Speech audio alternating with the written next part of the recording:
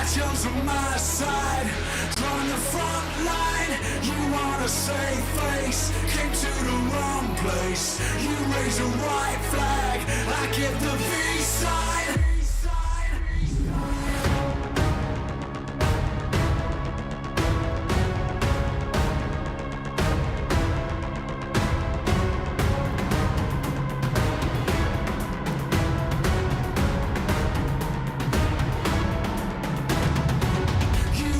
Change me, rewrite our history.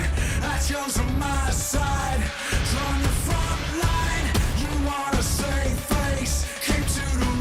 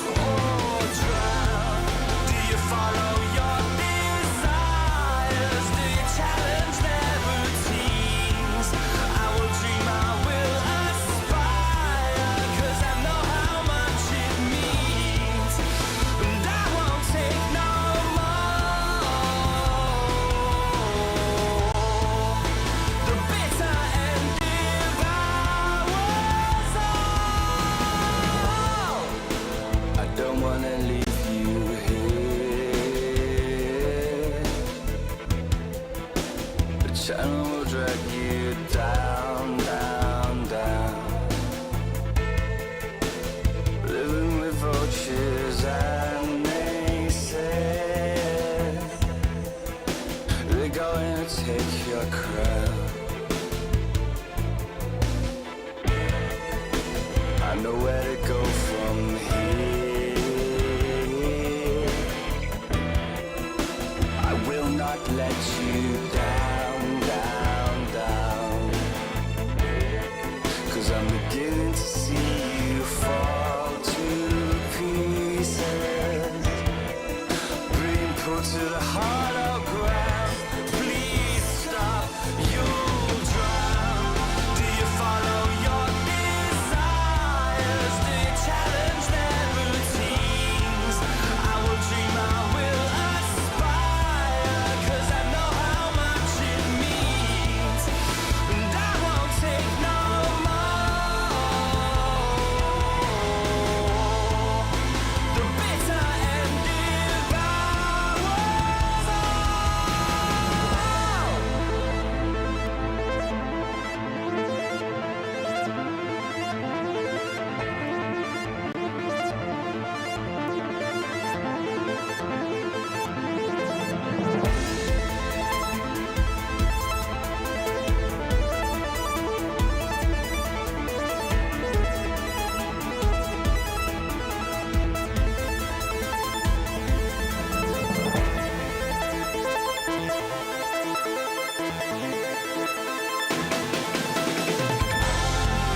Do you follow your desires? Do you challenge their routines? I will dream, I will aspire, 'cause I know how much it means. And I won't take no more. The bitter end devours all. Do you follow your desires? Do you challenge their routines? I will dream, I will aspire, 'cause I know how much it means. And I won't take no more. The bitter end devours all.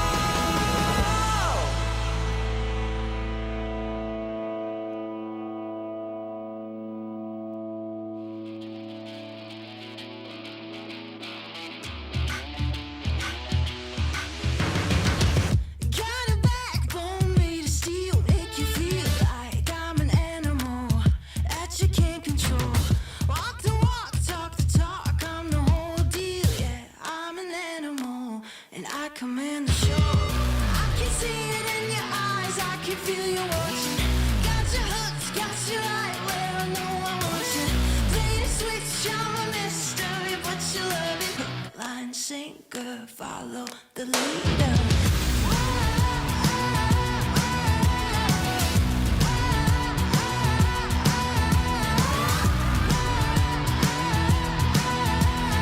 Hook, line, sinker, follow the leader.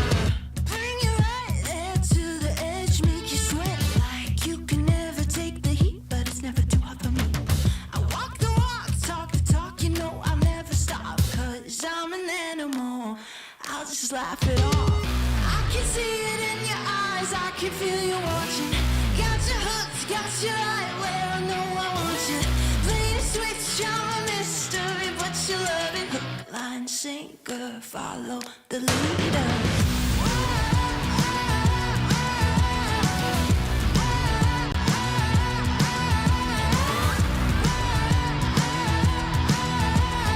Hook, line, sinker, follow the leader. Got you sitting pretty in the palm of my hand. Got you busy, got you missing me, you can't stand it. Got you desperate, got you wondering where I'm at, and if I'll call you again. Got you sitting pretty in the palm of my hand. Got you busy, got you missing me, you can't stand it. Got you tasting, got you wondering where I'm at. Hook, line, sinker, got that. I can see it in your eyes, I can feel you watching. Got your hooks, got you right where I know I want you. Play the switch, you're a mystery, but you love it. Hook, line, sinker, follow the leader.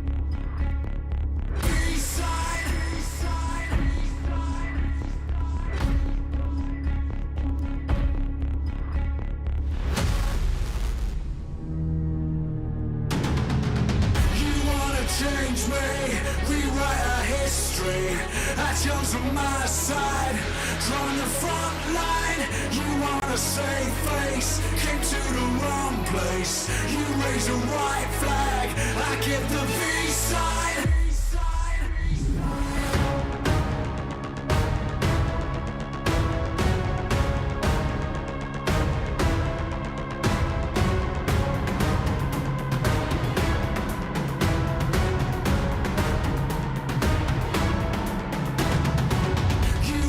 Change me, rewrite our history.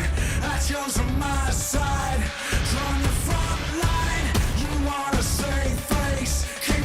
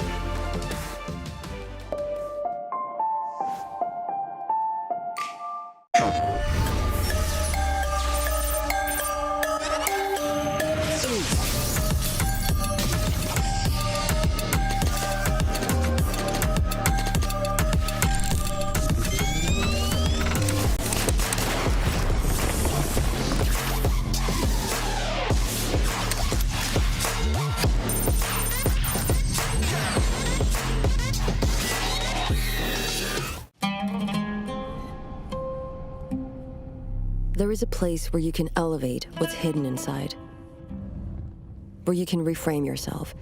Tsunami means the new you. The you can step into. Because when we know who we really are, we become unstoppable. Enter new dimensions of you. Tsunami.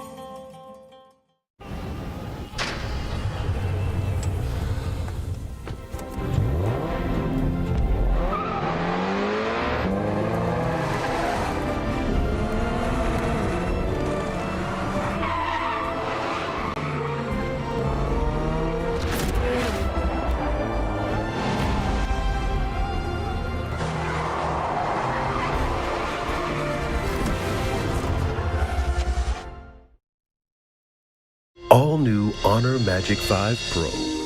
Freeze even fleeting emotions in just milliseconds. Take marvelous night shots with lightning-fast exposure. The display reveals more details in bright areas with an astonishingly long battery life that just keeps going. The latest flagship chipset brings you exceptional performance. Unleash the power of magic. Honor Magic 5 Pro.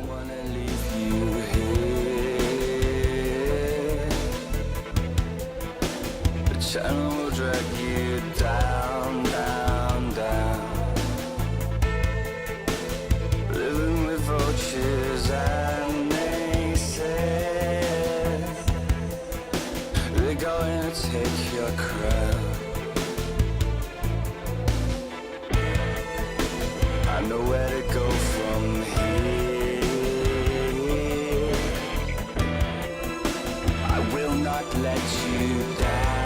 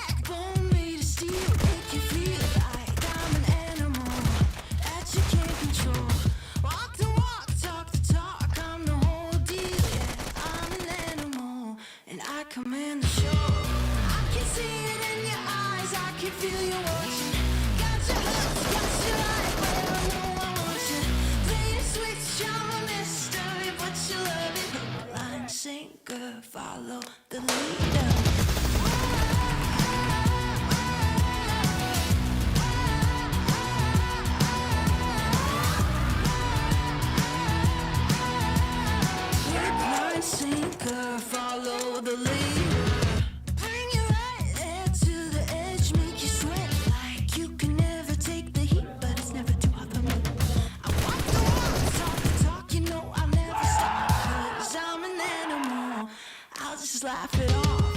I can see it in your eyes, I can feel you watching. Got your hooks, got your right where I know I want you. Play the switch, you're a mystery, but you love it. Hook, line, sinker, follow the leader.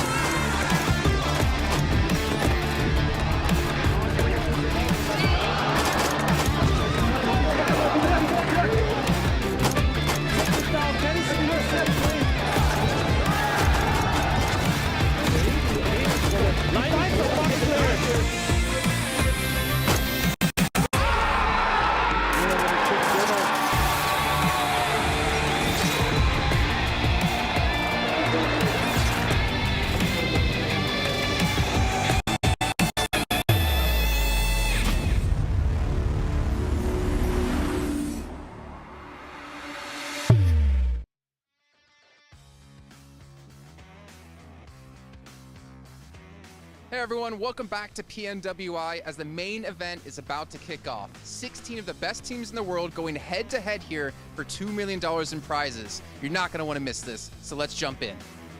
Go ahead and drop a comment below and we'll hopefully see you guys in the tournament. What's up, everybody? I'm Hot Jukes here with Kalaris. We're here live in Riyadh, Saudi Arabia, about to kick off the PUBG Mobile World Invitational Main Tournament. But before we get started, we gotta talk about the All-Star Group Stage that just happened. How do you feel about it coming into this tournament? I feel awesome about it. I mean, looking at how the team performed, you got Vampires looking phenomenal throughout the days, and I'm really happy to see how Dplus KIA was able to eventually implement their playstyle. They're great at learning about the lobby and then eventually adapting to it. So they were doing some great space control. Oh, 100%. You mentioned it perfectly. Like the way that they rotated, not too aggressive, not too slow, absolute to perfection. We saw one of the biggest clutches I think I've seen in a tournament from one of their players as well. But there's some monsters in the lobby coming into this stage. Yeah. You got Alpha7 who already qualified to the main tournament, right? So now we have 6 other teams joining it. But I know you got some eyes on some big squads that have already qualified here. Definitely. Of course, me and Max were stalwart fans, we're fanboys through and through. We think that they're going to be taking it home down the line. However, you can't count out some teams like Flux, of course, who used to kind of be that perennial second place to S2G in their region because they won the World Championship. But Flux won the championship in Europe and looked awesome whilst doing it. So I hope that maybe they can cause a little bit of an upset here. That'd be exciting to see. Another team I'm looking at is Alter Ego. They qualified through the SCE Super League, and they're going to be a monster squad coming to this. Who do you guys think is going to win this whole thing? Go ahead and drop a comment below, and we'll hopefully see you guys in the tournament. Well, thank you so much, Hot Jukes and Kalaris, for covering for me as I ran back here to the studio to get things underway for PMWI. I'm Jason Kaplan, and I'm so excited and ready to go here for our main tournament. 16 teams, $2 million in the line. I feel like I just repeated myself from earlier on today. We got Max Fed and Several Worlds Gaming here joining me on the desk. And gentlemen, this is what it's all about. It's do or die time here for all these teams. And these teams, they didn't get voted in by popularity. They earned their spot by winning. Yeah, same for the All-Star Stage team. Yep. Of course, able to make it into the top 7, of course, because Alpha7 did also really well in that event. But so many great teams. The lobby is absolutely stacked here, 7. I got a few teams I'm looking at in particular. Not going to talk about it just yet, but this is going to be a great... He's a team on his own. I'm like, such a good player. I have a team as well, but I'm going to hold off, and I might not be as positive as it usually is. Okay. Just say. So are you going to smack talk Alpha7? Is that what I'm hearing? We'll have to wait and see. Oh, wow. Didn't expect that. Okay. Well, you know what? I'm actually excited to see what's going to happen again. We all have our favorites. You guys all have your favorites at home. But you know what's my favorite? The Honor Magic 5 Pro, powered by Snapdragon 8 Gen 2 and Honor self-developed GPU Turbo X. So that's my big phone of choice. That's a player's photo choice. You see them playing on the stage. And you know what, Max, man? I want to make it your phone of choice. You don't have a choice in this choice. I wanted a new phone, so you know what? I'll go get it right after today. Thank you very much for the recommendation. I want that Turbo X. Just take that one, Max. I licked it. Oh. That's how I make my claim on phones. I'm sticking over here. All right, so let's start to dive into this event here for you guys at home. If you missed out on the last 3 days, well, first of all, where the hell have you been? There's been already some crazy action happening, especially with our show matches we had yesterday after the show did finish. Let's get an idea of the format for you guys who might have missed it out. So we've had our All-Star Stage, which is across 3 different days. And now we have our main tournament, which is across another 3 days. Yeah, and as you can see, 16 teams, so maybe a little bit easier here, 7 to maneuver, drop into your position of choice on all of the battlegrounds, and especially the map rotation, the same, so we can see some improvements game after game on mainly Erangel and Miramar. And I think we're going to see a difference between those 16 teams in Sandhawk. I think we're going to be seeing it right away, because we saw some madness with Sandhawk, although I am hoping we don't end up with the same circles. I want a little bit of variety. No more gladiator circle, please. Move somewhere else. Though I do feel like some of the plays that were working for some of the squads in the All-Star Stage might not work as well here. So teams are going to be willing to punish you a lot more heavily. Yeah, I mean, the fact is you make any mistakes in All-Stars and maybe you get away with it because teams don't punish you. But that ain't going to happen here. As we can see, elimination, 1 point each. We saw a lot of teams putting up over 100 elims across our 18 matches. And then we also have the 10 points for a chicken dinner, which is going to be massive. And funny enough, like looking at the point system, if you guys haven't seen, PUBG Mobile in the last year and a half, placement points can still be really impactful because 9th through 16th, with, ignore the 18 for here, 0 points. And we've seen 1 point for a certain Pakistani team be the deciding factor of if they get into the main event or not. We have seen it. I mean, I feel like the big one, too, has become the elimination points, right? And you were talking about the Pakistani team. They showed it yesterday. They were able to take advantage of those elims. I think they ended up with 22 elims. Yeah, record-breaking game. Yeah, it was a little bit... A little bit too late. Yeah, a little bit too late, but nonetheless, I'm pretty sure we're going to be seeing something like that at some point here in the next 3 days. Yeah, I mean, 3 days, right? 18 matches are going to be happening here. It might just come down to a tiebreaker because unlike the All-Star Stage, here we're going to have an actual champion, so the race towards the top is going to be close as can be. So I'm hyped to see who's going to be there after these 18 matches. Of course, I am as well here. And this pre-show is brought to you by Savvy to remind you guys at home as we get things underway. Now, again, if you missed out on the previous days of action, it's okay. I know I was a little bit mean to you earlier on, but luckily John Allen's gonna be the nice guy here, and he's gonna get you guys caught up to date here with our 6 teams that made it through the All-Star Stage here to the main event.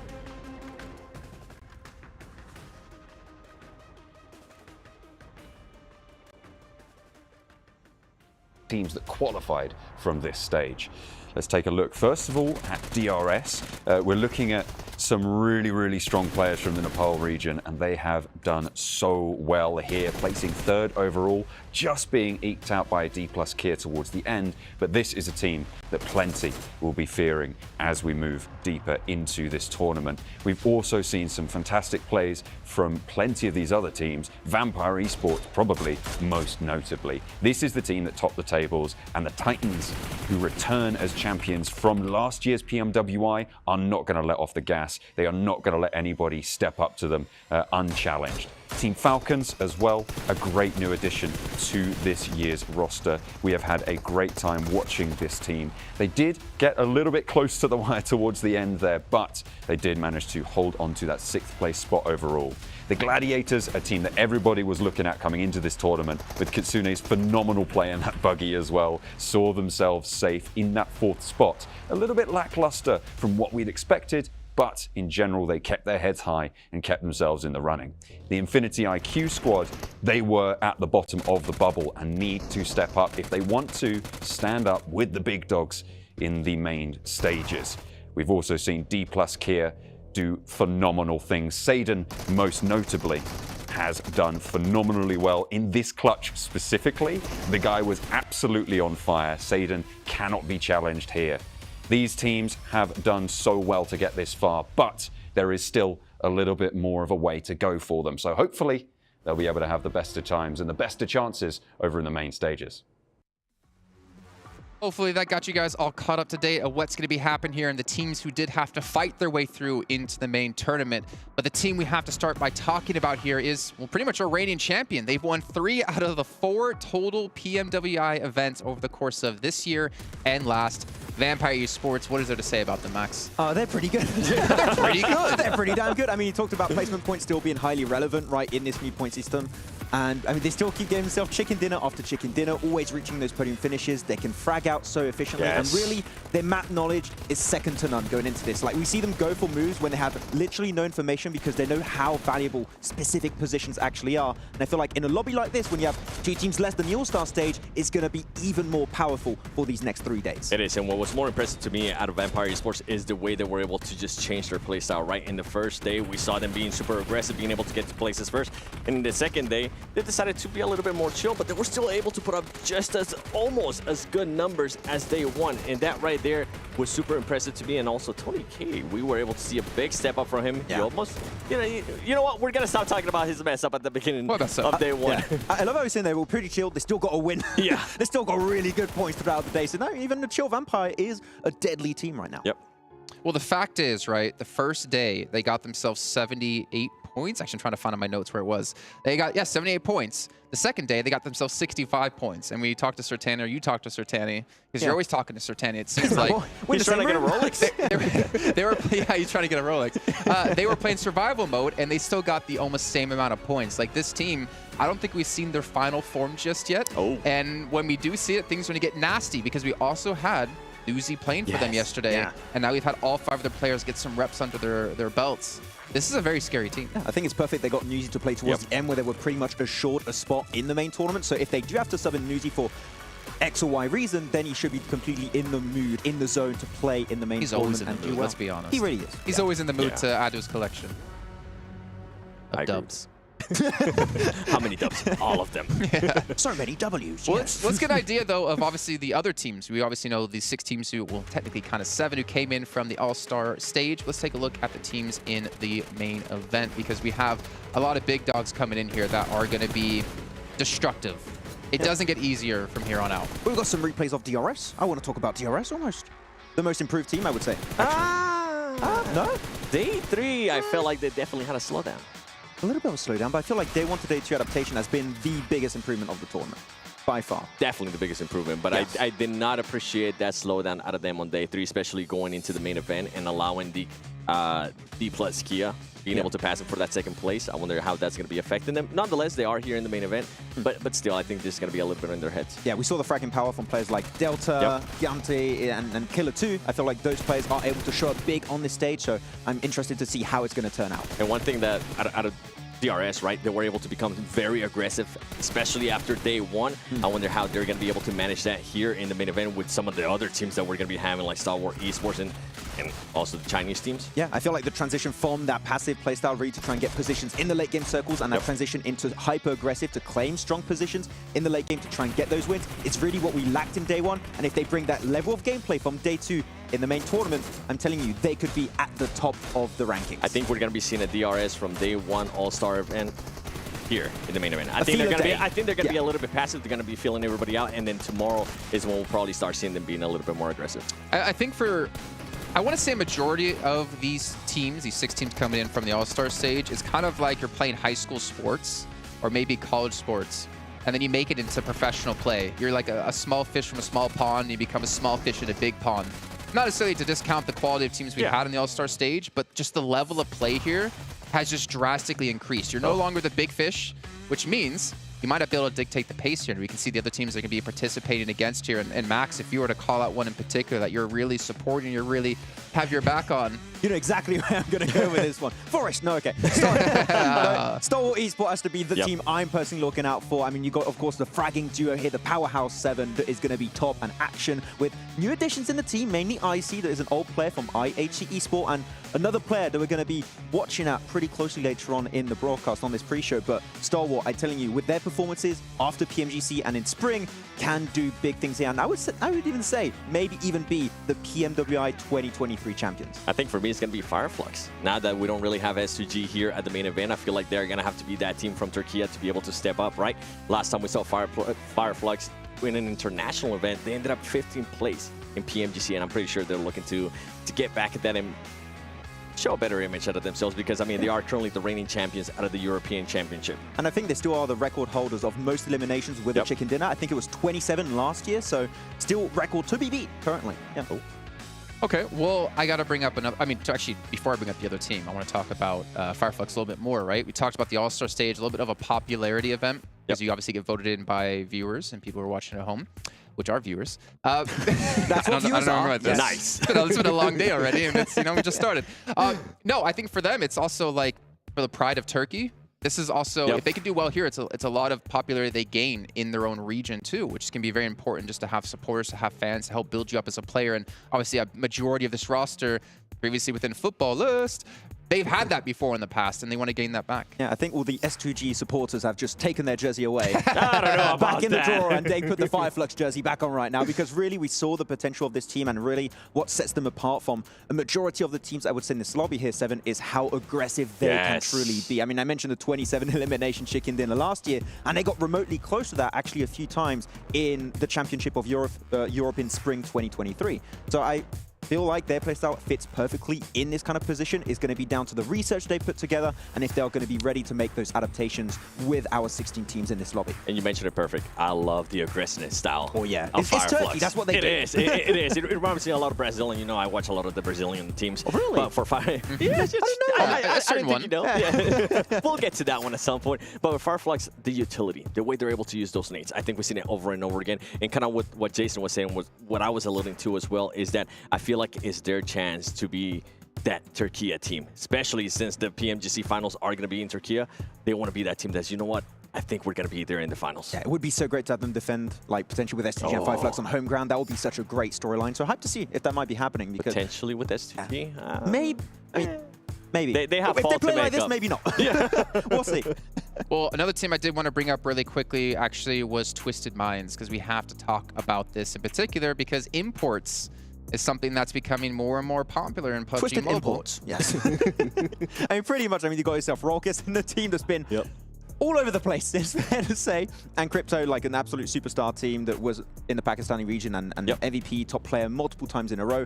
I feel like he's had a hard time adapting to the teams he's joined. I feel like this is kind of the most successful iteration of Crypto in a team we've had since he has left the Pakistani region. But after winning the Saudi E-League, we haven't seen much from Twisted Minds, so I want to see what they are truly going to bring to the table on this opening day. And maybe for Crypto, it's going to be like a chip on his shoulder, right? He's going to be a Pakistani player. His team wasn't able to, in regards to Aegon IA, they weren't able to make it here to the main event, but he might be looking to be shown why he was that top player, right, in 2022, why he was that MVP out of that Pakistani region. Yeah, and obviously we got to move along here because we don't have too long before we kick off our event. Let's actually take a look at the prize pool for you guys at home, because it's $2 million. $400,000 for first place. That's a massive chunk of money. But also, you got your calculator out, you added up all those numbers, it doesn't equal 2 million, because we also have some side prizes. We have our record breakers, which is going to be extremely important. Now, to keep in mind for you guys watching at home, this is all about the first team or first player to cross that threshold. It's not about who ends the event at the highest, it's about the first person or first team to do so. And there's a lot of money to win, and we can see our current records here with Vampire holding 3 at the moment. This is going to be tough to beat, but it is very doable. I mean, with what we've saw from Vampire Esports in the All-Star stage, they could be their very own record set back in 2022's main tournament. So I'm telling you, these are definitely achievable. You can breach these, but it's going to require a lot more than just individual performances. You need to be as a squad consistent and working together at another level. I think if we had a chance to break any of those records, it would only be most rescues. We'll just be rescuing each other over and over again. We would cheese it. We're last place. Let's just keep doing it over and over. But there's also a big topic coming up as well here down the line. We have PMGC. Let's take a look at an extra special prize you get for winning PMWI here. Now, one thing that needs to be clarified, obviously, PMGC points is going to be a massive factor to this. You can see how the slot allocation works as well. There's some people that get into league stage, some people that get directly into the finals. It all determines on different factors. But the second page here is what I'm curious about, if we have that, is the winner of this event. You don't go into PMGC, but you get another slot for your region. So, for example, if we had an NA team here, which gets 1 slot in PMGC league stage from points, if they won this event, there would be 2 teams from PMGC 7, 2 teams from PMGC points that would make it in. So that's extremely important here for some of these regions where we have these powerhouses. The only downside is if you're the team to win that for your region and then you don't qualify for PMGC, you'd be like, okay, I get like 10% of your earnings. Yeah. By the way, suck, why you had to use an 8? That was like... Because we were doing NA. It's the easiest region That's to the worst explain. example They're not even to here, use. though. Could have used, I don't know, South Asia or something. But no. Brazil, maybe? Yeah. NA. NA where? Huh? Who? Yeah. What? That's You know what what, I Seven, you have to work NA, so I would let's head down to the stage just so we can all be quiet here and get things kicked off here at the event.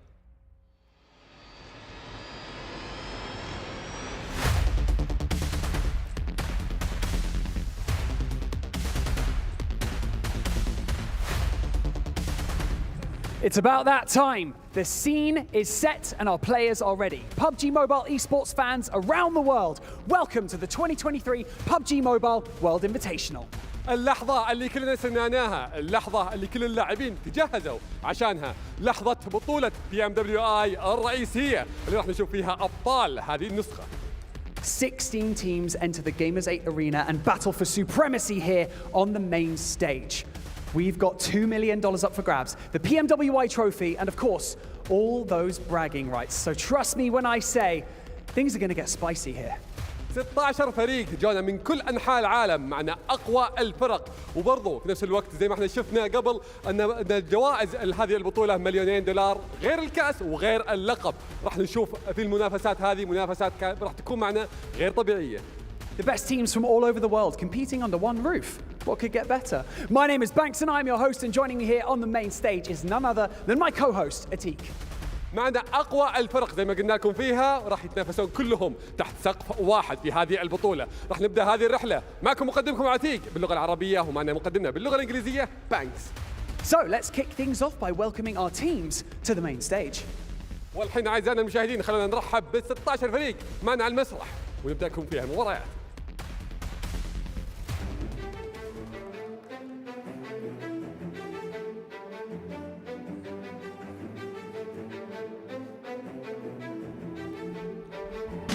Kicking things off, the winners of the Middle East and Africa Championship, GK Esports. ابطال الميدل ايست والشرق الاوسط، ابطال الشرق الاوسط شمال افريقيا رحبوا معنا في فريق جي كي اي سبورت.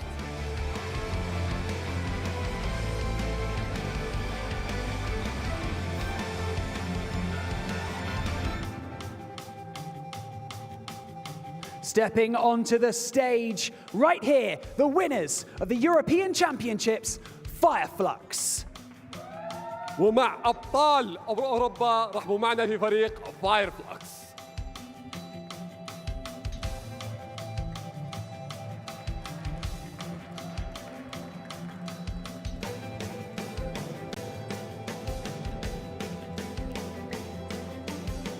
Next up, placing second in the 2022 PUBG Mobile Global Championship and qualifying via the All-Star Stage, DRS Gaming.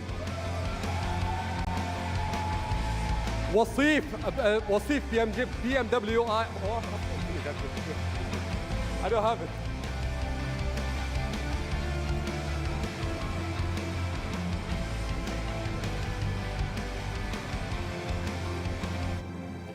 Winners of the South Asia Championships, can they continue their dominant streak? Stalwart Esports. أبطال جنوب آسيا PMPL رحبوا معنا في Stalwart Esports.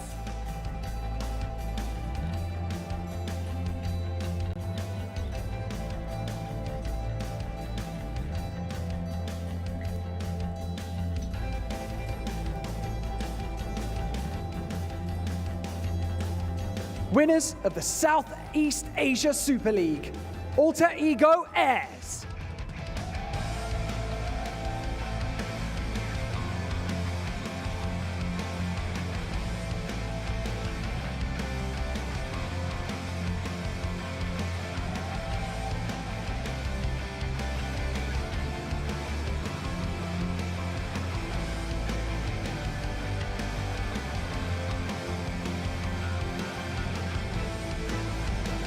Winners of the 2022 PUBG Mobile Pro Series Fall Finals and qualifying via the All-Star Stage, Dplus KIA. أبطال PUBG موبايل برو في نهائيات خريف 2022 رحبوا معنا في Dplus KIA.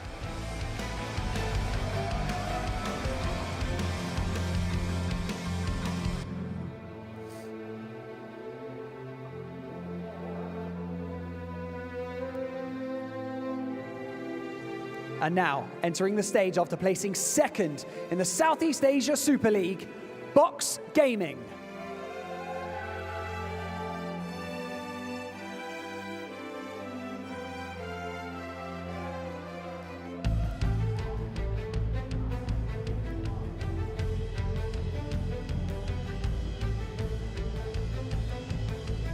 Stepping on to the PMWI stage for the first time, winner of the PEL Spring Finals, Tianba. أبطال PEL الربيع، أعطونا تحية لتيامبا.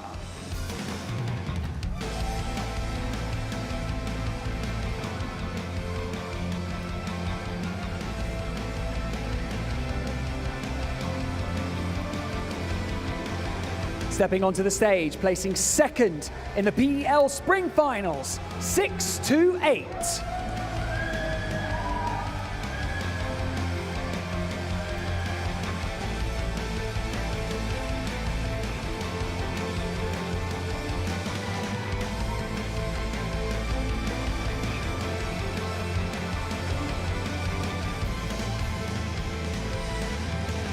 Please welcome to the Gamers8 Arena, winners of the PMJL Season 3, Reject Tokyo.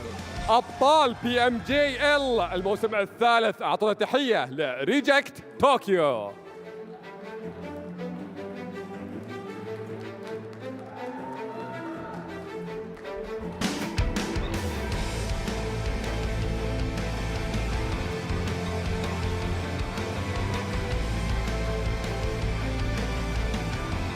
And now, on home turf, representing Saudi Arabia and winners of the Saudi E-League, Twisted Minds.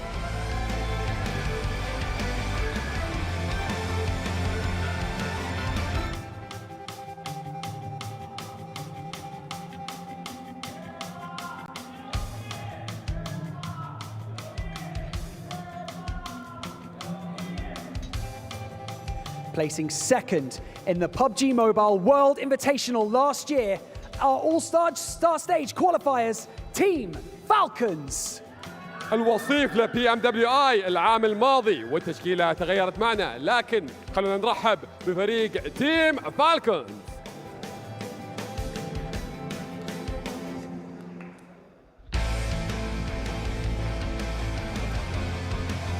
And now, stepping onto the stage, qualifying for our main tournament via the All-Star Stage, welcome G Gladiators.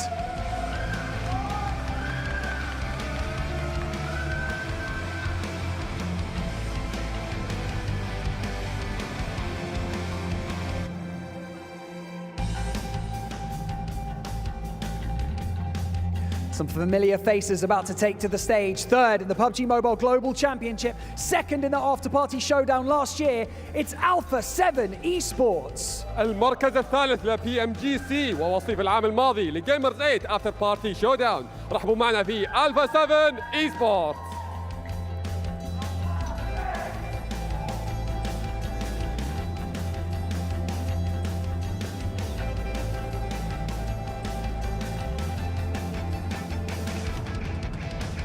An impressive performance throughout the All-Star Stage means that they are here to do the same. Make some noise for Infinity IQ.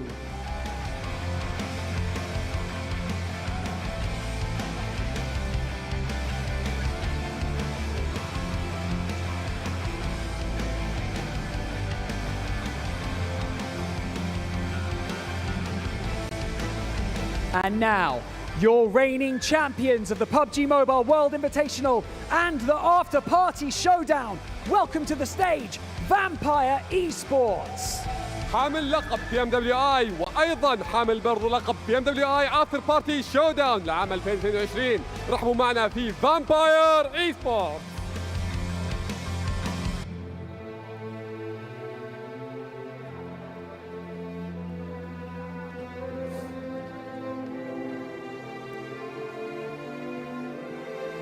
So Tani, welcome to the main stage, coach of Vampire Esports. You know, my voice is going to go. That was a lot with all those welcomings, but I had a great time. Welcome back to the main stage. You guys are reigning champions. So I just want to know, does that add any pressure, being reigning champions and coming back to this stage? Yeah, I think it's there's a bit pressure because the thing is become a champion is hard, but to defend the champion is more harder. So we would like to tell you guys, yeah, we have a bit pressure, but yeah, we will do our best and hope you enjoy it. سألنا المدرب إن كيف كانت المباريات بشكل عام وحتى برضو تواجدكم الحين هل فيها الضغط عالي خصوصا أنكم فزتوا في المباريات الماضية قام قال أكيد إن فيها ضغط وحاسين بالتنافس العالي فيها لكنهم قدها بإذن الله.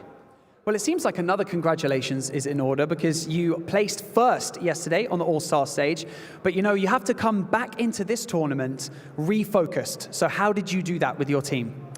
Yeah, yes, for last night we didn't sleep well because we're really excited to become back in the main stage. So we are always focusing on the tournament so much. So I think every game, every second, we will do our best and yeah. سألنا المدرب انه صحيح بعد ما فزتوا في الأول ستارز قبل او اللي كانت معنا بالاصح امس فكيف تقدرون تدخلون معنا اليوم بالثقه العاليه وحتى برضو بالتركيز على الفوز قال بكل امانه ان امس ما نمنا زين لان كلنا مبسوطين جدا في انتصارنا امس لكن اليوم باذن الله راح يكون تركيزهم كامل على الفوز. Now let's focus on the main tournament, okay? We have a lot of different teams coming into this, you know, the best teams from all around the world. Are your strategies going to stay the same as you did throughout the All-Star stage, or, you know, are you going to shake things up? Yeah, we have a little change. Yeah, you will see in the game, but yeah, we have to prepare for anything can happen in the game. We have a strong team for now in the main stage, so we will do our best and let's see what our strategy can do.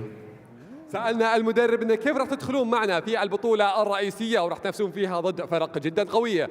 قال لنا احنا كلنا واثقين في أداء اللعيبة عندنا وبإذن الله راح نحقق النصر فيها. So Tani, thank you so much for joining us here on the main stage and best of luck to the reigning champions, Vampire Esports. So, Atik, 16 teams enter the Gamers8 stage. 18 matches, $2 million, but only one winner. It is time to begin our 2023 PUBG Mobile World Invitational. So without any further ado, let's head over to our casters who can break everything down before our first map. بالضبط 16 فريق دخلوا معنا على المسرح وشفناهم كلهم مستعدين انهم يبارون معنا في المباريات واحد فيهم بس راح يطلع من هذه البطوله وهو حامل اللقب راح نستمتع في مبارياتنا اليوم خلونا ننتقل مع المعلقين نبدا لكم في المباراه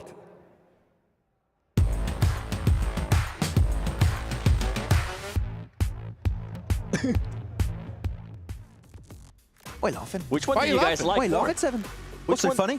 Did you like the future one? I think that was my favorite one. But the alter ego mask was also pretty sick. Really like that one too.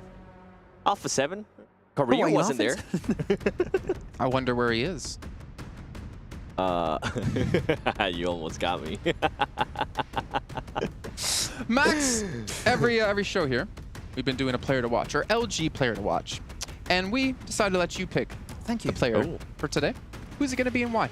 It's Nazerd. No, it's not going to be Forrest this time. It's Nazerd, actually, from Star Wars Esports. So, just in case you guys are not familiar with the old team, of course, we know all the old players. You've got your top, your Action, Scry, Pika, but they got 2 new additions, one of Icy and Nazerd more specifically, and this joined, I believe, in December, right, of last year here, Seven, and has had one of the most incredible rises to fame in PUBG Mobile Esports in South Asia.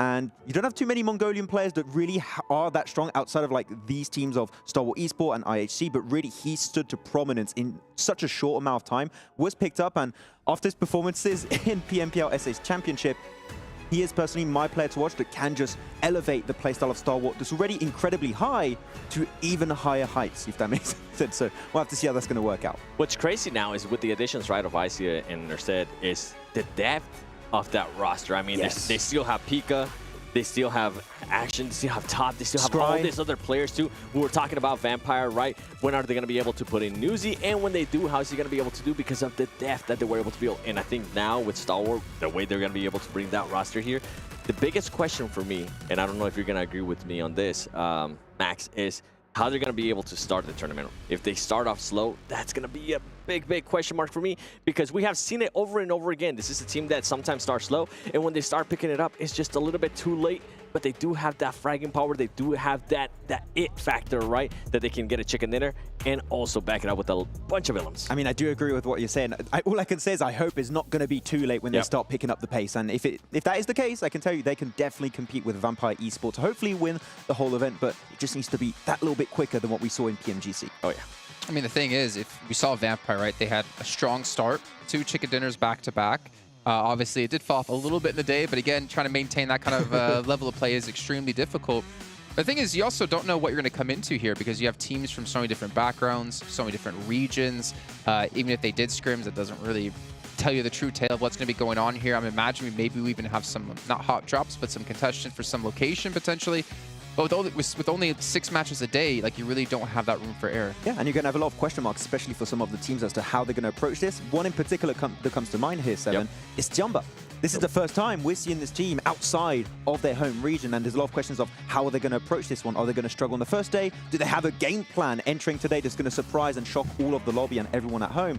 I'm not sure, but Jumba is a team that I would say I would be very cautious about because we just don't know how it's going to work out with them in this lobby. Yeah, such a big question mark. You were talking about hot drops, something that we actually have 2 teams from All-Star that they were kind of hot dropping. I'm talking about G Gladiators and Alpha7. We saw them back off after they won. Gladiators backed off. Yeah, Gladiators backed off. I wonder if that's going to be the case or if they're going to try to just waste some time in a way and try to go back to the North George drop. I hope that's not the case in Erangel. I hope that they continue to do what they've been doing because it has actually worked out for them so well. Yeah, I actually like their solution. Instead of going for Northern George and dropping on Muzexis, that also didn't work out in Severny, they went to the west and did a big west split on Hospital. Forget about that one match. If we're forgetting about what Tony K did, we're forgetting about that one. Pretty much, but it was Muzexis. So you went for the Hospital split, which is a good northern western drop, keeps them in like similar rotation path, and also they can just go for the southern western bridge of Samnufka Island. So there's good options. I don't feel like that hot drop is going to happen. There's no reason for it to. Well, something we can discuss as well is that not necessarily all these regions have come in with the same battleground order that we're doing here at this event, right? We have to keep in mind it's going to be the 1 Sandhawk followed up by 3 Erangels followed up by 2 Miramars. Now, some of these regions actually did use this map order, so they're kind of accustomed to it. But I'm curious for the regions who haven't done this. I still feel like, even though it's so simple as just changing the order, I feel like it's such a big change because it changes your whole downtime between battlegrounds. You don't have to think about, okay, now we're going to Sandhawk, what are we going to do? It's, okay, now we're going back to Erangel. What can we change and what just happened? And what can we learn from this last match that we can improve on? I mean, I think we've seen it in All-Star event, right? Well, I'm thinking from the All-Star event, we saw teams being able to adjust on the fly in a way from one Erangel to the next Erangel. And even we saw that in Miramar as well. I think the caliber of these teams are definitely going to be able to adjust fairly fast. Yeah. And I hope that's the case because they're not going to really have that much slack, right? They're not going to be able to have 2 or 3 bad Erangels in day 1. That's going to be half of your day gone. You don't want to be put in that position. Yeah, I still believe it is the superior map rotation because you can make those changes, make those fast, quick reactions to every single battleground that happen in a row. So, especially Erangel, if you're doing good there, half of your matches are pretty much in the bag. We saw some teams do that relatively well in the All-Star stage. So, yeah, the map rotation is going to be a big thumbs up for a few of the squads. Does that mean, Seven, you've been converted Sandhawk first? You're a fan of now? Because I know you were kind of... I was against it at first. Were you against it or were you just kind of like, I'll see how it goes? I just get it out of the way. No, I just always enjoy Sandhawk like midway because of the madness. And I felt like it always allowed teams to have that spark. If stuff wasn't working for them right in the previous matches, I felt like they were able to turn it around after Sandhawk used the craziness and then being able to maybe have a better day. But I'm glad that we're kind of getting the madness out of the way right away. Yeah. I think the one change I would make actually is put Miramar before Erangel. So Sandhawk, double Miramar, triple Erangel. Oh. Because End on Erangel always has some hype plays. But ladies and gentlemen, as you can see, unfortunately, we are having some technical difficulties here that we are trying to sort for you. But in the meantime, we're going to head to a break here when we come back. It's going to be the casters. It's going to be the first match of the day. And you're not going to want to miss it.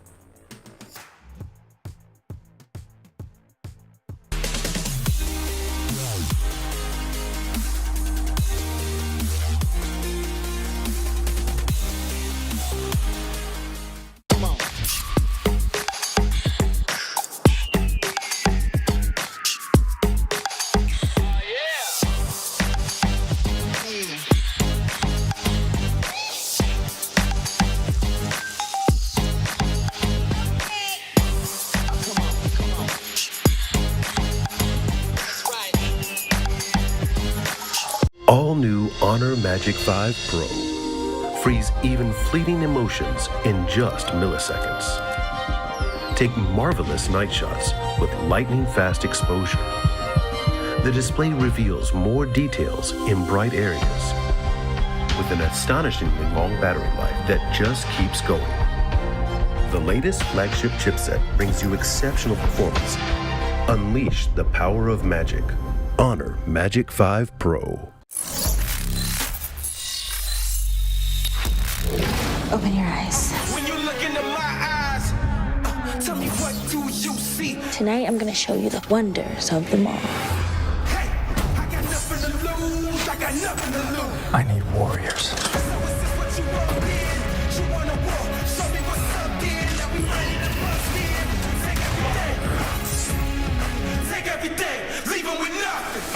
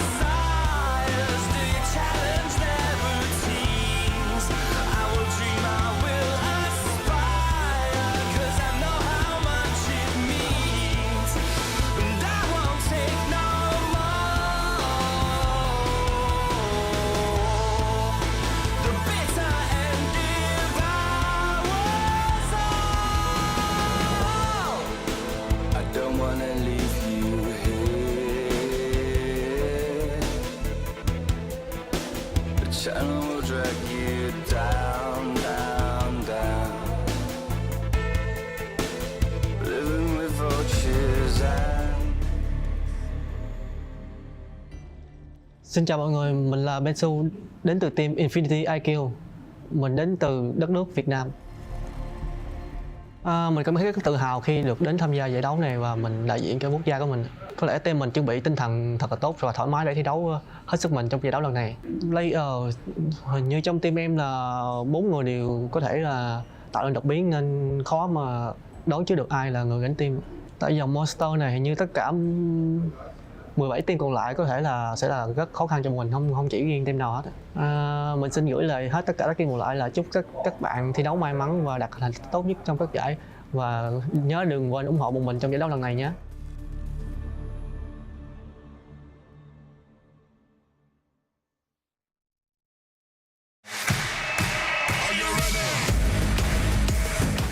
Всем салам алейкум, меня зовут Дамир, мой никнейм Акзер, я играю за команду Falcons, и мы представляем нашу страну Казахстан.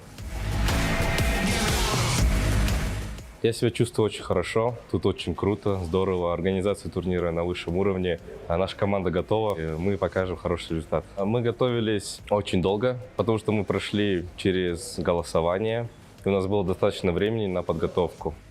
Наши сильные стороны — это, наверное, наша атака, потому что мы очень агрессивная команда. Все команды здесь очень сильные, поэтому к каждой команде мы готовились, каждую команду анализировали. Поэтому не могу выбрать отдельные команды, потому что все очень сильные. Всем удачи, развлекайтесь, ребята.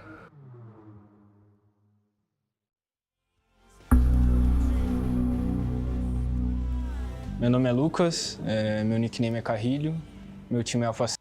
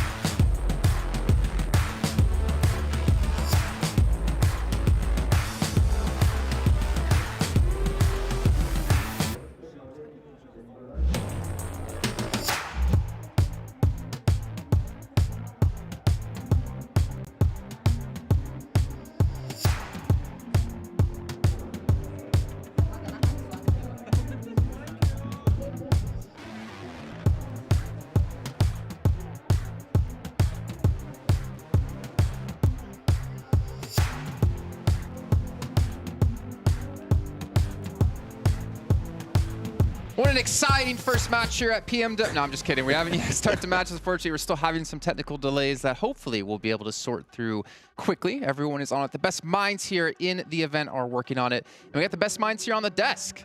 We got Seven and we got Maxman. I thought you were going to not say my name. He's been really nice today.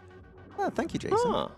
I'm hearing we're going to play a little game here. Oh, no. I don't like where this is going. Math? I don't know what it is because you guys keep talking when I'm being talked to.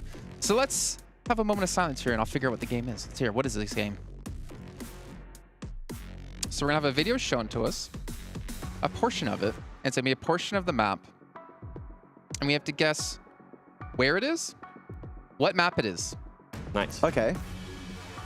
So it's like Geo Map. I'm not gonna say the whole name. I created that a few days ago, so I think I know the answers.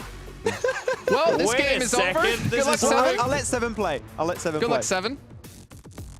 I'm gonna be like Max with Let's Math. go. You know, actually, you created it, but it was my idea.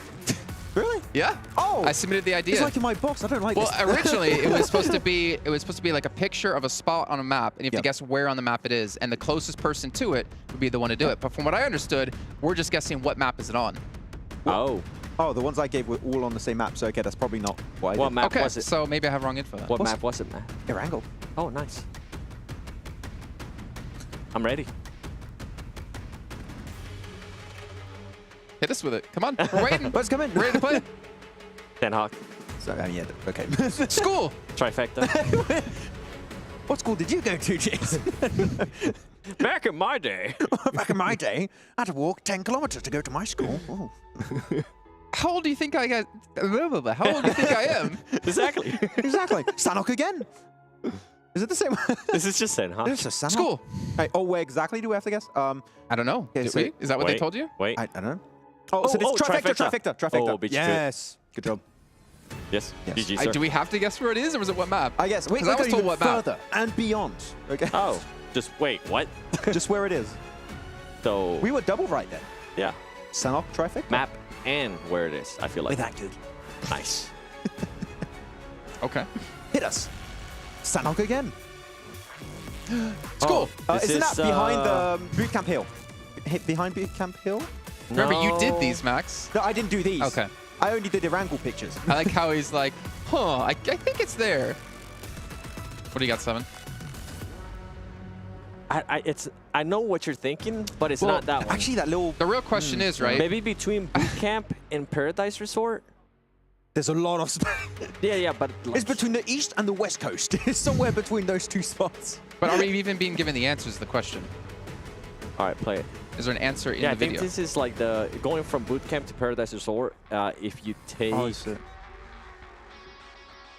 Oh, it is. It is. It is. Yes. I don't remember the name because it doesn't really have a name. It doesn't really have a name. It's That's pretty the much issue. just between I boot got camp you. and Guys, I Paradise got you. I know the Resort. name. What is it? Tell me. School. Calm down, Forrest.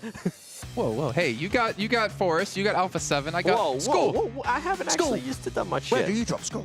Okay, we have another one for you. Now, I need you, wait, before we play the video. Oh. Okay. Okay. I was going to say you have to... This is you a have to- warehouse. you have to ding yourself in. Okay. Warehouse in... Oh, wait. Okay. Wait. Oh. A warehouse in Sanok somewhere. Where exactly, I don't know. So we got a solo show match now, I'm hearing. Is this just Sanhok? This is a roof. You know where it is? I mean, it's Exactly. Sanhok. There's a few buildings that look exactly like this. I'm thinking one of the warehouses restart. west of Can Quarry. you restart that video real quick? Why? You don't really see anything extra. Yeah, you do. What extra do you see there? That is... I remember that tree exactly. Outside, Yes. Actually, I think it's like outside Paradise. That's a part of, I say west of Quarry. Okay. That doesn't help. Keep going. It's a floor. Keep going. I think I'm right. I think it's outside Paradise, no? I feel like you should just zoom out all the way. Yeah, it's one of the... Well, no, it's a video, right? So what would make this video better is if at the Paradise end... Resort, right? Yeah. At the end, you have the name pop up. He's correct. One next to Paradise. Good It's job. like I've only played this game So for 4 or 5 that years. is 8 points for Seven and 3 7 for Max. points for me, What? actually. How many counts in points? What is it? I'll take 1 point away. Keep it at 7. Thank you. I'll give you a point. Thank you. So Max So Man is kind now of at you. 8 and 7 is at 7. I'm winning. Nice. We have another one. Wait, I'm next staying at map or 7. next clip? Okay. Oh, he said You gotta next be very map. It's a different map. Salt mines on Sandhawk. I don't know the exact. I think it's salt mines. Just salt mines. Salt mines. Salt mines on the coast.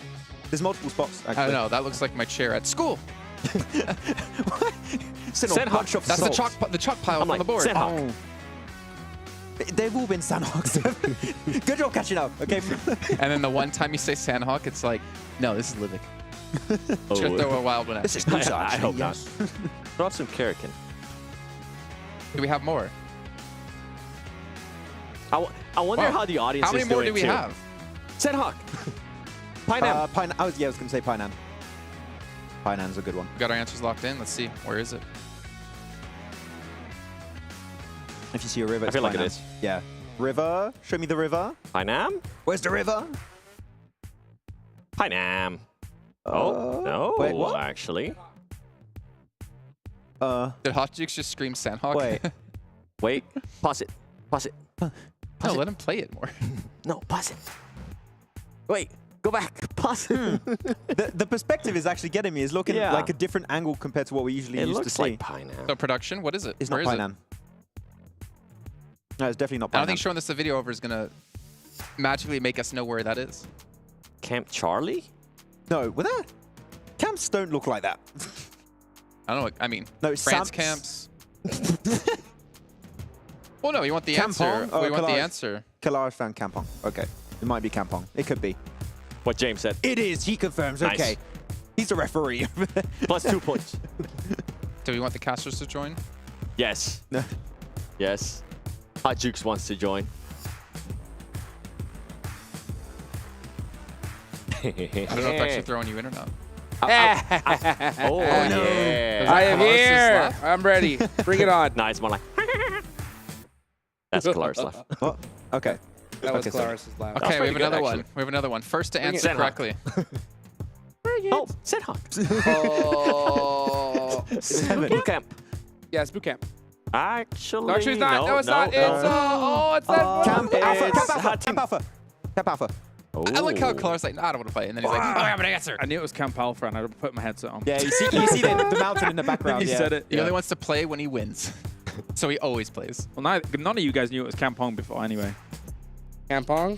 I believed it Should was. I take my headset off again? Leave it on. He's given up. I don't know. We need Next the master one. here to school some people. No, You're the it's cool. referee. Yeah. What? I swear. If this they was put Aaron school in Gallimero. your There's not say even school, school in I'm Sandhawk. gonna be Sandhawk, so I somebody- know, somebody but what does if this there's for just siblings. randomly Yeah, one yeah. in school and I'm just like, I told you guys. Give us a Miramar one. I forget. Yeah. Do we have more? Is that it? Wait, Oh, how many more do we nice. have? Maybe that's better than me asking every single time we see what if we have more. Infinite. No. 15 more. 15 more. That's 50. right. Give it to Nice. me. Are they all on Oh, Sandhawk? 1-5. 1-5. Yeah. I hope you guys get comfortable at home. Quinceañera. Let's see.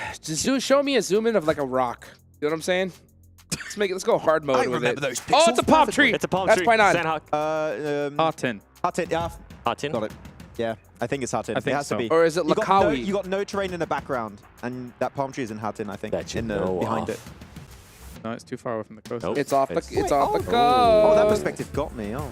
No, it's No, hot. it is. It is. It's Hatin. It's I'm a Hot tin. gamer. Yeah. You got the mountain, the gladiator mountain. Yeah. I'm a gamer. The gladiator. We don't talk about the We gladiator. don't. We don't talk about it. Who's keeping score? You guys guys are are at supposed to be production. keeping score. No, they're not. Everyone at home is keeping score. How's everyone at home doing? I can't wait to go back and just look at the chat. I do have confirmation that every viewer guessed all of them correctly. So, I'm gonna retire as champion. That's I it. got lost. I'm out. Take it to the bank. Yeah. all right, next one. Let me step off my box. Sandhawk. Isn't that cow? Cow? What? Cow. That's Cow. Is it the docks? North. Next to like the north. north. North. Next to the north. Yeah, cow. Yeah, that's cow. Yeah. Yeah, it is. White Walkers. Oh. Have you ever heard of the I see your docks? culture. All right. Cow? We got it right. I Yep. think we all got it right. Could it be cow? It was. Indeed. Locked it in. Max and I got it Colors? right. I got it right. Yeah. Noise. Thanks, Mass. I mean, Max. we can. Math. Don't call me math. I'm Math? offended. I'm offended. That's your new nickname. 3 times 4. I'm not doing that again. Wait. Don't try me. What is 16. it? Nice. We need to clip that out. He's consistent at least. Okay, I think we have another one. Bridge, northwest bridge to southern western bridge. No, it's not. It's too short. It's too short. I'm wrong. It's the one from northwestern bridge to on the north. Up there. I've never seen Max so competitive. Wait, is it? I mean, Tin Bridge. Wait, that one. My second guess was correct. Sorry, we only take first guesses here. Northwest I'm bridge actually by really the into south. this. I'm actually enjoying this. This is cool. I mean, you did It's a create the beautiful game, bridge. so good job. Actually, no, Jason created the game. Good job, Jason. I created a worse version of the game than this. My original idea was we were actually going to have a telestrator, and we would be shown just an image, and you would put a ping where you think it is, and then we would see where it is, and it'd be the closest person gets the point. We should do that. I like that. That was the idea I had. PMGC, here we come. Well, some of us.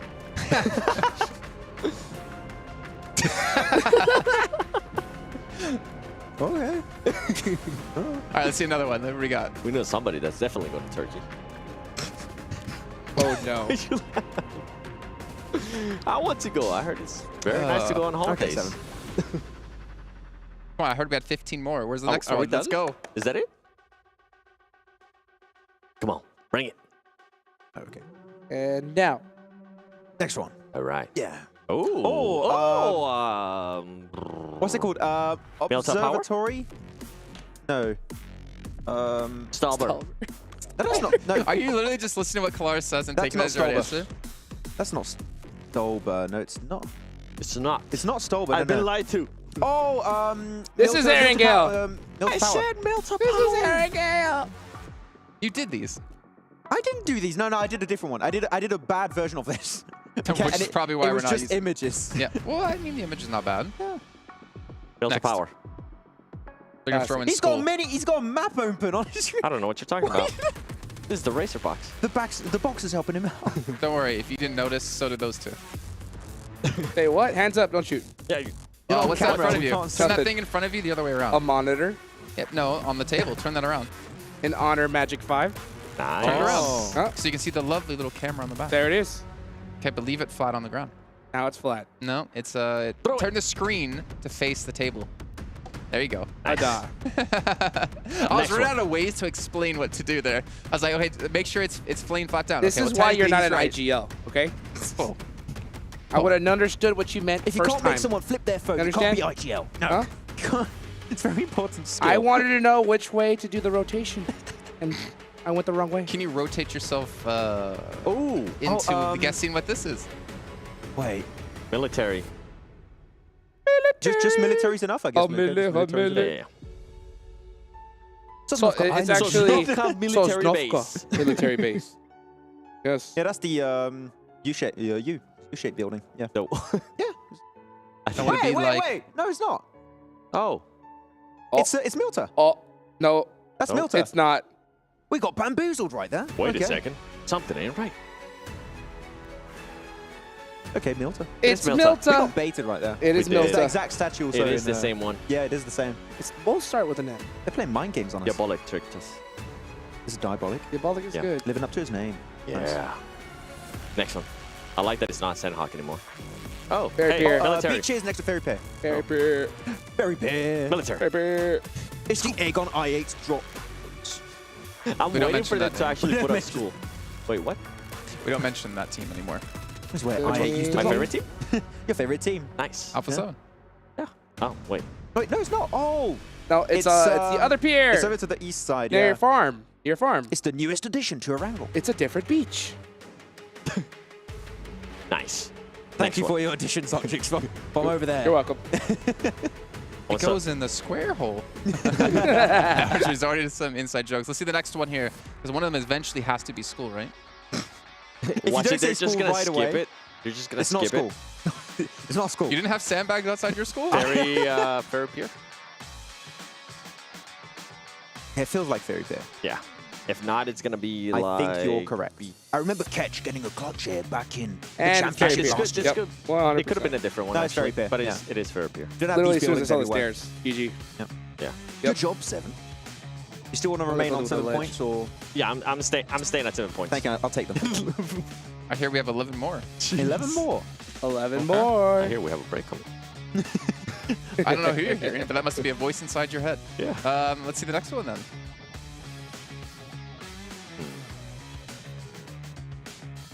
Quarry. That's the northern side of Quarry, yeah. I think Seven has one of his earphones off, and don't. he's just listening. He's just listening to Kalaris right away. This, Close, you need to start debating them here. Just say school also, I don't know. Just... Oh no, okay, it's the eastern edge.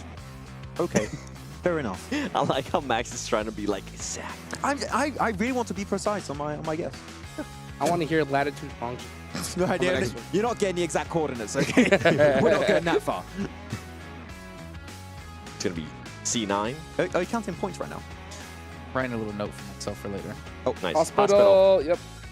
Hospital. School. I was waiting for him to jump on. Okay. Thank you, Jason. It's hospital. Nice. Next one. That was a school 8 right there. That's what it was. A what? What? School bait? But similar floor. Oh. Yeah. Yeah, similar textures. Yeah. I don't get baited. Yeah. I am the bait. You are. And I am the... Wait, that makes no sense. It does now. What's the next one? Master. It's bench. This is by best location. apartments. Bar says north of East Bridge. He could put his headphones on and play with us. This is... No. See that? I'm glad I said that now Oh my because I God. just made him Southern like, Georgia. lose. Oh, wait, no, Jasnaya. Wait, is that, no, that's not Hold North on. George. What No, is it is it? North George. It is It's North over to George. the northeast Yeah. of George. It's like going out to Sarky. Bus stations used Yeah. everywhere. See? We got tricked. See, that was a Oh, good no, one. it's the west side. Oh, okay. Oh. Yeah. It's very interesting. I'm still waiting for Nice. school to pop up. It's not going to. I think they You're going to have skipped it your on one purpose time already. taste. School. Milta. Oh, yeah, tractors in school, yes. Think where the tractors are. Hey, it depends where you went to school. This is south Where are of... the tractors? It's not probably on a field. No, They go garden? No, wait. on... Oh, Rosshawk. Oh, Rosshawk. What? Were you trying to mess with them, Clark? I'm just ignoring Kalaris. Hey, we're getting closer to school. We are getting closer. There might be a chance. Little by Next one. little. All right, next one. Rapid fire. I don't think they can load them that quick. There's actually a position in forest. Watertown. Forest. It's a forest. Grass. Forest is in forest. Cat Road. Cat Road. That's Cat Road. Cat Road. Dog Road. Ah, crap. Aw. I miss my boy at Cat home. Road. Yas? Yasnai Cat Polyana. Road. Yes. Yasnai, that's a build. You got Yasnai. a building there, Yasnai. No. Apartments. Oh, apartments. Oh. Nice. Oh, it is apartments. Yeah. We're getting Did I just closer and get closer one? to school. Did I just get one? No, you said Dog Road. That's right next to a Right after I school, said actually. apartments? That's right next door. Yeah. I don't think we could have school. Well, think some so. of us skipped math class at school, so. What's that? I don't know. I got a negative church. Pachinki Church. Church, yeah, next Pachinki to Church. Pachinki. Yes. That's a famous loop spot. It wasn't that church. No, that's Church by Ruins. Oh. Different church. Oh, sorry. No, that's Pachinki. I got confused. Like some players went to the That's different Pachinki room. one, yeah. Church. Church is so Jamaica. beautiful. It just makes me want to take a knee. Come down, Tim Tebow. Oh, man, I just got to see the next one now. That's a great reference. Next. That's a niche reference. I'm hearing we have a new game, actually, for the desk here. Okay, great. It's called I Spy. Now, what happens is I find something around the room, and I say, Oh, that's as easy. What? Military. What am I looking at? Has to be. It's a nuclear launch site. Military. Huh? Yeah. Oh. Yeah. Oh, in case those things. Military. Okay, Yep. whatever they're called, yeah. Oh, those things. I remember those things. I'm pretty sure we're gonna hear if we really can cool. actually hear the like player comms. They like look that's like- what the rotation would Guys, be like. go to to those that things. thing. Yeah. Rush it. That's how early days of, I think, PUBG Mobile was. Just you 100%. say random things and Yep. hope your teammate knows. Go to that Left tree. side of Which those one? things. That That one. circle No, not thing. that thing, the other thing. All right. The M4 with the We name got times. 13 left. I want to hear the chat's like favorite call outs. Wait, like pause next it. to the tree. behind the rock. Penalty. Those are the best call-outs in my opinion. I like Harry Potter Tower. That's my favorite. We're back to Sandhawk. Oh, this is the military. This is the tower way up on the top. Yeah, observatory over Novo, Oh. right? That might be it, actually. I think you're right. Wait. No, it's Nope. It's Wait, not. Or we're back to it's Sandhawk. We're back to Sandhawk. No, It's it's, the- Sandhawk. No. It's not boot camp. Camp Charlie? Bravo. Bravo? I think it might be Charlie. It's a Dino camp. Park. It's not Camp Alpha. It's We a already camp. did it. It's Bravo or Charlie for sure. Bravo. Oh, I knew it think was it's Sandhawk. Bravo. we'll never know. We'll never. Next We'll one. never get the know. answer. We never went to school. They baited you. It's fine. Fine. We got 2 more. This is a great pre-show. Next. Yeah, I was gonna say, wait. Paradise Resort. Paradise Resort, yeah. Easy. Just imagine if we could be there died right so now. many times. I know. Dude, I'm actually losing my tan line. We need to go back. I kind of want to tell we that can see a player. story. Oh, there's a guy there. Look at him. Wait, what? It's populated. What?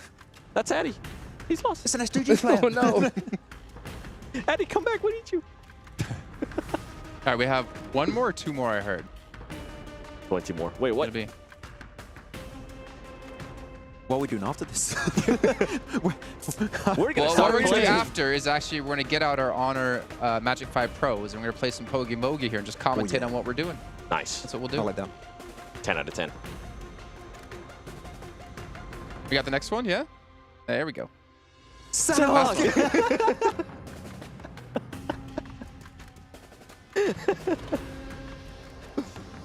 Did we have this exact one earlier? No. Nope. No? Different one.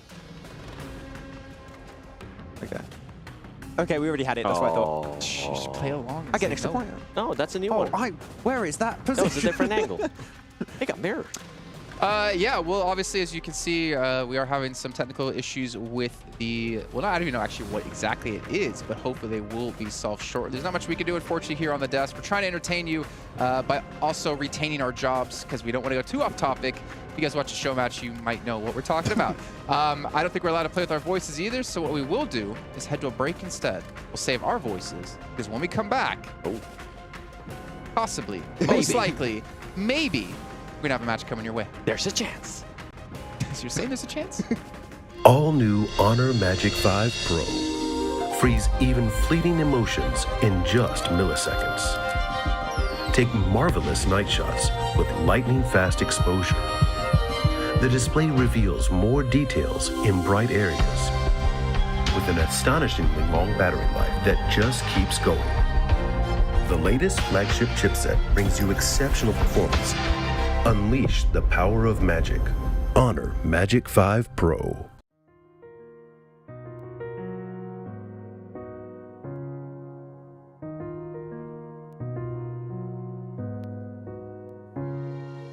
الحياة لحن ولأننا جزء من مقطوعة عظيمة تحركنا تلمسنا تصنع من لحظاتنا ذكريات بديعة لأن الوجبة التجربة المغامرة حياتك بعد جديد في هيلتون الرياض.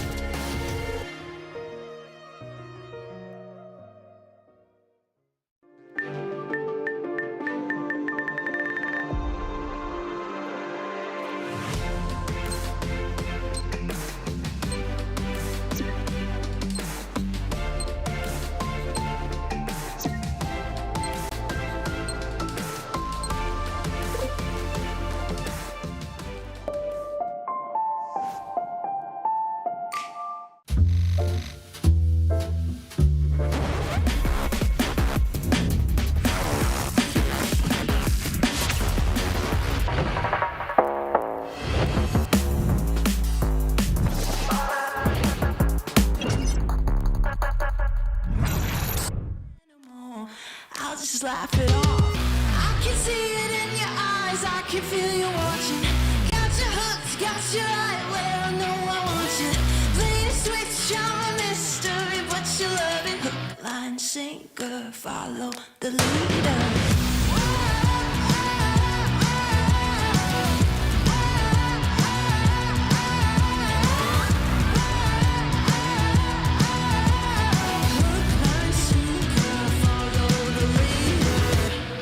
Sitting pretty in the palm of my hand. Got you busy, got you missing me, you can't stand it. Got Got you desperate, got you wondering where I'm at. If I'll call you again. Got you sitting pretty in the palm of my hand. Got you busy, got you missing me, you can't stand me. Got you chasing, got you wondering where I'm at. Hook, line, sinker, got that. I can see it in your eyes, I can feel you watching. Got your hooks, got you right where I know I want you. Play the switch, you're a mystery, but you love it. Hook, line, sinker, follow the leader.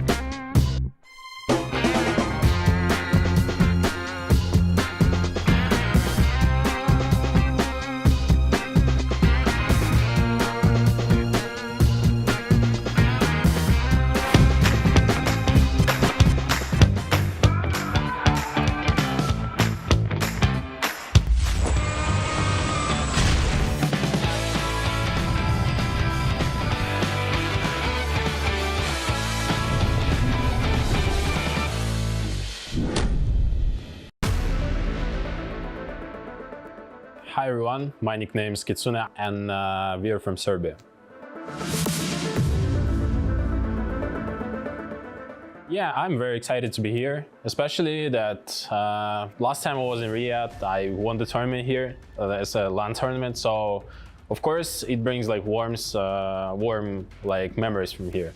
And I'm super excited to meet all the people from the PUBG Mobile community, and it feels great, you know. First of all, we bought the phones that will be here on the tournament, and we had like really rough time adapting to this. But now we feel like really strong. We managed to analyze all the teams here, like especially the teams that we've never met at the tournaments, and now we feel like we are very strong. Our team strengths is that we are very good at holding our like positions. We know how to rotate, when to rotate, and we always know how to fight, when to fight, and we can be really aggressive when we need to. It's gotta be Alpha7, you know, because like we meet them like every time. Our strategies, our like gameplay is very similar. They play edge as well as we, so it's always will be hard time for us meeting them, because you know it's a 50-50 fight with them. We respect them. I mean, guys, if we knock you, you better run.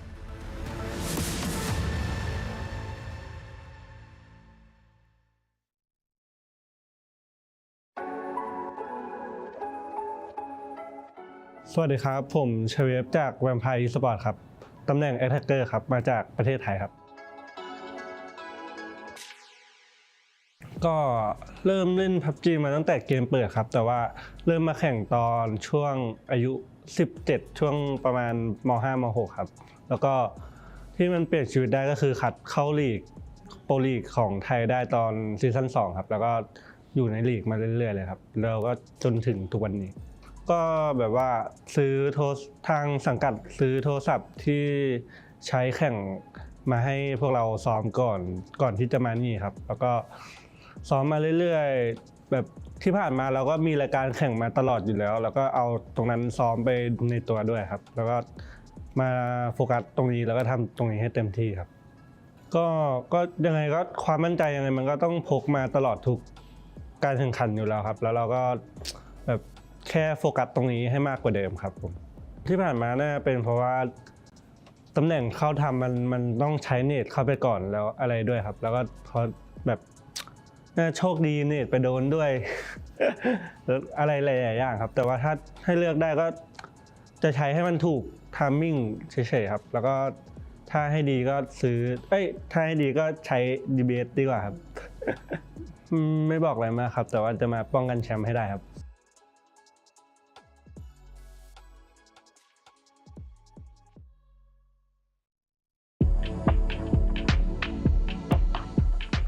मेरो नाम सुबिन कुमार प्रजापति हो म Tim DRS बाट हुँ अनि हाम्रो Tim चाहिँ नेपालबाट हो हाम्रो चाहिँ अब सेकेन्ड टाइम हो अफिसियल ल्यान्ड चाहिँ अब एक्साइटेड नै छौँ हामी अब हामी यहाँ जित्नको लागेको छौँ त्यही हो अब हामीले चाहिँ यो टुर्नामेन्टको लागि चाहिँ अब डिभाइसहरू किनेर प्र्याक्टिस गरिरहेको छौँ दिनदिनै अब टिमसँगै सबै चारैजना खेलेर एकअर्कासँग कोअर्डिनेसन बढाएर प्र्याक्टिस गर्दैछौँ हाम्रो चाहिँ टिमको सिनर्जी एकदम राम्रो छ इन गेम नभए नि बाहिरतिर नि सिनर्जी अझै बढिरहेको छ हाम्रो चाहिँ अब त्यही नै हो हामीलाई अब त्यस्तो डर लाग्ने टिम त छैन अब हामीले सबै टिमलाई चाहिँ कम्पिटिसन ठान्छौँ त्यो कारणले हामीलाई त्यस्तो डर भन्ने चिज चाहिँ छैन अब हामी नेपालको छोरो हो आउँदैछौँ हामी जितेर जानेछौँ जय Gorkhali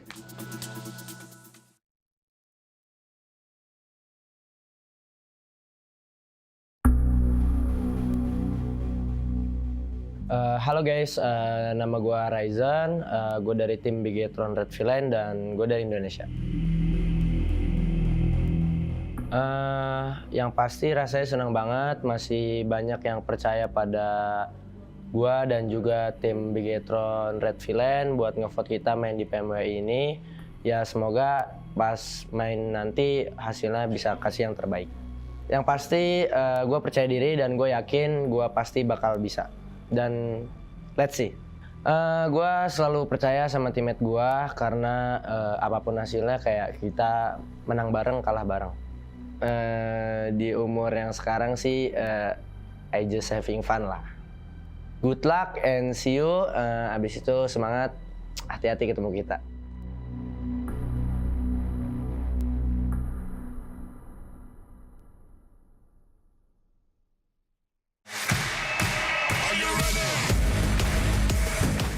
Всем салам алейкум, меня зовут Дамир, мой никнейм Акзер, я играю за команду Falcons, и мы представляем нашу страну Казахстан. Я себя чувствую очень хорошо, тут очень круто, здорово, организация турнира на высшем уровне, наша команда готова, и мы покажем хороший результат. Мы готовились очень долго, потому что мы прошли через голосование, и у нас было достаточно времени на подготовку.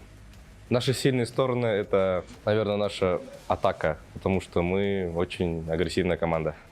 Все команды здесь очень сильные, поэтому к каждой команде мы готовились, каждую команду анализировали. Поэтому не могу выбрать отдельные команды, потому что все очень сильные. Всем удачи, развлекайтесь, ребята.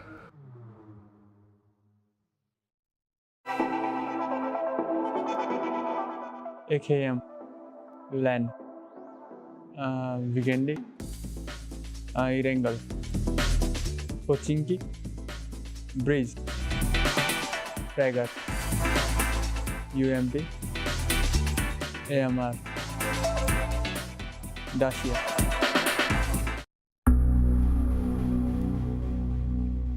Meu nome é Lucas, meu nickname é Carrilho, meu time é Alpha7 e somos do Brasil.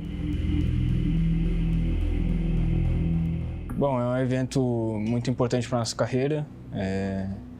A gente já esteve aqui ano passado e é muito bom estar aqui de novo, é uma cidade que a gente se identifica. É um pouquinho calor, mas não tem problema. Bom, a preparação ela vem de 6 meses para cá. A gente treinou para PMPL Brasil, para PMPL Américas, mas consecutivamente a gente estava treinando para PMWI, para estar aqui hoje. Eu acho que o que faz a gente ser tão forte é ter jogadores individualmente muito bons e não ter um padrão de jogo. Isso é o que nos faz forte. Bom, eu acho que não tem nenhum time específico ou algum jogador específico.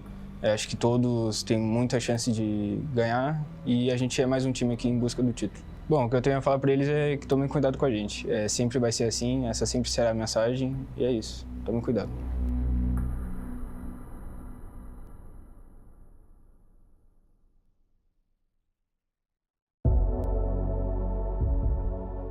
ครับก็สวัสดีครับผมนูซี่นะครับจากทีมแวมไพร์สปอร์ตนะครับจากประเทศไทยนะครับเล่นตำแหน่งแอคแท็กเกอร์ประจำทีมครับก็สำหรับความรู้สึกครับก็รู้สึกดีใจครับที่ได้มาเล่นในรายการแข่งขันระดับโลกแล้วกันนะครับก็เป็นเหมือนรางวัลชิงแชมป์โลกเป็นแชมป์โลกประจำปีกลางปีครับก็ถือว่าดีใจครับก็เต็มที่ครับกับรายการนี้ครับก็สำหรับการเตรียมตัวก็มีสังกัดคอยซัพพอร์ตแล้วครับเรื่องอุปกรณ์หรือว่าอะไรเงี้ยก็หลักๆก็เป็นของการซ้อมภายในทีมครับเรื่องของการคุยแผนกันอะไรเงี้ยก็สำหรับทีมของพวกผมในการเล่นครับก็น่าจะเป็นเรื่องของทีมไฟและการสื่อสารครับน่าจะเด่นในเรื่องการสื่อสารและทีมไฟก็สำหรับผมยังไม่ได้มองทีมไหนเป็นปัญหาเพราะผมส่วนตัวเลยผมยังไม่เคยเจอทีมอื่นๆนะครับแต่สำหรับภายในทีมก็น่าจะเป็นบอสแมปแล้วนะครับก็เป็น Alpha7 ครับก็อยากจะบอกทีมอื่นนะครับก็เดี๋ยวรอเจอกันในสนามครับรอบนี้แวมไพร์ก็จะมาเอาแชมป์เหมือนเดิมครับขอขิงไว้ก่อน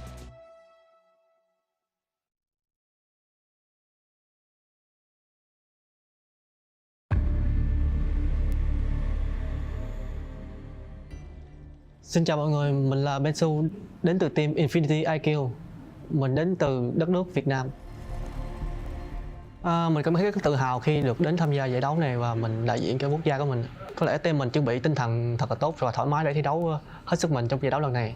Player hình như trong team em là 4 người đều có thể là tạo nên đột biến nên khó mà đoán trước được ai là người gánh team. Tại dòng Monster này hình như tất cả 17 team còn lại có thể là sẽ là rất khó khăn cho mình, không chỉ riêng team nào hết. Mình xin gửi lời hết tất cả các team còn lại là chúc các bạn thi đấu may mắn và đạt thành tích tốt nhất trong các giải và nhớ đừng quên ủng hộ bọn mình trong giải đấu lần này nhé.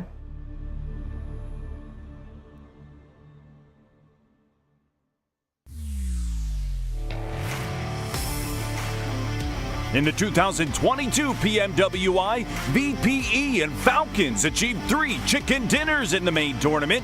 We hope to see more formidable competitors this year to break the record. STE seems to have a good chance of breaking records as completed 7 chicken dinners during the PMPL Championship. As for you, who do you think can break this record with a prize of $25,000? Stay tuned in the 2023 PMWI. In the 2022 PMWI, RSG and VPE achieved 2 chicken dinners in a day, and VPE is still the holder of this record in global tournaments. They achieved 3 chicken dinners in a day during PMGC 2022. A7 completed 3 chicken dinners in just 1 day during the 2023 PMPL Brazil Spring Final, indicating their potential to break the record. As for you, who do you think can break this record with a prize of $25,000? Stay tuned in the 2023 PMWI. In the 2022 PMWI, STE and NGX achieved 8 top 3 finishes. Few teams can rival this achievement, with S2G standing alone. In 2022 PMGC, they had achieved 6 top 3 finishes. Suggests that they have the potential to shatter the record. As for you, who do you think can break this record with a prize of $15,000? Stay tuned in the 2023 PMWI. In the 2022 PMWI, VPE achieved 24 elims in 1 match. This is an extraordinary record, and to this day, no one has surpassed it in the global tournaments. We hope to see more formidable competitors this year to break this record. As for you, who do you think could break this record with a prize of $15,000? Stay tuned in the 2023 PMWI. In the 2022 PMWI, GZ from RSG achieved 14 total rescues. This record represents the ultimate limit, posing a significant challenge to be surpassed in global tournaments. Potato from AE seems to have a good chance of breaking records as he achieved 18 rescues in the 2023 PMSL Finals. As for you, who do you think can break this record with a prize of $10,000 US? Stay tuned in the 2023 PMWI. In the 2022 PMWI, Action from STE achieved 38 total eliminations. We hope to witness a player with even more power, capable of surpassing this record. Ragnar from DRS Esports seems to have a good chance of breaking records as he achieved 37 elims in the 2023 PMPL MEA Championships. As for you, who do you think can break this record with a prize of $10,000 US? Stay tuned in the 2023 PMW.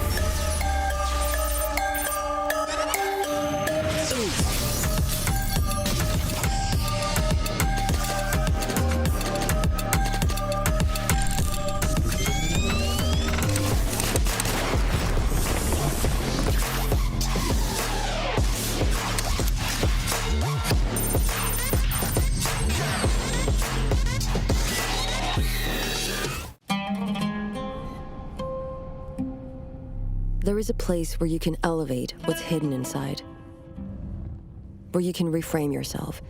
Sonomi means the new you. The you can step into. Because when we know who we really are, we become unstoppable. Enter new dimensions of you. Sonomi.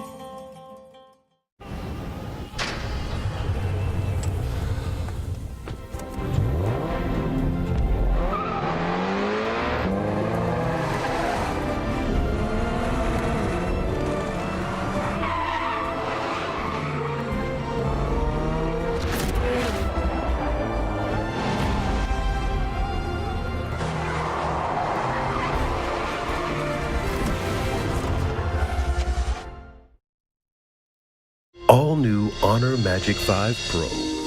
Freeze even fleeting emotions in just milliseconds.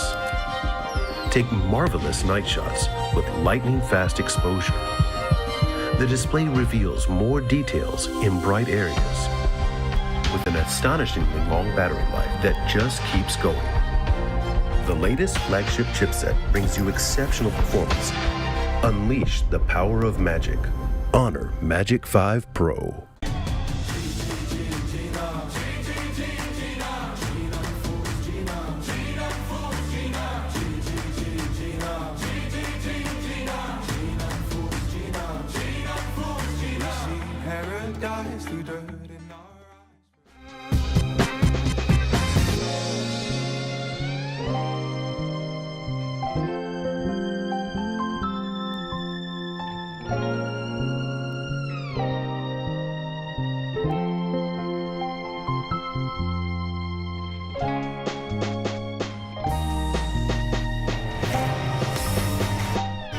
In the 2022 PMWI, VPE and Falcons achieved 3 chicken dinners in the main tournament. We hope to see more formidable competitors this year to break the record. STE seems to have a good chance of breaking records as completed 7 chicken dinners during the PMPL SA Championship. As for you, who do you think can break this record with a prize of $25,000 US? Stay tuned in the 2023 PMWI.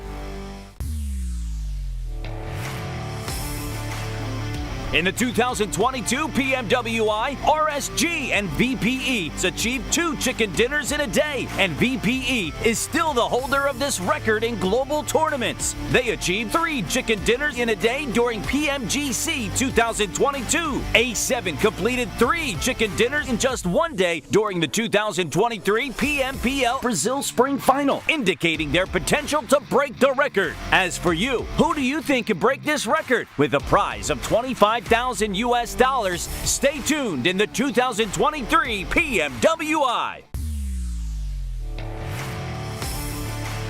In the 2022 PMWI, STE and NGX achieved 8 top 3 finishes. Few teams can rival this achievement, with S2G standing alone. In 2022 PMGC, they had achieved 6 top 3 finishes. Suggests that they have the potential to shatter the record. As for you, who do you think can break this record? With a prize of $15,000 US. Stay tuned in the 2023 PMWI.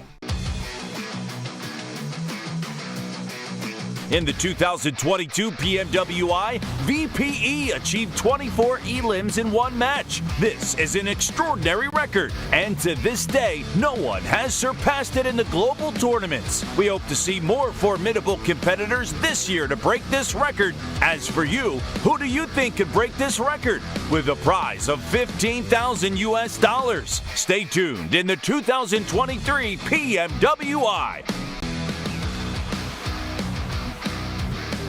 In the 2022 PMWI, GZ from RSG achieved 14 total rescues. This record represents the ultimate limit, posing a significant challenge to be surpassed in global tournaments. Potato from AE seems to have a good chance of breaking records, as he achieved 18 rescues in the 2023 PMSL Finals. As for you, who do you think can break this record? With a prize of $10,000 US.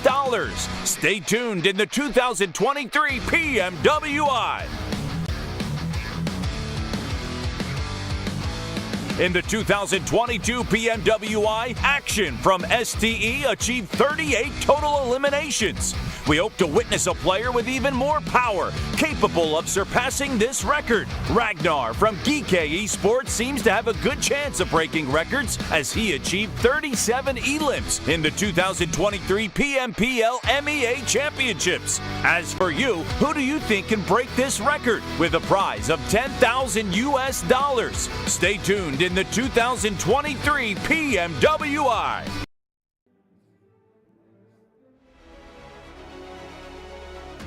Kicking things off, the winners of the Middle East and Africa Championship, GK Esports.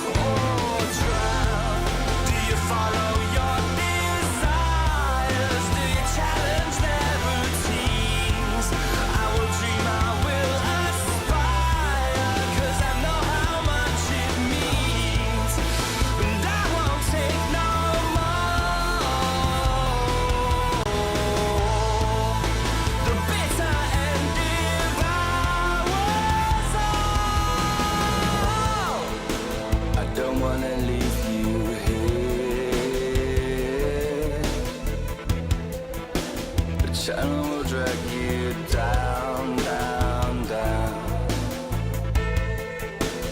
Living with vultures and naysayers. They're going to take your crown. I know where to go from here.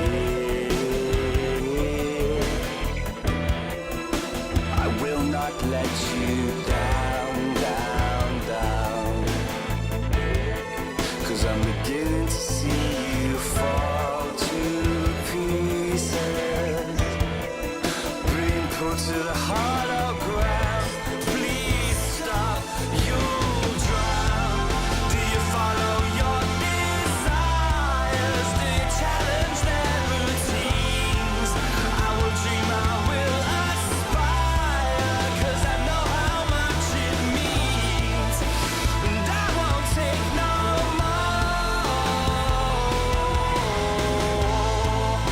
The bitter end devours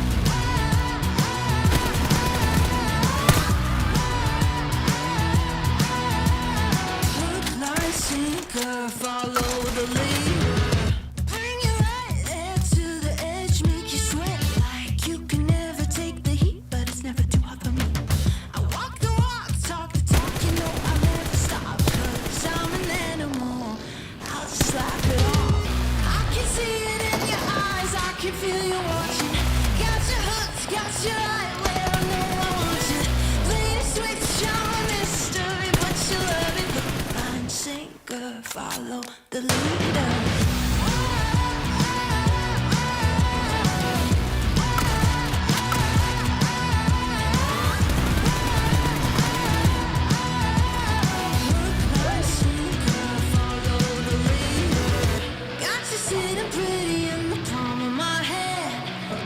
Busy, got you missing me, can't stand it.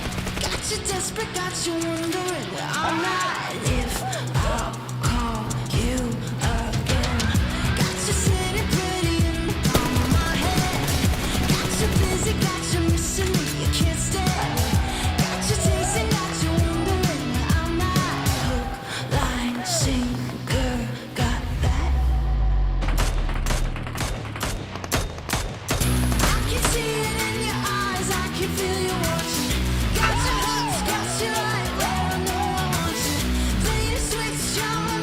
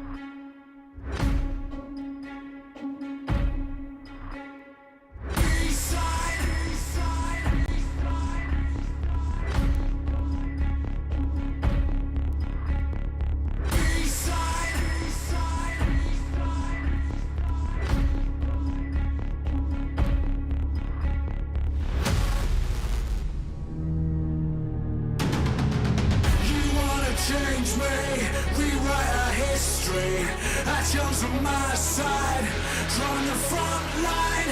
You want to save face, came to the wrong place. You raise a white flag, I give the peace sign.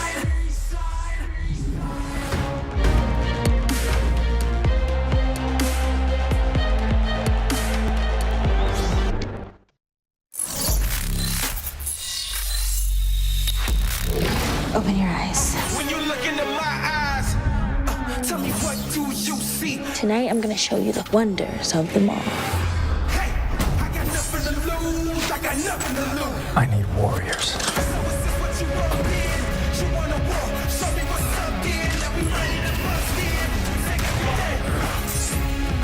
Take everything, leave them with nothing.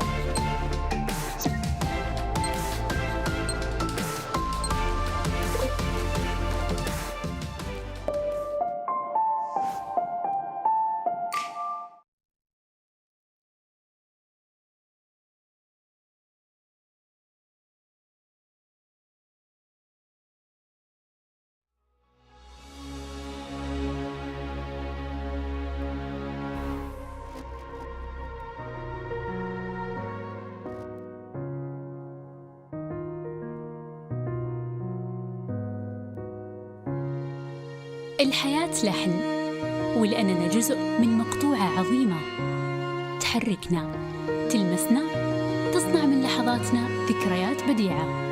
لأن الوجبة، التجربة، المغامرة، حياتك بعد جديد في هيلتون الرياض.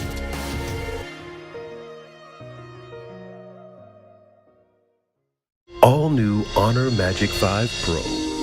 Freeze even fleeting emotions in just milliseconds.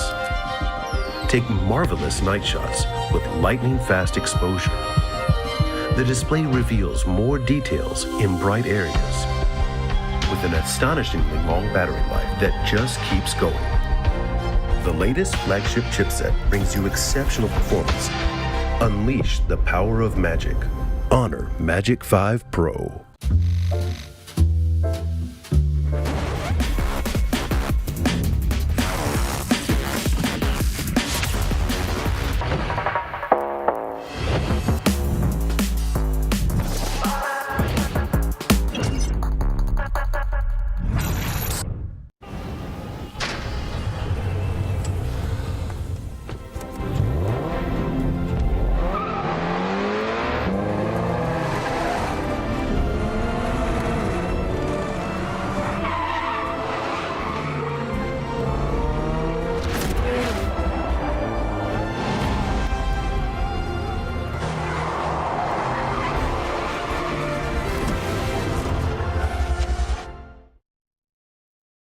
Progress is a race that has no end. After every finish line, another challenge awaits. How can we continue to push innovation in a sport at the forefront of technology? This is how.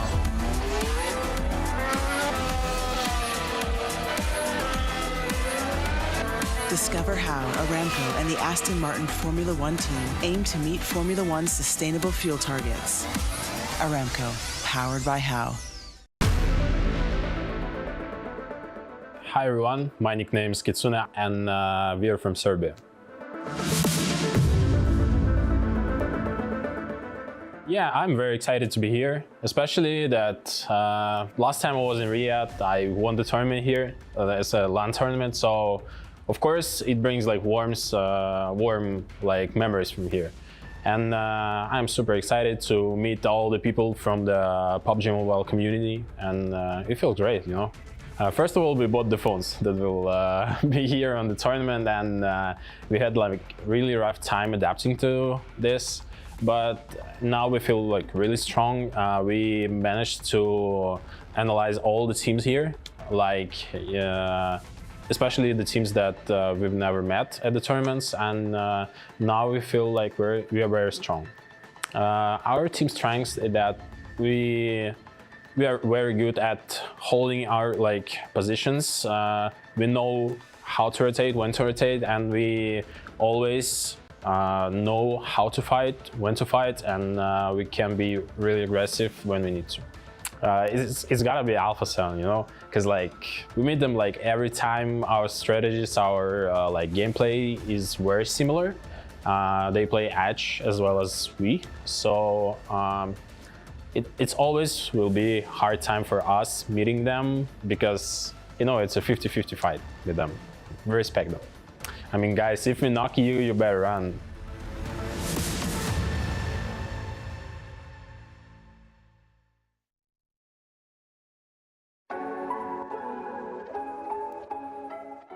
สวัสดีครับผมเชเวฟจาก PMWI Allstars ครับตำแหน่ง Attacker ครับมาจากประเทศไทยครับ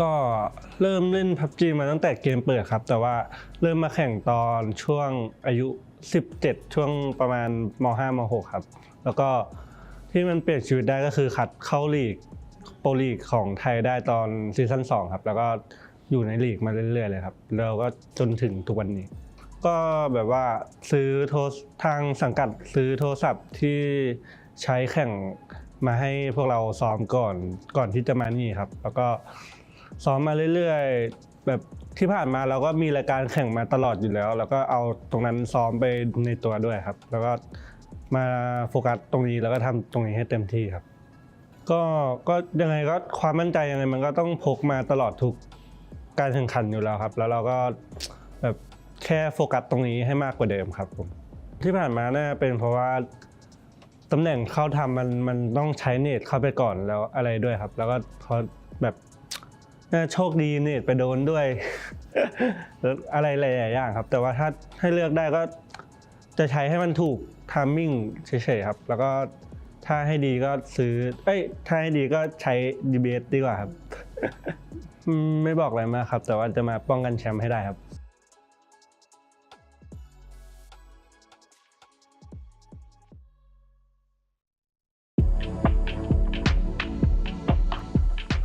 मेरो नाम सुबिन कुमार प्रजापति हो म Tim DRS बाट हो अनि हाम्रो Tim चाहिँ नेपालबाट हो हाम्रो चाहिँ अब सेकेन्ड टाइम हो अफिसियल ल्यान्ड चाहिँ अब एक्साइटेड नै छौँ हामी यहाँ जित्नको लागेको छौँ त्यही हो अब हामीले चाहिँ यो टुर्नामेन्टको लागि चाहिँ अब डिभाइसहरू किनेर प्र्याक्टिस गरिरहेको छौँ दिनदिनै अब टिमसँगै सबै चारैजना खेलेर एकअर्कासँग कोअर्डिनेसन बढाएर प्र्याक्टिस गर्दैछौँ हाम्रो चाहिँ टिमको सिनर्जी एकदम राम्रो छ इन गेम नभए नि बाहिरतिर नि सिनर्जी अझै बढिरहेको छ हाम्रो चाहिँ अब त्यही नै हो हामीलाई अब त्यस्तो डर लाग्ने टिम त छैन अब हामीले सबै टिमलाई चाहिँ कम्पिटिसन ठान्छौँ त्यो कारणले हामीलाई त्यस्तो डर भन्ने चिज चाहिँ छैन अब हामी नेपालको छोरो हो आउँदैछौँ हामी जितेर जानेछौँ जय Gorkhali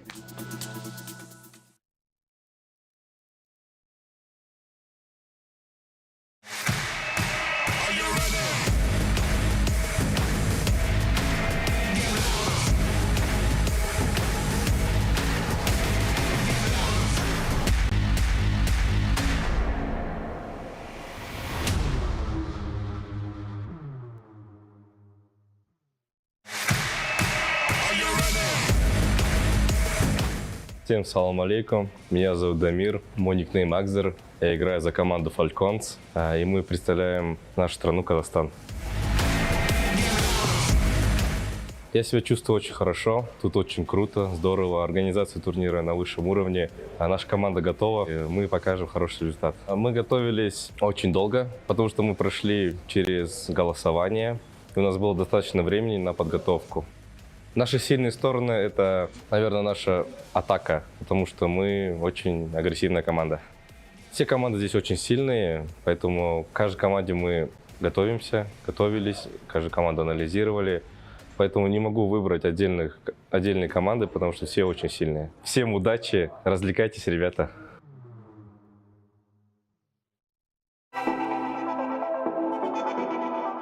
AKM, LAN, Vigendi, Irengal, Pochinki, Breeze, Tiger, UMP, AMR, Dacia.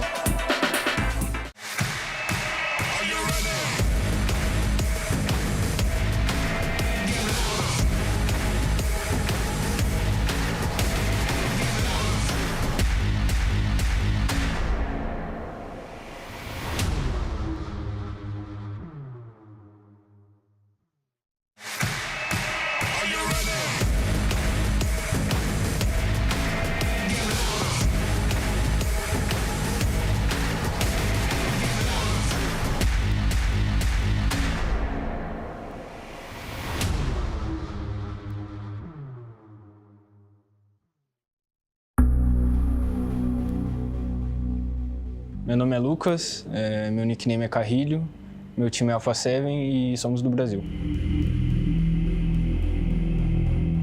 Bom, é um evento muito importante para nossa carreira. A gente já esteve aqui ano passado e é muito bom estar aqui de novo, é uma cidade que a gente se identifica. É um pouquinho calor, mas não tem problema. Bom, a preparação ela vem de 6 meses para cá, a gente treinou para PMPL Brasil, para PMPL Américas, mas consecutivamente a gente estava treinando para PMWI, para estar aqui hoje.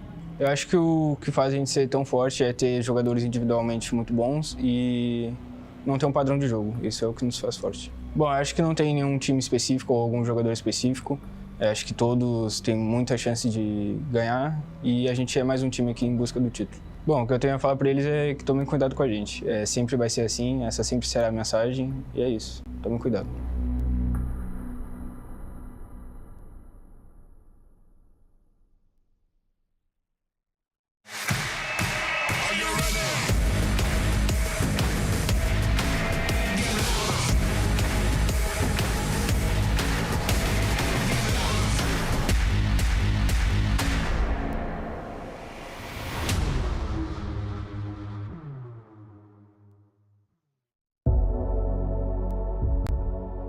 ครับก็สวัสดีครับผมนูซี่นะครับจากทีมแวมไพร์สปอร์ตนะครับจากประเทศไทยนะครับเล่นตำแหน่งแอคแท็กเกอร์ประจำทีมครับ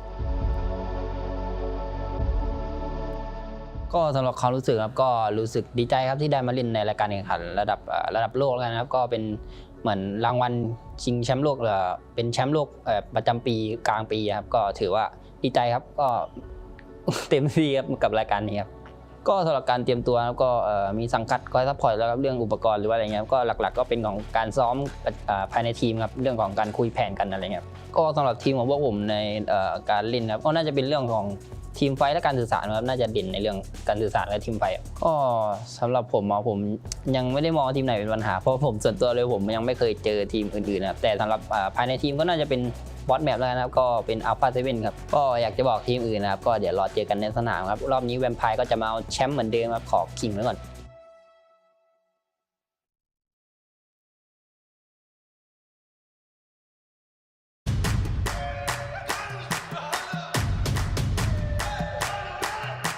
Dragging us down, face on the ground, but still we so proud. Just look at the crowd, making some noise, making some sound. We ain't got a choice, they're hearing us now.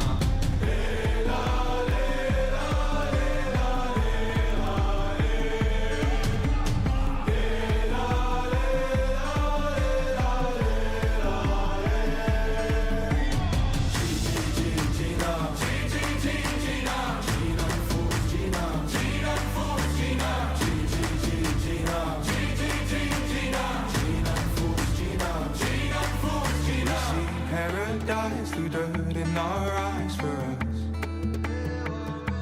Oh, Effie, I'll try, Effie, I'll fight for us.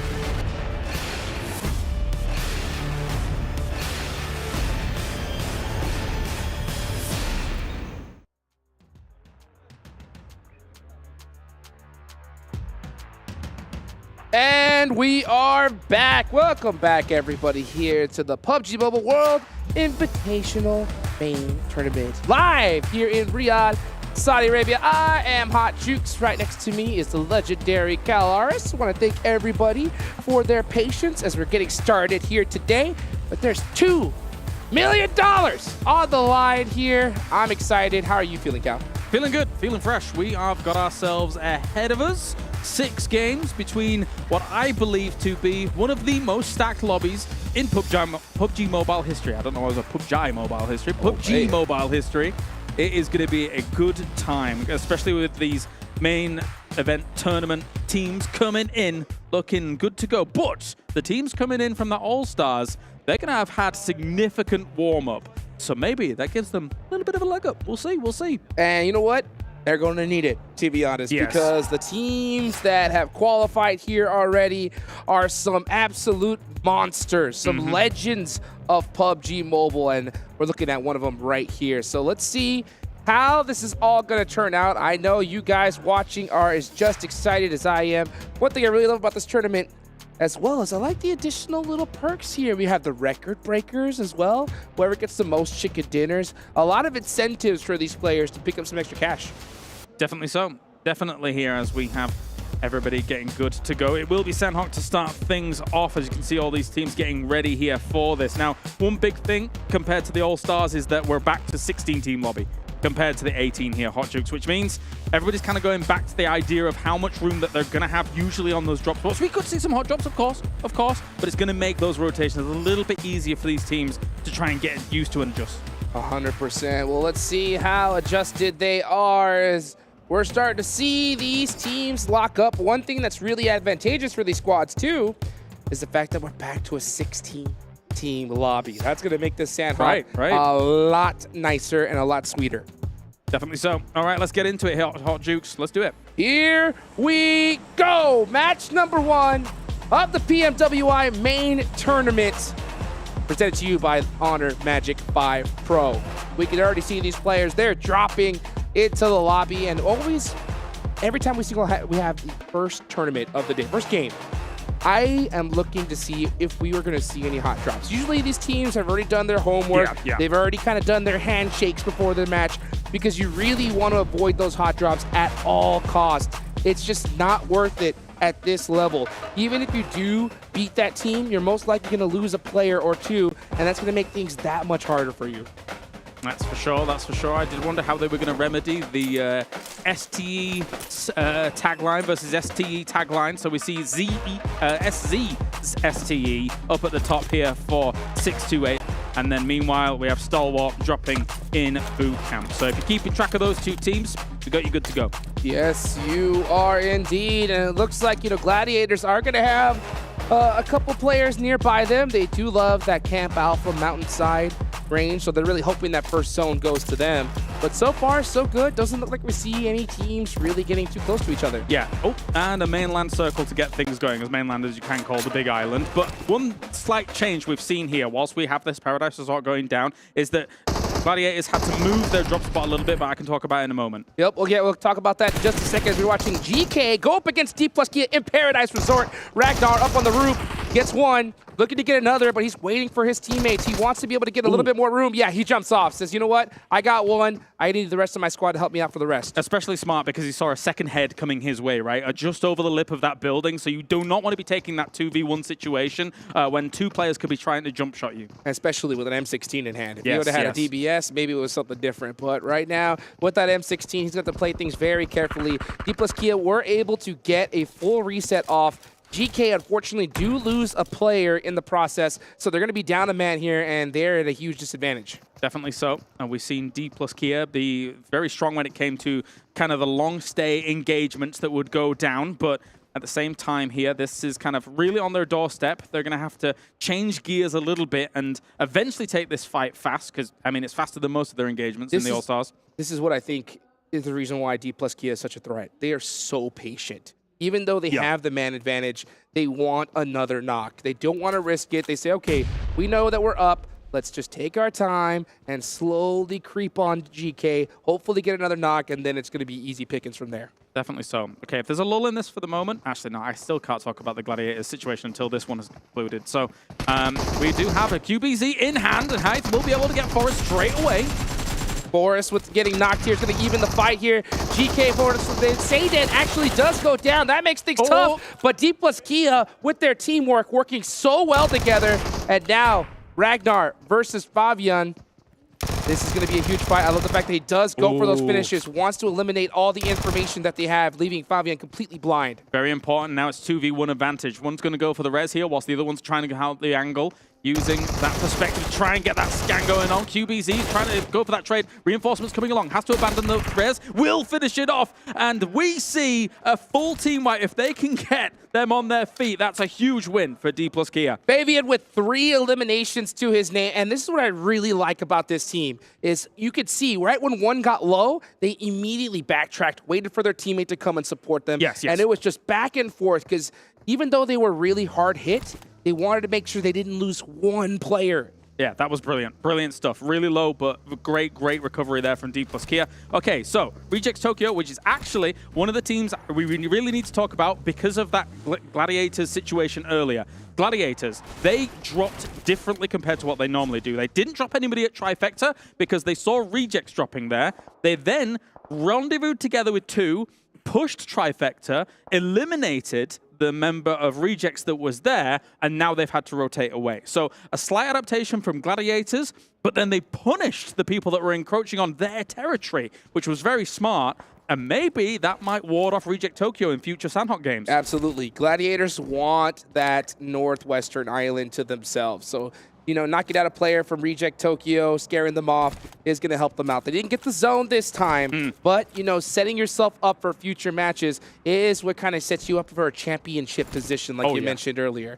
So next zone, the first zone does go on up. It is going to be right in the center of mainland. Nothing too out of the normal. Gladiators, Vampire, DRS, all teams that need to push in. Definitely, definitely. And with what you were saying about kind of setting yourself up for success later on, especially a location like Trifecta, which can become such an important anchor point for transitions between each of the islands. So yeah, they were very keen to make sure they said, hello, we are here, this is ours, please go away. But you can see them looting up, and they'll be coming a little bit later. But thankfully for them, with the circle the way it is, there is great transition methods still that are available to them, like that North Bridge, for example. And once you know, it's such a high skill lobby. Honestly, it makes rotations out of circle even easier because you have so many teams that know where they need to be. The second that zone pops, they automatically leave those edges. They take those center positions. So those teams on the edge have a little bit more room to breathe as opposed to some of the earlier stages where some squads may be scared and linger on those edges for a little too long. Yeah, you can compare it to day number 1 of the All-Stars, right? Where we saw a lot more edge play compared to confident center sends. But in a lobby like this, where, again, I'm going to reiterate it, I think this is one of the most stacked lobbies of all time. I think that these guys will be happy to go center, happy to take those early compounds, happy to commit to them. And on Sandhawk, sometimes the transitions are a bit difficult, but you know what? Sometimes you just got to gamble for it. You know, I was talking to the coach from Alpha7, and he was just elaborating just on that himself. You know, how his team is so comfortable, and we've seen it before plenty of times, where Alpha7 could have another squad pushing another, and say, you know what, even though we could take them out right now, it may be better just to let them push and then we'll third party later. True. As opposed like to it. a lot of other nervous teams that are just like, see something, shoot at it. Yes, you know, yes. these teams, even though they're so close together, they know the big picture and they're comfortable being so close together. I love hearing things like that because, as you say, trigger discipline in those moments can oftentimes lead to that team dislodging a problem for you elsewhere. So you kind of use the lobby against itself a little bit here. But we're going to get that shift coming in. Where are we going to go? Then we can get down to the nitty-gritty of some of the terrain that we're going to end up in. Oh, yes, we are. You can see these teams locked and loaded, already kind of placing their bets of where this next zone is going to go. We'll see where it is. I love this new zone system, as it does go a little bit to that northwestern side. So we got a lot of water in play. That's going to make it a little bit more difficult, as it does reduce the amount of spots available. But this is a very common circle. I mean, every player is going to know where they need to be. Yeah, a few really important compounds between, I would say, Paradise Resort and Boot Camp, and then southeast of Boot Camp as well. We're going to see a lot of teams start rocking up to these compounds. That line down the middle between the two locations is very, very sought after. And look at that. Good old Stalwart is going to be taking up residency in quite a few of these locations. Likewise, so is Reject Tokyo, though. They're already in an okay spot. Well, you know, one thing I want to ask you here, Kalars, first time us, you know, casting together a tournament of this size. We're having a good time. Why don't we go ahead and I would like to ask you a question of what are the advantages you think for a team starting off so strong in day number one? Well, I mean, looking at this lobby and how it plays out, when you're able to establish some decent dominance, when you're able to get center positions and show that you're not able to be pushed around, it does kind of ward teams from making big pushes against you. And unfortunately, Rejects is not one of those teams. They're losing people slowly. So, I mean, when you have this kind of dynamic going on, the opposite side of what you're asking, teams start preying on you quickly. They see you as victims almost sometimes. So you got to be careful. 100%. And we've already could tell this is a huge LAN tournament here, guys. We don't really stress enough just how big nerves come into play. And if you start off, if you have those nerves come into this and you start off with your players getting picked off little by little, it could definitely hurt you. So we'll have to see. You know, one thing I love to see from squads is teams that have that ability to bounce back, because that is the hardest thing to do at this level. Yeah, it's going to play mind games with you. It gets into your head. And so far, I mean, it's only really Sarah and one already down as well here from the distance. Twisted Minds, though, will have a knock themselves. Sarah's back up and good to go. Well, actually, I was able to get his teammate up even, I should say, as Duelo's going to heal up here as well. But again, looking at where Reject is, they are scrappy at the moment, salvaging a situation where losing 2 early on is pretty deadly. These shots are ridiculous. I mean, that guy barely That was peeked quick. for a second. Instantly knocked out of there.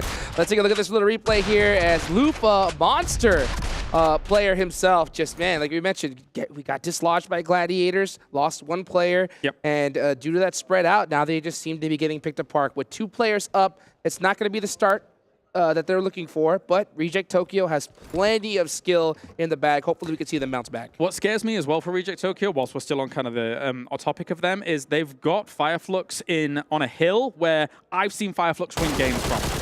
When it comes to these kinds of circles, they're very familiar with this kind of lip, with this hill. They are kind of in a 2-2 split right now, but honestly, Rejects is very vulnerable to them eventually having a little bit of a peek over. Thankfully, there's quite a bit of tree coverage, but some of these players can see through those trees pretty well, man. Oh, yes, indeed. You can see Duelo looking for any little pixel that is out of place, and you got to have that eyesight on point because there are going to be plenty of snakes in the grass here. Still a ton of players are remaining, 15 teams, as GK is the only one to go out. Next zone about to pop. And that's the important thing about 15 teams still alive that you're bringing up here. When the skill of the lobby gets higher, more people survive longer into the game. So there's less room to work with as the circle shifts hard east here. So again, as I said, Fireflux, man, that ridge that they like to play here, it's served them well in the past, and it could serve them well in this game too. Now, I'll tell you what, edge play is going to be a lot harder than before. Exactly. Yeah, so a lot of those teams that depended on edge play early in earlier tournaments, they would see those weaker teams, those scared to be central squads, and just absolutely dominate them, get those eliminations up early, and then see what happens. But there are no weak teams in this lobby. Every single player here is an absolute beast. So even if you find a player on the edge of zone You got to make sure you execute everything to perfection. Okay, big rotations going on, but look at this. Compared to what we were seeing in All-Stars, honestly, you would have 4 teams eliminated by now or something like that. Everyone's playing it very patiently, very cautiously. They know what's on the line for every single game. 18 games actually doesn't end up adding up to that much, really, across the 3 days. And especially when it's the first one, you really want momentum on your side. As Revo, going to shoot towards box gaming, as box formation may come into play, but they are going to be on the edge with that box formation. Yeah, starting off strong is going to be so important. You ward off teams from dropping into your location. You make teams possibly even hesitate when they fight against you, when they realize it's you. So many advantages coming up for those teams. And of course, you know, those teams that don't start off strong, it's in the complete opposite direction. Gladiators, like we talked about earlier, they do have the advantage of playing on the All-Star stage. We heard Kitsune talk a little bit earlier how his team purchased these devices a little earlier on. He got the training for it. Yeah, and he had that All-Star stage to get used to it as well. So this team is going to have a major advantage to the teams that are coming in here just today. Yeah, they're coming into the circle, though, quite late. So let's see if they can make that work. Already, a lot of these compounds been taken up. A lot of good ridges in the middle been taken up. My question marks revolve around DRS. They're rotating far on the south. A spray goes in. Not going to be hitting anything, though, for Senate. These are those kind of sprays that always give me a big question mark, because even if Alpha7 does hit this knock, they're not pushing this. They're going to pick him up straight away. Yeah. So, you know, it's really risky. You're most likely going to lose a little bit of health, but he does hit a couple shots. So maybe possibly looking to eliminate their armor here going into this next circle. DRS coming in from the south side of the circle by listening. Or they might go for... This is a huge wrap by DRS. It's bold, and I kind of like it. They're going to be coming in. Okay, no, they are coming on precisely the south side. And that's not as wide as I thought it was going to be, so never mind. Yeah. I mean, they did do a little bit of a wrap, but I mean, they did send it right here to the edge. This is going to be a tough one for them. We do see Senethexa get 1 knock there onto Dplus KIA. I believe that's going to be 2. So with 2 knocks, if they're going to push, that's going to be the time to do it. But with how many teams are close by, it is so difficult to push these kinds of plays. Timing is everything. You push too soon, and you can get third party. You push too late, you can get third party. So next zone does come on up. And regardless, you got to move no matter what. Already, Dplus KIA been through the wars as Infinity IQ is going to be pushing up against them. Satan down once again. Actually, second knock for him. So you don't want to be getting knocked many more times here. It will be difficult to get someone up in that scenario if they do. But Infinity IQ knows that they must push this location and eventually quite aggressively.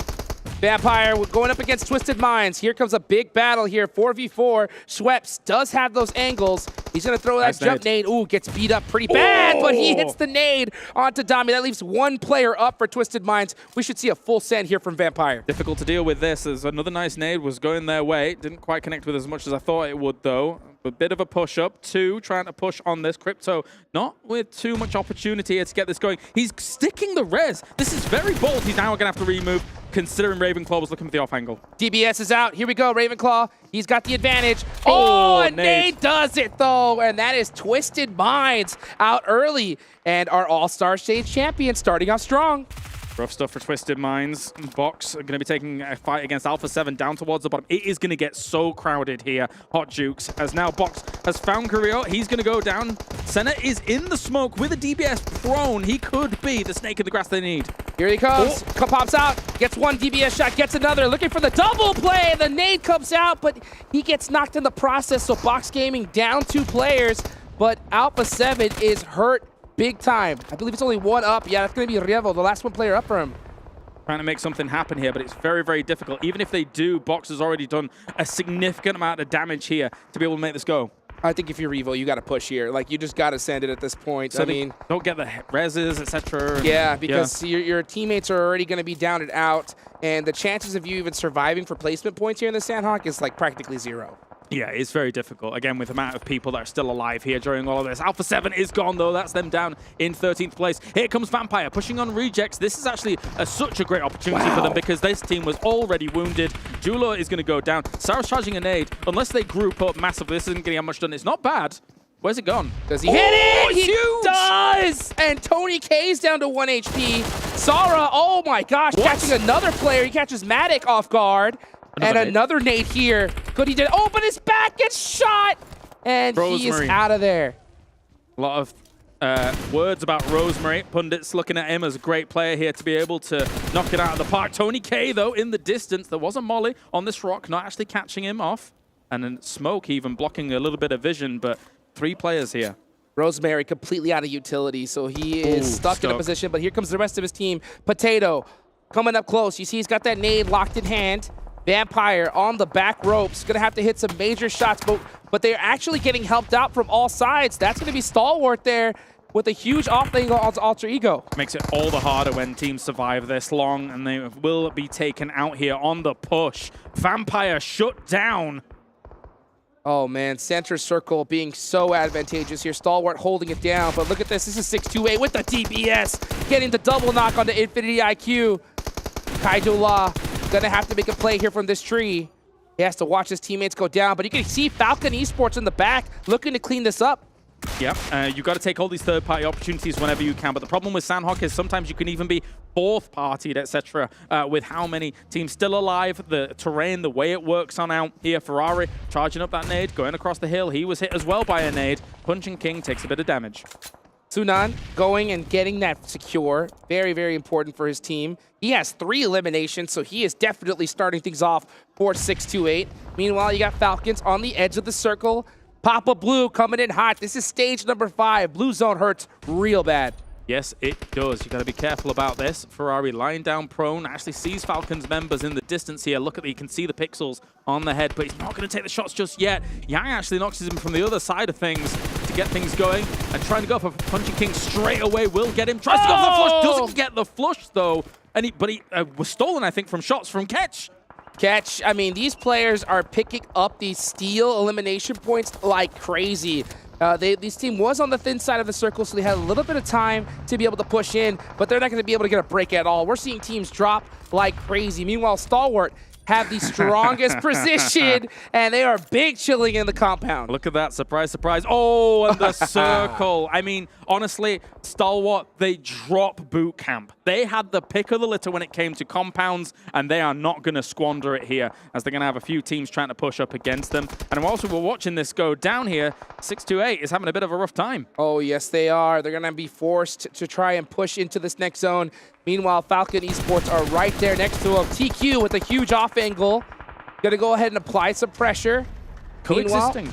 Yeah, they are coexisting for just a little bit, but they're gonna have to start pushing into this next circle. There's only 15 seconds left on the clock. No way they didn't check that Fabian was there. That is actually quite dangerous. Uh-oh. You really need to cover these shacks because I don't really think he made that many noise cues either whilst the circle is going to be closing. Steal. Big spray from 6, able to hit it.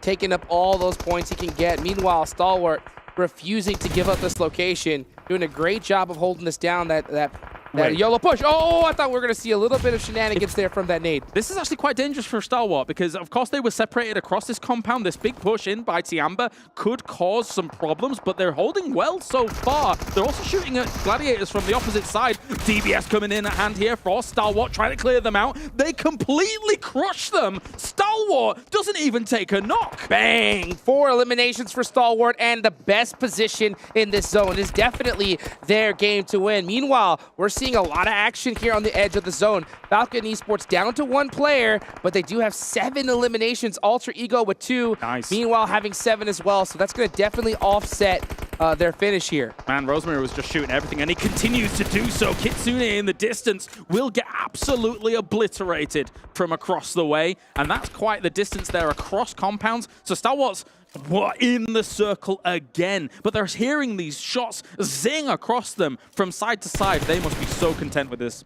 100%. They're looking for that chicken dinner, but you know, this is one of those dream zones that you get. You want to be able to get that chicken with a lot of eliminations, but these teams on the edge, like Alter Ego with 8 elims to their name right now, they are crushing it.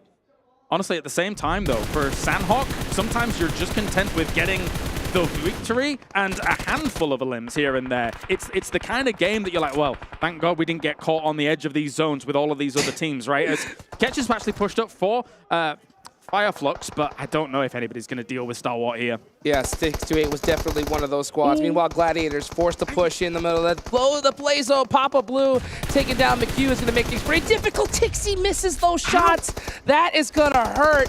and Stalwart makes him pay for it. They're gonna destroy everybody on every angle here. Stalwart keeps escaping at low health. They just keep falling back to cover. They're taking the angles they need to. They're not over-aggressing on this. If the circle goes their way once again, they couldn't be more blessed. And Gladiators knew the situation. They stayed in the blue zone, and they denied the points to Stalwart. In that scenario, that is the best thing that you could do. I'm so impressed by Stalwart's ability to hold both sides of the road on this compound. They've been so good about it. At the same time, though, this could cause problems. Fireflux and them have been able to push up against this, so maybe this divide and conquer tactic might work.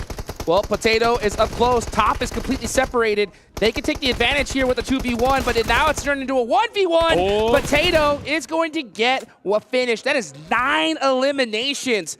Huge game here for Alter Ego. Massive, massive here, especially as they say on a Sandhawk, where usually it's all very spread out. The elims flying in thick and fast as Fireflux here. They've turned their attention towards Alter Ego, trying to shut them down just in case they can only scrap for a second place. Solus going down. Fireflux going to have to jump out that back window if they want to get the res. Meanwhile, Potato hard chilling in the building. Oh, and he does go down. So Solus getting picked underneath the building.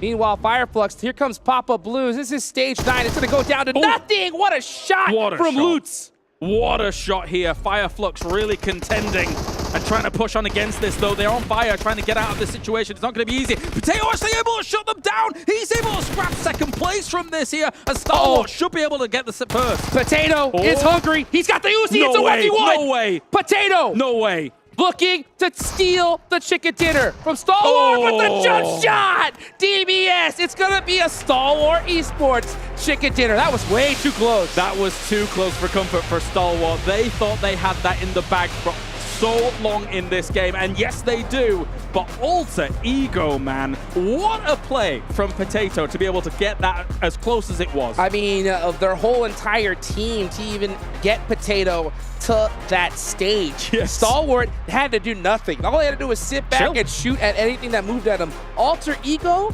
they had a very difficult rotation into that zone, and they made it all the way to the end. That was nuts. That is relatively difficult, very, very difficult, I'm going to say, on Sandhawk especially. To be playing the edge like that, to be down to 2, to be able to kind of eke out each situation as it comes their way. Very impressed by Alter Ego, but Stalwart, man, they held this down in Stalwart fashion. They held it down like a fortress. They eliminated threats in kind of that 2-2 split across the road again, which is very impressive. Oftentimes you have to get together on one side of the road to hold it down. 100%. Yeah, usually you have to go ahead and group up, focus on one team at a time, but they made that 2-2 split work for them. Absolute insanity here to start off our main stage tournament. It's exactly what I expected.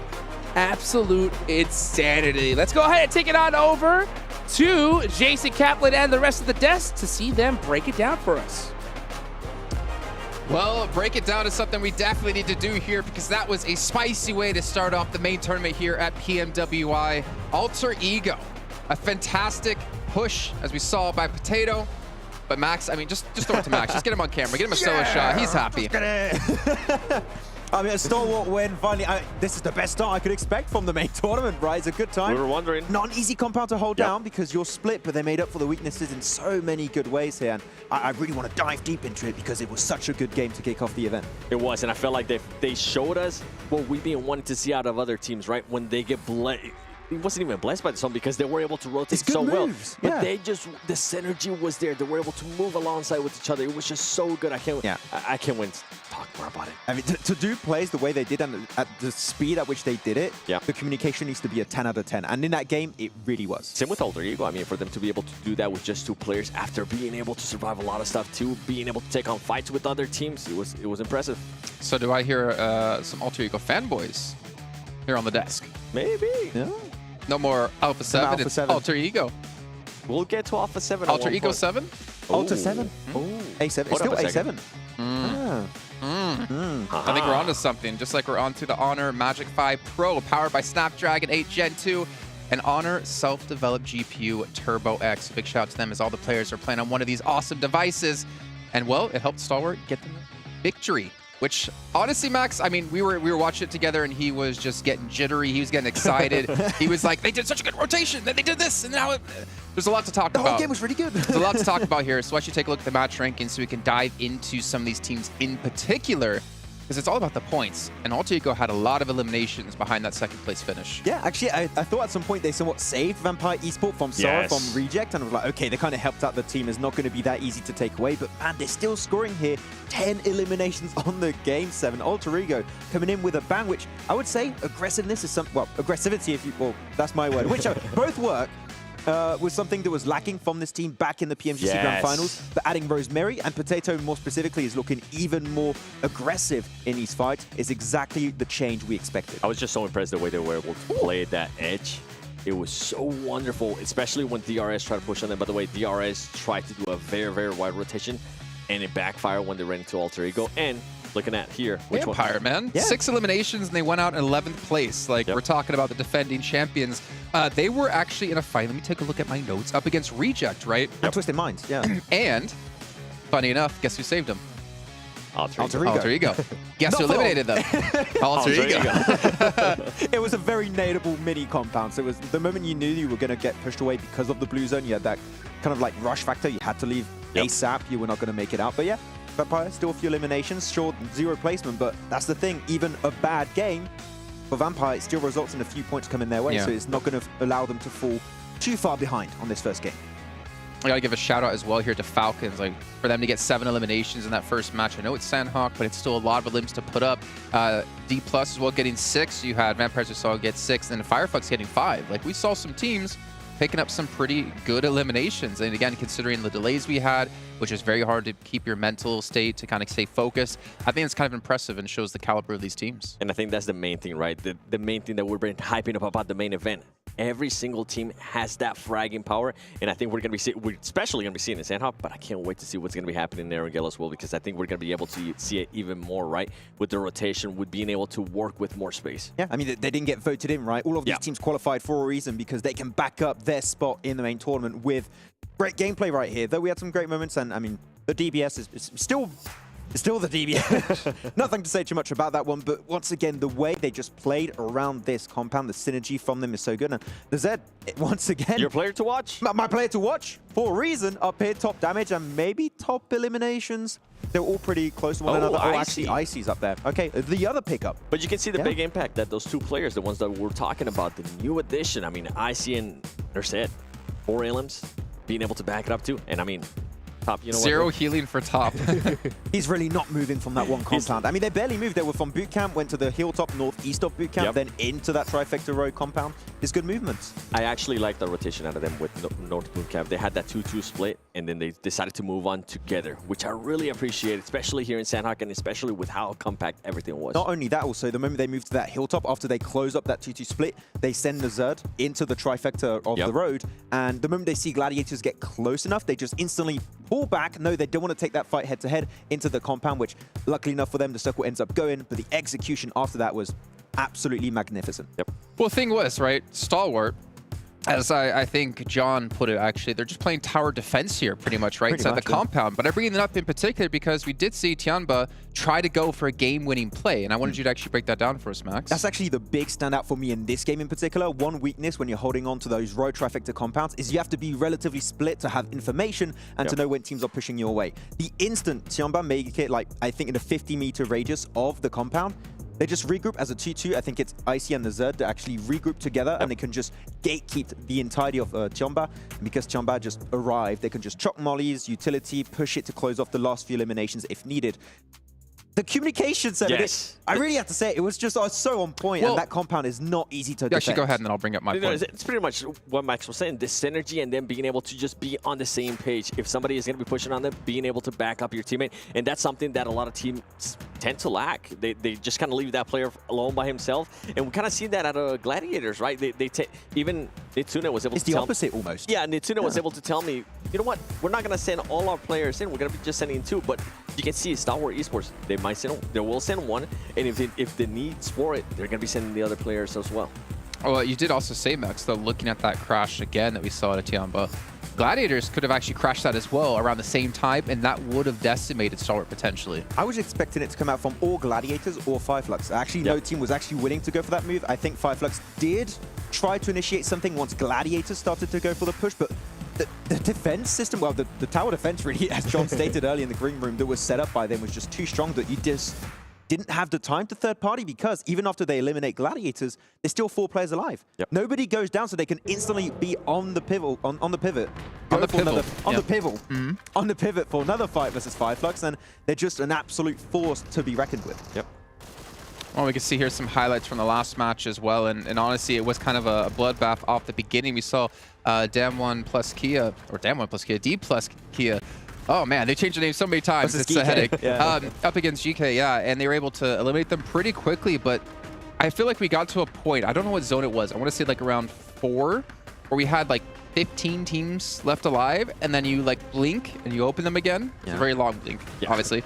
And then we had like 7 or 8 left. Like there was obviously a very slow play in towards some of these later zones. You were saying, Max, that it's going to be hard for any team to survive the push. I think the moment you're mentioning like phase 4, 5, something like that, there's a lot of dips of hiding spaces for those teams, but the moment the circle's centered towards that road trifecta, you don't have those hiding spots anymore, so you're going to be forcing fights. I think in the south you had 5, 6 teams, something like that, and pretty much the circle shifted. In the north. Exactly. The moment that circle shifted, all those teams got eliminated, because if you're on the high ground or in the compound, you're just going to win. And that's something that ended up helping Alter Ego, because Alter Ego, once they clear Vampire Esports, they had that southwest to themselves, and it ended up benefiting them in a big way, especially with just 2 players playing the edge and letting everybody in the north just take care of each other. Real question for both of you.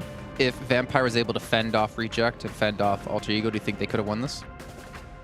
Obviously, there's a lot of things that could have happened, right? I think in Star Wars, they positioned themselves so well that they would have been able to defend it regardless. Yeah, too good. Okay. Well, I'm starting to hear the music going, and I'm hoping I'm not being teased this time, as it looks like the players are about to kick things off. Going into Erringo, though, for our first time of the day, I want to hear your predictions of who's going to take this match. Maxman, go. Dplus KIA, let's go. Really? No, I'm not the only one to say it. Vampire Esports. Vampire? Yeah. Oh, okay. Well, you know what? Maxman, I'm going to go for the back-to-back. I'm going to go for Stalwart. They're going to pull a vampire. Well, keep in mind, we have the record breakers, right? If they can get 3 in a day, they win, I believe, about $25,000 for themselves as well, to add to the tally of their soon-to-come $400,000. Whoa. That's it. I mean, I predicted before the event started that they would be the team to win, and I'm not going to back down. You know what? I would love it. Action has got the most eliminations from actually last year. If Top beats it, that would be a great storyline. I'd love to see that happen. You think? Yeah. You think Top's going to beat it? Maybe Nazet. I was about to say, come on. Could happen You got to too. stick to it. Stick to your player to Or watch. IC2, he was top fragger there. Who knows? Okay, well, I did get you baited there. We're not going to be going to game. Just cool music. Just cool music. Yeah. But also, what we could look at, something we did have planned, Alter Ego player stats. Yes. Because as you see, they had 10 eliminations, right? And I actually want to see where they kind of were allocated across the roster for them, because we are going to be looking quite heavily into who's the star players for these teams. No surprise there being able to see Rosemary with the top damage, because he was the one that was able to take it. I love the hair, by the way. Yeah. I mean, the hair color buff. You know, you saw some white color hair, some red full top, and he's got the blue one. And you can see the 5 elements there at Rosemary. What I was going to say is he was the one that was able to kind of help out Vampire Esports by taking off rejects, and then they were able to move forward. And then with Potato, you got to remember, healing. At the end, for a second, we thought he was going to be able to clutch it up. That's a scratch, I think, to heal. But, oh, no. It's like, oh, no, I don't think I'm going to heal anymore. Just take me away. And obviously, as we did see with DRS, right, they were a team who were able to get into the late stages of the games back in the All-Star stage. And then day 2, they were able to pick up the eliminations. We're seeing both here out of Alter Ego. And the thing is, remember last time I saw Alter Ego, they just didn't really impress so much back when working with them, or commentating, hosting, whatever you want to call it. But I'm excited to see, like, what kind of form we're going to see out of this event. Yeah, I think we mentioned it a bit on the pre-show. What they were lacking back in the PMGC Grand Finals was fragging power, which I think Rosemary actually is the perfect pickup for. I think he's one of the best successful player pickups of 2023 so far, and I really want to see how this team can grow in the long term, and if they make it back into PMGC, see how they truly evolve over the course of a year. Yep. Well, you know what, ladies and gentlemen, I do see a plane on the screens here of the Honor Magic 5 Pro for the players here live at PMWI. Let's get into our first Erringo of the day, our second match overall. Look at Lars. Oh yeah, let's go, just me, baby! Just me. That's what I'm talking about, dude. Kalaris, you got this, brother. I believe in you. You want me to do an intro? Do an intro. Go for it. That's right. It's time for game number 2 here at the PMWI main event, and we are going to be getting things going. Look at this, a Southern Plain Path. We've just had Stalwart get themselves a phenomenal victory on the board here, thanks to holding down the tower defense. And now we're into game number 2, the Grassy Pastures. What do you think? That was beautiful. Thank you. 10 out of 10. 10 out of 10. I appreciate that. Stalwarts, will they get blessed back to back? That is going to be the question. But you know what? They're not a team that really needs it. But when they get it, oh, is it so sweet. Yeah. Southern playing path here. That's going to kind of not the favorite of these players. That's rough. For sure. It is rough. Yeah. You know, and we're starting to see teams like Vampire stretch up north. I'm surprised because normally we see Vampire go Primorsk, but instead they decided to head towards Hospital. Yep, it's a little bit tricky for them to make something like this happen. I mean, they know that 628 is also kind of keen on that location, right? So you got to be careful. Likewise, though, they do know that making this kind of drop go on, Fireflux is also keen to be moving north. So you've got to be a little bit careful here as Vampire. But there is the circle. It's pretty much going to be mainland almost guaranteed here. With obviously, we do have a little bit of military in, but usually teams would discount that. Oh, yeah. I mean, you're definitely going to tell that all these teams are going to head towards that center area. Shelter, always a really strong position here in this circle. As we look at Alpha7, forced on the run, and that is just a result of this playing path. The double buggy pickup. Double buggy. I always call those the lucky buggy. The lucky buggy pickup. That's right. As they just crash into each other. Oh. No way. Get him. Pushed over. Huiga. Goodbye. Oh, he jumped over it. What a jump. There's no way he gets away. Nice try. Nice try. Nice driving there from Quan. As that first jump was sick. That was. Honestly. I mean, he hopped right over it. Quan, though, with the return. Easy elimination. And that's always the roughest part about these circles, you know? Or the plane paths in general. You got to go and hunt down a vehicle, and if you miss, get out of there. No, definitely so, of course, as the 2023 PMWI crate is available from July the 15th to August the 15th as well. And maybe we've got a regame here. But also, not only that, we can go over to the Esports Center and check out some of the stuff that's coming along for you as well over at home. So if we do have a regame, we're just going to have a little bit of a lapse for the moment here. But I think when you look at a game like that, some of those teams that would like to go north, don't have the easiest time in a playing path like that. So it does kind of set them back straight away on an Erangel like that. So maybe they'd be happy to kind of negate some of that. Oh, I know. What was it? Infinity IQ. Pretty happy about that one. They're going to be able to run this one big. Let's take a look at these teams. You can see exactly where there are players behind the frosted glass, just waiting and excited here today. I mean, the first match was nuts, obviously. We saw some Sandhawk craziness, but now we're going to go to Erangel, the tried and true map. So I'm really interested to see how it all plays out here because we already noticed some teams taking some different drop locations. I wonder what's going to happen when we see a nice, good play path. Yeah, I mean, when you think about those drop positions as well, let's talk about the Vampire STE, style 628. That's correct. Drop kind of dynamic as well, right? For a Vampire, it does put a little bit of a wrench in their works, but if you think about what they were doing in All-Stars, right? Their backup drop sometimes was locations like Zaki. So if you think about them trying to drop north on a plane path like that and then trying to rotate in from that northwest side, they clearly have some experience with it regarding kind of that backup drop location potential. So coming in from that side, they're probably very well versed at rotating from that angle. Yeah, 100%. I mean, at a tournament of this caliber, with this much prize pool, guarantee you, these teams have all had a little chat prior to this, before entering here in the lobby, and they're saying, you know what, we're just gonna land on this side, you guys land over there, and we'll see who all battles it out in the final zone, because like I talked about, having these hot drops, they destroy your chances of a championship. Oh yeah, incredibly. Yeah, it is absolutely brutal for both teams involved. Even if you're on the winning end of it, oftentimes you might lose one player, you might lose two players. Yeah, you won out the hot drop, and yeah, you've got yourself 4 eliminations on the board, but it really does not help your chances in order to convert to a win, things like that. And speaking of converting to a win, let's briefly talk about what we saw from a good point that they brought up on the desk was the Tiamba win it or lose it play. Yes. I love seeing those kinds of plays because honestly, if you send, and when we saw them send into the Stalwart compound, you either win that fight and you potentially put yourself in a winning position, or you don't win it and that's like that. But it sometimes, especially on Sandhawk Dukes, and you know it as well, is better than just committing to the third parties, the fourth parties of edge play, right? Yeah, I mean, you're having to roll the dice if you're just sticking to the spot where you're at. You're hoping that another team fights another, you catch a lucky third party, but they wanted to take their whole entire you know, future in their own hands. Agreed. Right? Agreed, So yeah, they said, you know what? We take this day. If we get it, we do. If we go out, we go out. But we'll find out. Let's go ahead and bring it on over to the desk to hear their thoughts on Nice. that.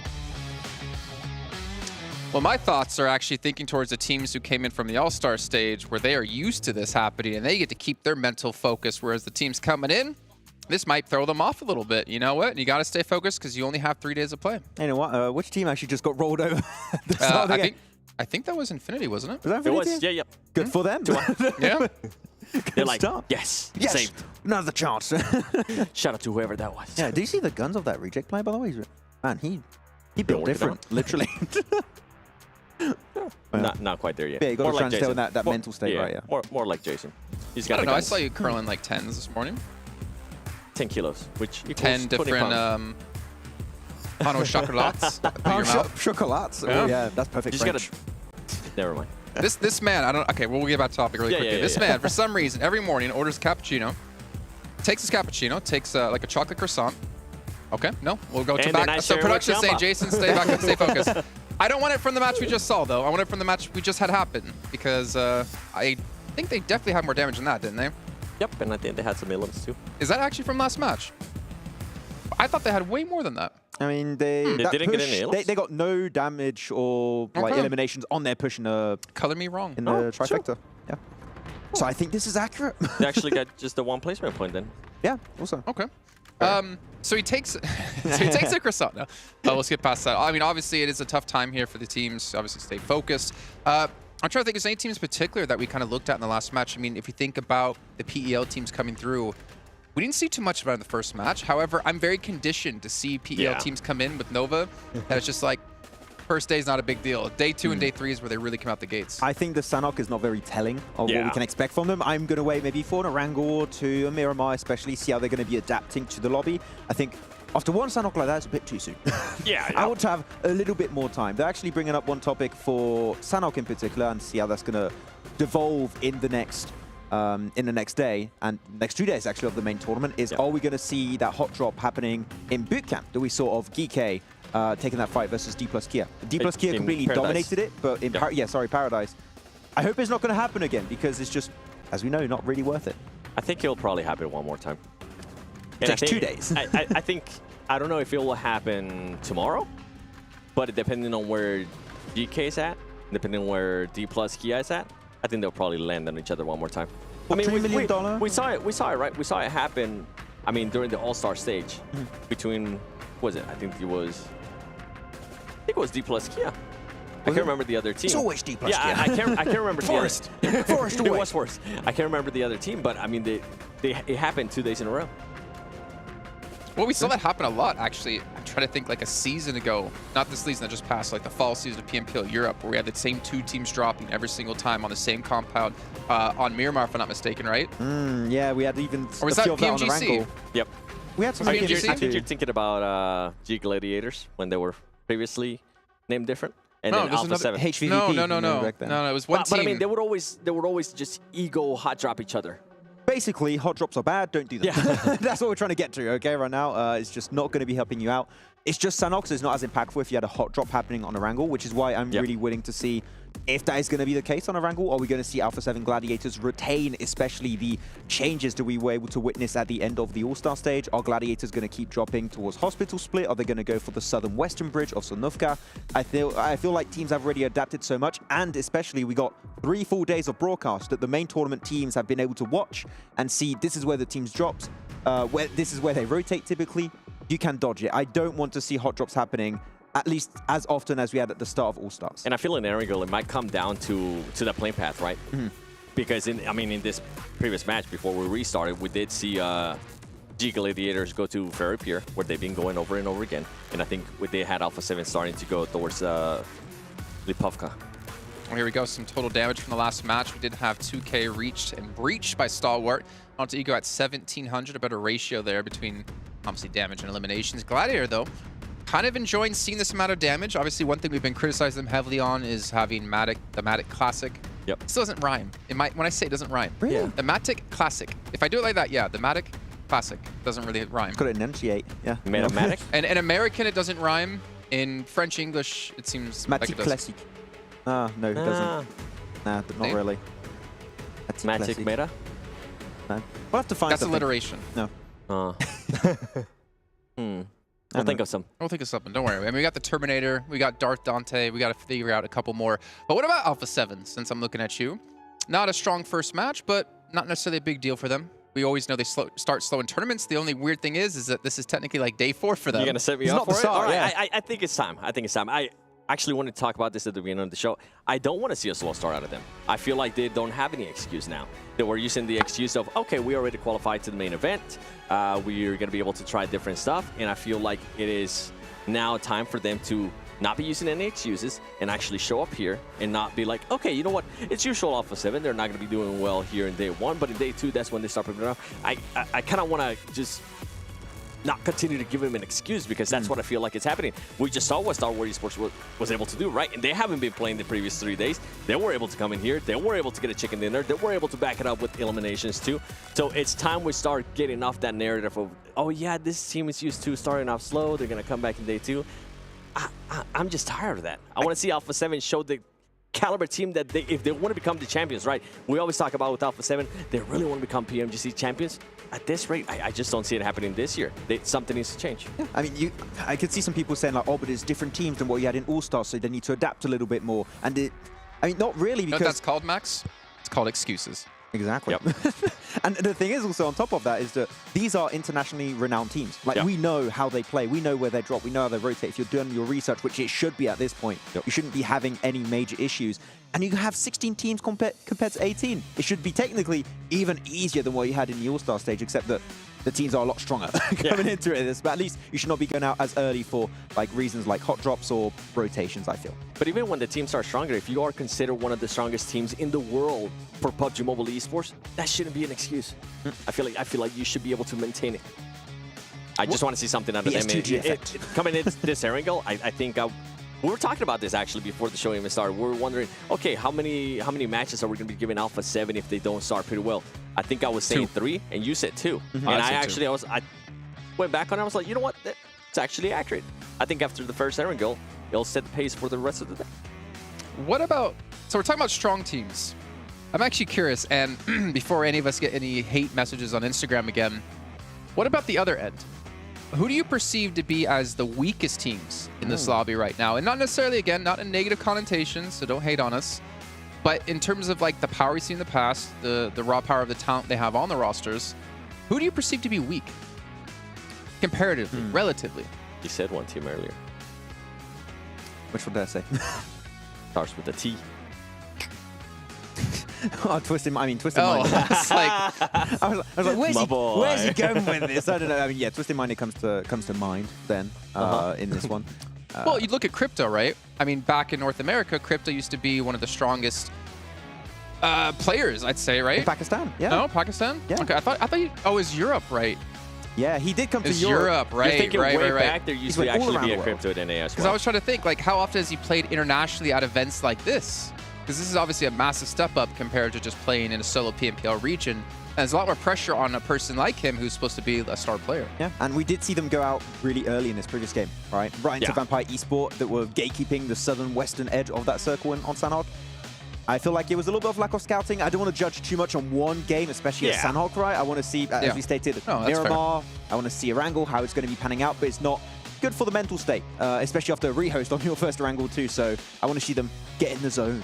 Yeah, but something that we always think about, right? Previous PMPL MVPs, I feel like they always have a little bit of extra pressure on their shoulders. Just looking at you dancing on the I was jamming. It's a good song, but I always feel like they have a little bit of pressure on their shoulders because everybody's expecting them to perform. Everybody's expecting them to be able to put up the numbers. And if that doesn't start happening, then the player might start doubting himself at one point, right? And it's been a while since Crypto has been that MVP. I mean, by a while, I mean last year around this time is when he became an MVP for Pakistan. I feel like at one point, he's going to start thinking about it. People are going to start expecting those numbers, and they're going to want to see him. And I personally do want to see him being able to perform well here. Yeah, and their performances have been very volatile in a sense. Like you had Saudi E-League, and then he went straight back down when they played in their home region. So I don't really know what to expect. They can have pretty good results. I can see your phone already starting to get some pings. I'm just saying facts. Okay, they did good. Ladies and gentlemen, Addy, put the camera on me real quick. The truth hurts sometimes, but it's true. He didn't wait for the... I don't know. He didn't wait for the solo shot. Yeah, he did it. It's okay. Did Too it in late. mind. Too late. Too late. There you go. Now do it again. Do it again. No. Okay. Okay. The truth hurts. Aww. The truth hurts. We got it 3 times. Thank you. We got there eventually, 3 right? times the charm. What about Falcons, man? Honestly, when I start talking about weak teams, to me, Falcons was one of those teams that I had in my mind. I agree with that statement. Was. Do you have Would you elaborate? something else? Yeah. No. I was just enjoying the laughter in the background. But there were, I mean, I think they're sending messages to Max right now on Instagram.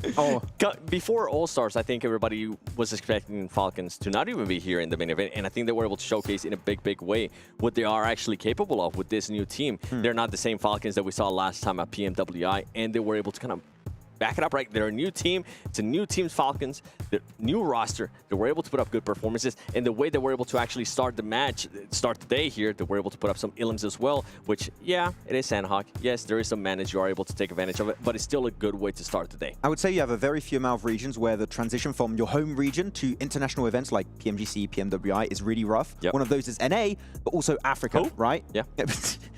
Is it always going to do the same reaction? There's It's your nobody region. from an A here. It is literally It is my region, but I always tell them the same thing. I mean, if you're not going to be here, what do you want me to talk about an A? Okay, fair enough. And Hyper where? And then Miss X started replacing. We were talking about Team Falcons. Miss X is what? I know, but I'm saying you mentioned At this NA, point. and I'm like, they're not even here. I don't know, man. I'm scared to touch the NA topic because I'm pretty sure I got to go back and do PMPL NA coming up, and I don't need any hate messages from some of the players. I mean, if they step it up, they'll be here. And then we'll Seven is actually just get a not chance gonna to be talk there. about them positively. I always tell them this, man. I've been doing NA for like, what, 5 years now? You know what? Let's go in. Let's just end our careers here. You know, you look at PMPL NA in particular, if we're going to talk about it, go ahead, back to you in the conversation. You're associated. Are we going to sugarcoat it? Because, I mean, we can't be biased. I don't care if you're the best team in NA. That doesn't mean squat on the global scale. You can have your ego all you want, but if you get to an event like this and you can't compete, not necessarily calling it Mizexis, there's a couple of our teams I have in mind. I'm not going to say their name, though. Say it. No. Then, you know what? Like, get good. Yeah. That's what it comes down to. When was the last time that we actually went to an international event and we're like, okay, you know what? NA has a chance not to win. Not to win. When Zute was playing, top 5. When Zute was playing, for me, it was like the first PMGC we had, Season 0, back in Malaysia in 2019. Oh, that's when he had his best move. And we had Carnage. Okay, yeah. Okay. I do miss Carnage as well. Yeah. And you had like Temple Storm back then. That's when I felt like, okay, NA has a chance. But the problem is NA's just fallen further and further behind. I think, in part, because of egos, but also in part because of the old guard kind of retiring and leaving PUBG Mobile behind, not kind of sticking around, training the new generation of NA. But then we had Hotchix looks like he agrees. Then we had Knights. Or disagrees. Then we had Knights, right? And then they ended up going to PMGC, and everything kind of fell apart, and then the team disbanded, and now we have Coops being able to dominate in a completely different region. That's the issue. If you get too good in NA, you're getting picked up by another region. Yeah, I mean, which is the right thing. And I always tell the players too, hey, do it good, because there's other regions that are going to be looking, and if you can excel somewhere else, if you can make some money. Yeah, I mean, it's fair to say that NA and Africa, which was the initial point, is that they are regions that's really hard to transition to these big global events. So yeah, you don't get too many opportunities to play at this stage, but it feels like the level of play is just like kind of similar year after year, right? And it's not too many improvements. I've been saying for years, it's like you get to an event like this, you know, for Mizex's case, in this certain situation, you take what you learn here, you bring it back to your region, and you try to help the region improve, and you try to dominate the region. But I feel like a broken record. I've been saying that for like 3-4 years now. And at some point, you just have to wonder what's going to happen. That's why I was so excited to see what Hyper was going to be able to do in this event, and it didn't end up happening, and then it's just... well, we did have one of the players here last year, GK First. Yeah.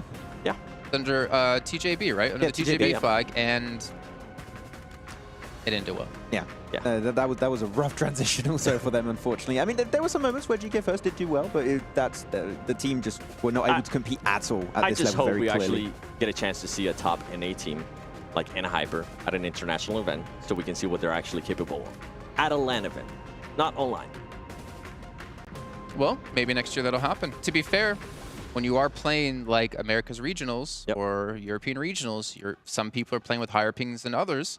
And it does make it a lot more difficult to play. So maybe some more offline events can actually help step up the game. And a lot more of these international events. Maybe some more regional clashes, stuff like that would make things a lot more exciting and obviously help take the skill you learn and kind of trickle it down. I think the regional clashes in particular are really cool, actually, to have to get some more knowledge and some more clashes of metas between all these different regions. I mean, one we're going to be having after this event is going to be nice to see MEA versus Europe, which we very rarely see, right? So the European teams that rarely make it out outside of their home region, which is mainly the old Eastern Stars team, I would can get some good info. I would want to see, Max, sorry to cut you off. I want to see North America against Turkey. Against who? Turkey. Turkey. Did you say North America or America? Yeah, North America. Okay, North America. Yeah. Not Americas. No, not Americas. NA. Yeah. Yeah, Okay, but it's NA. PMPL region, That's right? a bloodbath. I know. You know what I want to see? They would get a lot of good experience because in NA, we saw this especially. We're like, oh yeah, that team would not get away with that against other teams. And I feel like that's something that they need more of a shock, especially in NA. Like sometimes they get away for too long with like easy stuff, and it just becomes a habit for them that once they get to actually this stage, it completely backfires. Actually, a very interesting point to make. I'm really happy you bring that up because it made me remember what's been happening in Europe. We have the CIS teams coming over, and they've been able to gather so I'm so just much getting info. PTSD from the song every time. I'm just trying to go It's a new fast Silver now. Scrapes.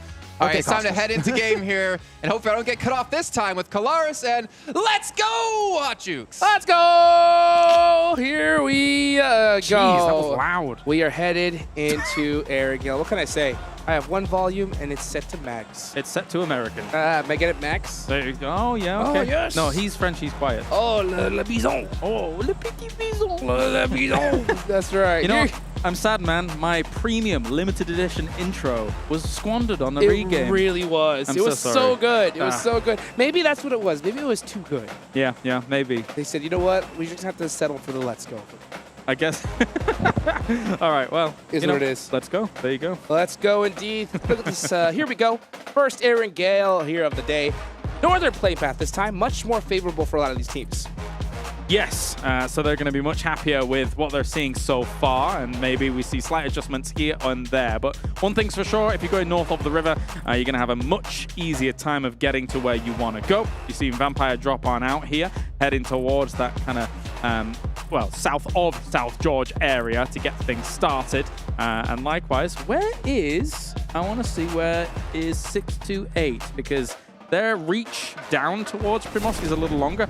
They're going to drop west coast and maybe drive down. But looking at that circle, that's a long drive to then get to the circle. They'll probably end up doing it, though. Yep, they're going to have to indeed. Probably we'll see them kind of take that southern route all the way down and then rotate possibly up the edge coastline.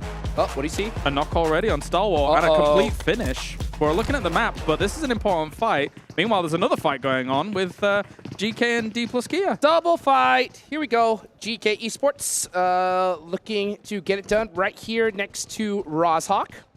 And this compound, I assume both of these teams are going for that vehicle that is in that garage, most likely. And they are going to have to battle it out because of that. A much more favorable start for Infinity IQ. I mean, considering Rozhawk's just so close and the split that S2G was taking in All-Stars is completely open, I'm surprised that this is going down the way it is. I mean, if you want to wrestle for what is effectively garden location, cool, you can, but I don't think it holds as much value as you may think. Or they may think. Yes, indeed. Let's see how he's going to start this off. He's got that over-under shotgun. He has to hit it. 2 bullets. He's got his teammate right next to him. Oh, he's actually got 3, so they're going to have an advantage. Oh, a stun grenade blinds them both, and they're going to have to do some shots, completely blind the situation. You can even see Osel shooting his own teammate. Satan up close with the S12K. Has to hit the shot, but so much hesitancy. Look how much time these players are taking to reset over and over. Ragnar holding the angle here. A big jump shot coming in as well as Haith is going to try and get this going alongside the S12K. 3 down. Satan has to make a miracle play happen here. They know where he is. They're going to prioritize him instead of going for those flushes and trying to pump him out with the pumpy. As Satan goes for a jump shot against it, but I don't think it's going to work on out. There's no way he wins this, surely. He hit him too, but he's down to 1 HP. Gets it done after all. Gonna go ahead and go for that pump shotgun. Can Satan pull off another miracle play for the first time here in this tournament? He's gonna get a double most likely. He's low. 1 more shot. Missed it again. How is he missing all these shots? Oh, that had to hurt.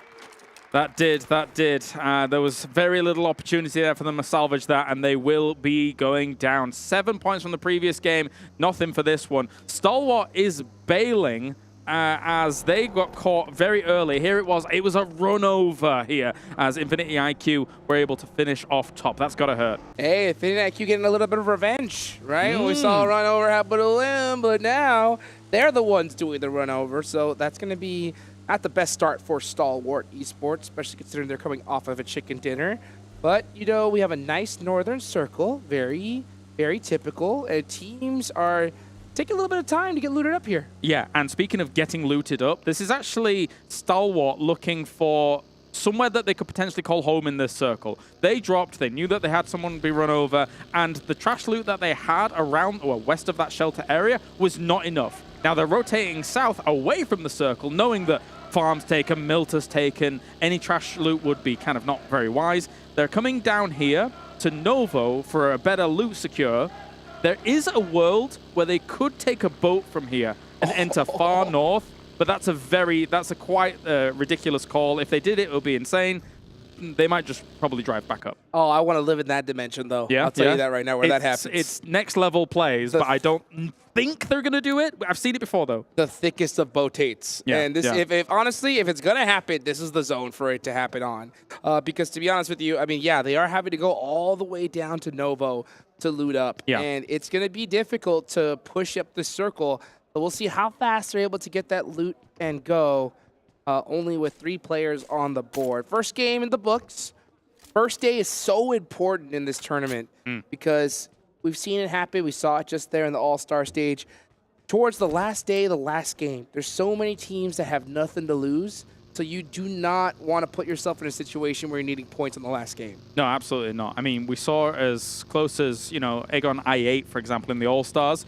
You, towards the later stages of it, got a 32-point game and still weren't able to get here, right? So you want to really hit the floor running for this, as with a circle like this as well, with the rotations we were talking about earlier, whilst we're seeing all these teams jostle for position, the Rejects and Tiamba are also not exactly afraid of doing some kind of bridge camp, especially on a circle like this, against a team that would normally drop down the military or something like that, with DRS eventually moving down here. So they'd be anticipating that team coming over, not necessarily a Stalwart.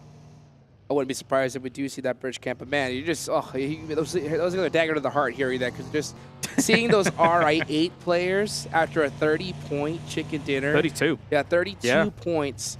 Just with their hands on their heads saying, why didn't we just start playing like this earlier? Ugh. Oh, sorry, you're on about R8, 30 points in the last game. Yes. Sorry, I'm thinking about so many big games, which were so impactful, so close, but not getting them on. Sorry, I apologize. Yeah, it was absolute insanity here. But you know what? We're here in the main stage. A lot of teams looking to pick up a big chunk of all that cheddar, that big prize pool that we have here. $2 million at stake, literally doubled it here for this tournament. We can still get Fireflux, looking to possibly go for some vehicles, looking to use that 4-car strat.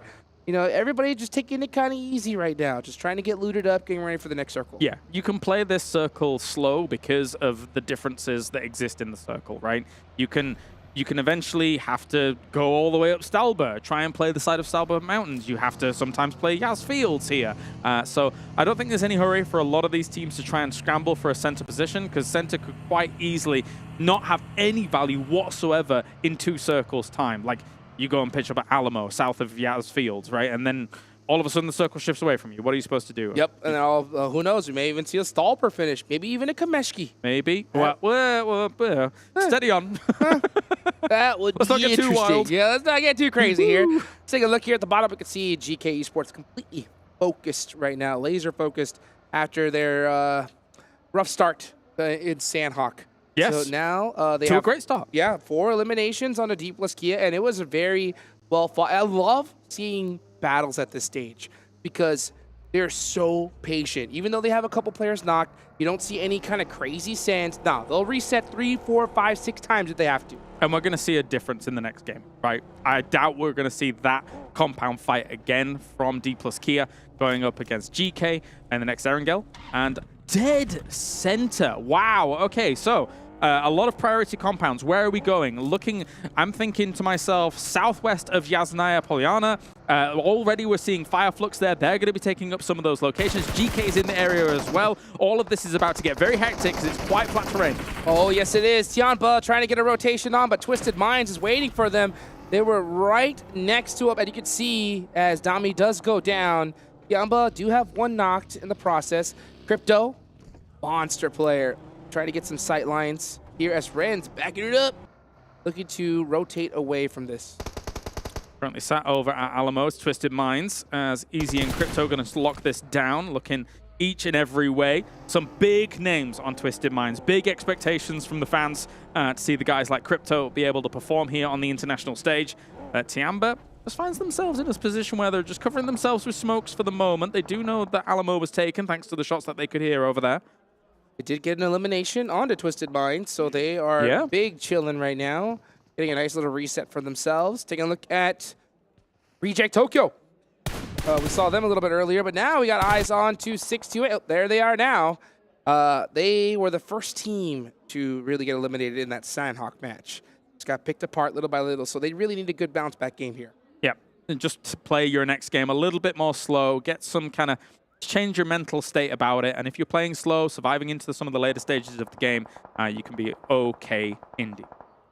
As we take a look at, for those of you guys looking at the map stream, we're starting to see Stalwart push from the south side, but there is a battle going on between Infinity IQ and Tianba, battling it out here at the Blues, right south of Yasnaya. Ren, gonna go ahead and push on in, and I think this battle might be done and dusted. They did end up picking up a couple, and actually another defeat right there. Yeah, that was from Infinity IQ, trying to do some split looting. He was running about with the Scar L. He has a DBS in hand as well here, as Infinity IQ is still in some of these craters that were created down in the south of the fields.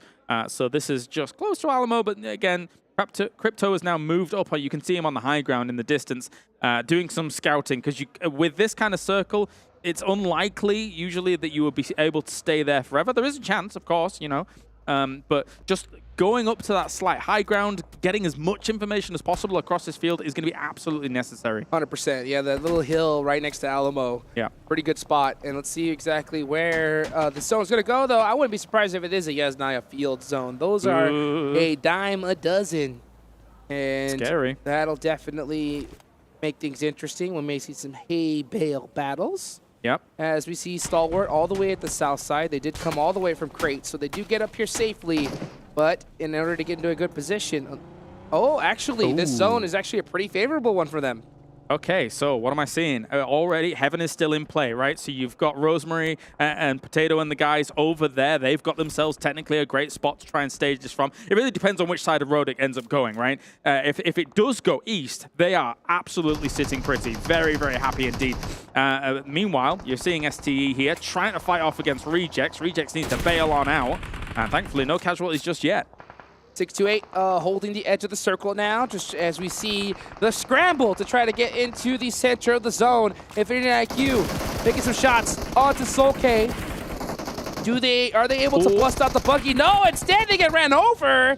Flux looking to do possibly even another run over from Solke. He jumps out but gets popped at the same time. Trying his best to deal with this here, but it is difficult when you rock up on a location like this. Here comes Lutz once again. He's going for another one. Actually gets a full finish off, and he's able to finish it all off. Amazing to be able to get that kind of recovery, but they need to recover even a little bit more. What a play there for Flux, but the battle has not stopped. Here comes Carrillo from Alpha7 Esports, looking to apply some pressure onto GK as it's just Ragnar left. You can see his Falcon there just saying, buddy, we're in trouble. Yeah, and Flux was going to be eliminated in the distance as well. Twisted Minds were able to finish them off. Recovering where they were was very difficult. Vampire also taking a fight here with 628 in the distance. There's fights going on everywhere, not only on the edge of the circle, but there was teams scrambling to try and send through the middle to get themselves a good spot. Ragnar with a huge nade onto Alpha7 is able to pick up another elimination. So Alpha7, even though it's just one player, making mistakes, and they lose 2 in the process. Definitely. Ragnar just going to pop some stims to get going. Carrillo still alive. Sees 628 in the distance here, trying to rotate on around him. But another nade, not able to get too much done.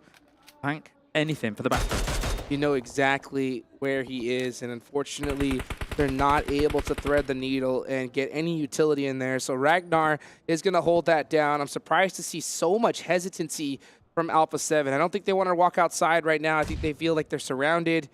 But, man, losing 2 players like that is going to hurt. Let's see what TQ is going to do here from Team Falcons. Looking for some sight lines. He did spot something, so he's going to throw a pretty blind nade here. I think he figures that they could be behind the rock, but now after seeing that vehicle, he knows exactly where to throw it. Is it going to hit? Ooh, just a little off the mark. Smoke's going to be a dead giveaway as well. That's why they throw them ahead and then run behind them and trying to bail from all of this. Goes for a spray, but realizes that they're just gone and will have to try and relocate himself. That was really close there for Stalwart. Very fortunate for them to be able to get away from that alive without losing another member. As Where are we of going? course, they did lose top early. Yeah, where are we going indeed? Where's that zone going? Nice hard shift again. So this zone is just hugging the edges every single time. Ping-ponging around. That brings Heaven out of the equation actually here, so Alter Ego are going to have to leave from there. And actually, I mean, for the rest of the lobby, this is absolutely great, because if you have to deal with a team in Heaven, it acts like an absolute watchtower across the rest of the area. So there's going to be some teams wiping the sweat off their brow. Oh, I kind of wanted to see some vehicles just YOLO send it up, see some jump out crazy plays there. But yeah, we're not going to see that. Land on the roof. Yeah, we're not going to see that now. But for now, we're going to see some teams looking for all the best spots here in this next zone. Only a couple of buildings left. A lot of hills areas here. Let's see that nade one more time from Ragnar. Big. Oh my gosh. Very well done. Instant finish with the Bison. Lippy Bison. Lovely. 628. Oh, that's another player from Alpha7, so it's just Carrillo up left.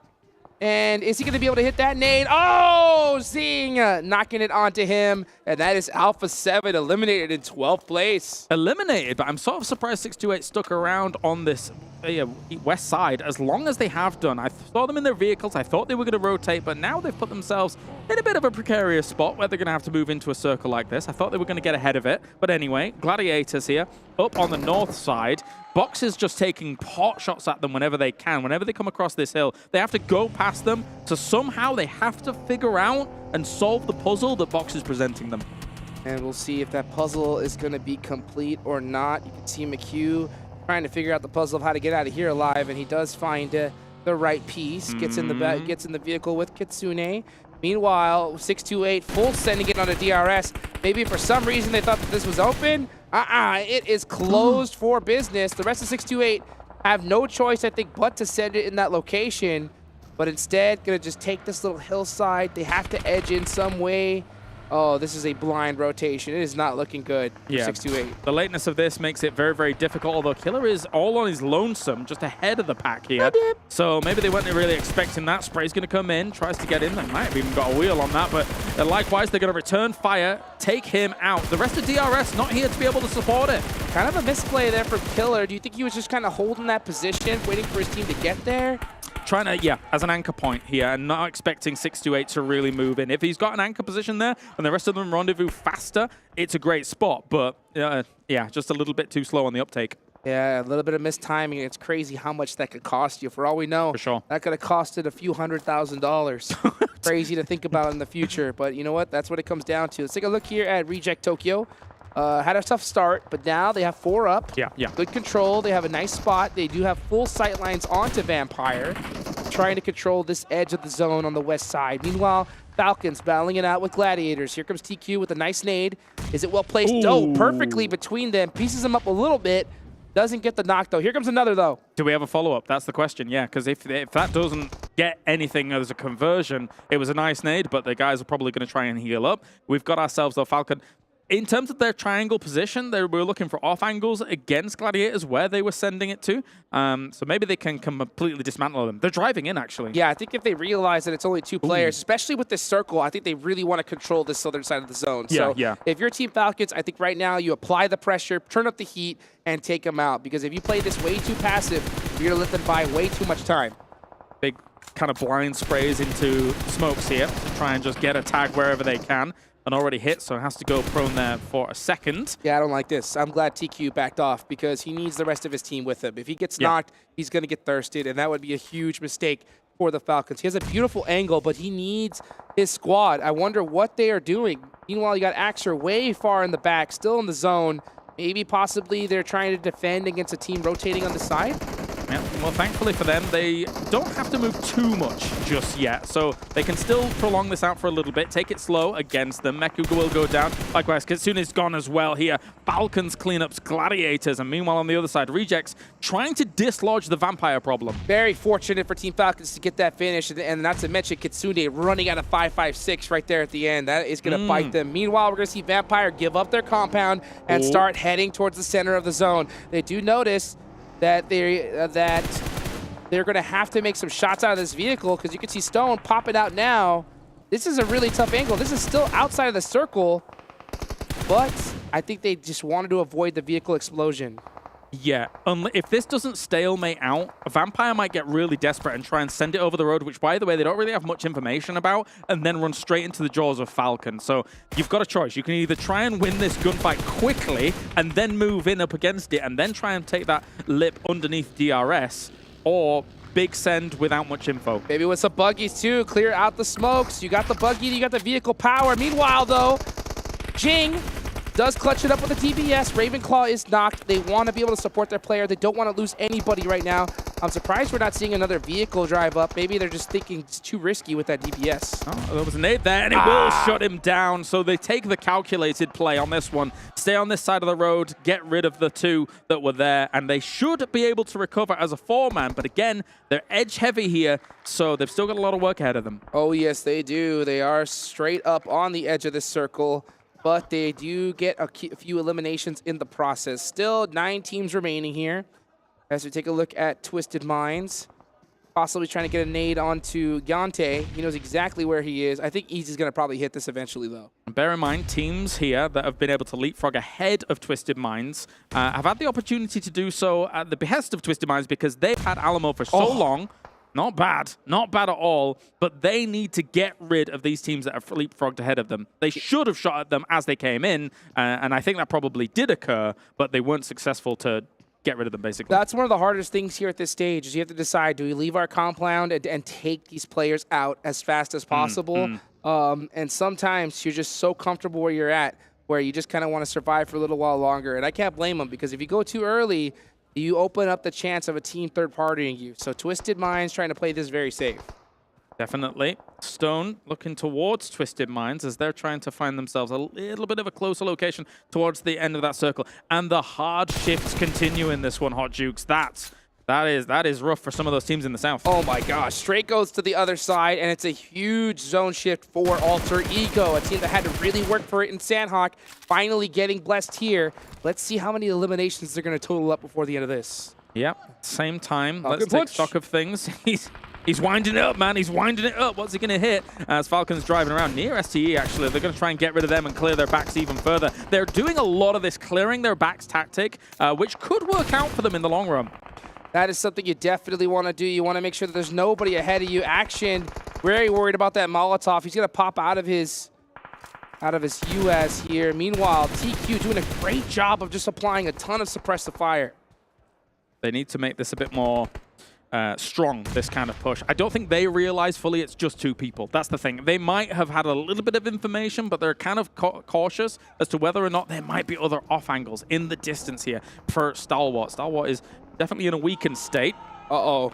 Stoned. Dead eyes on the Falcon. They 1-2-3'd them. They waited. They said 1, 2, 3, pow. Make those shots. Got the knot on the tee. Very nice. Very nice indeed. Box is also taking some shots at Stalwart from that north side as well here. So all these teams kind of sandwiched between 2 absolute giants as Ravenclaw is going to pepper a few shots into Falcons. Ace is going to go down. Falcons here is getting shredded up because of Vampire eventually pushing over the road.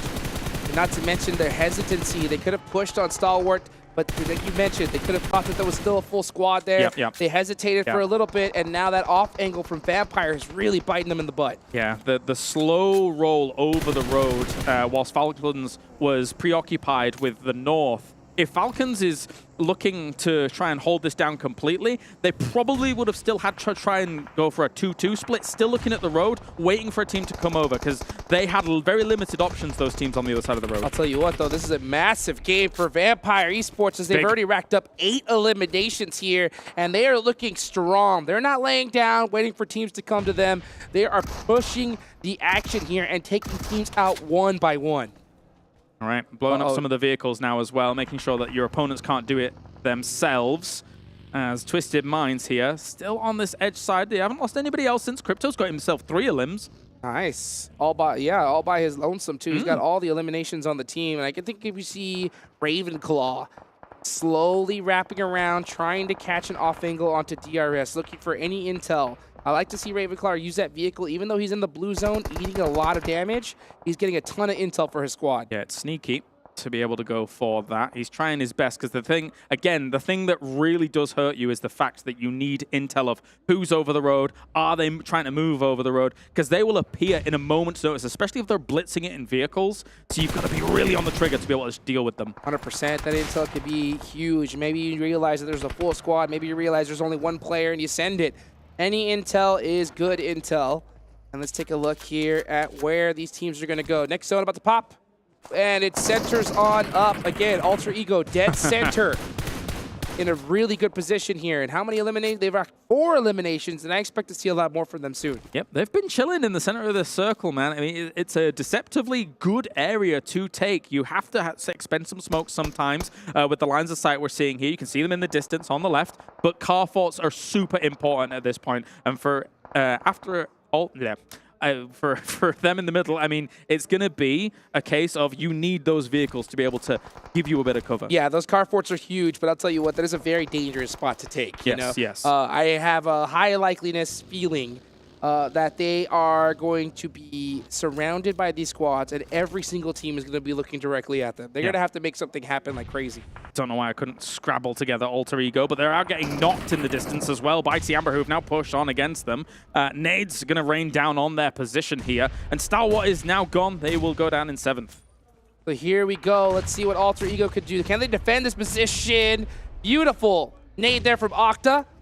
Onto Tiamba, over with 1 HP, but he's going to go ahead and throw over a nade right on top of them. Meanwhile, we're going to see Ren with the drive in. He's got the DBS locked and loaded. It is a 2v1 situation, but that smokes. Ooh. Oh, it did eliminate those sight lines, but man, Alter Ego, they are on it when it comes to their gun skill. It was a good fight back, especially since the position they're in is quite nadeable. So, I mean, that could be another opportunity here for someone like Twisted Minds if they have the resources, but I don't think they do. They've already been through a lot of combat here throughout this game, as on the opposite side, Vampire versus Box might be the brewing conflict that was on the way. Rollkiss, very familiar name. You can see him right there on the edge, looking to make things happen. Ravenclaw, the entire team of Vampires up, and now they're applying pressure on the Box. This team is doing a great job of just eliminating squads on this edge lane. That's 10 eliminations, double digits, the most we've seen so far, and they're not done yet. Yeah, this feels like All-Stars Vampire right now, especially for that day 1 that we saw for them in the All-Stars.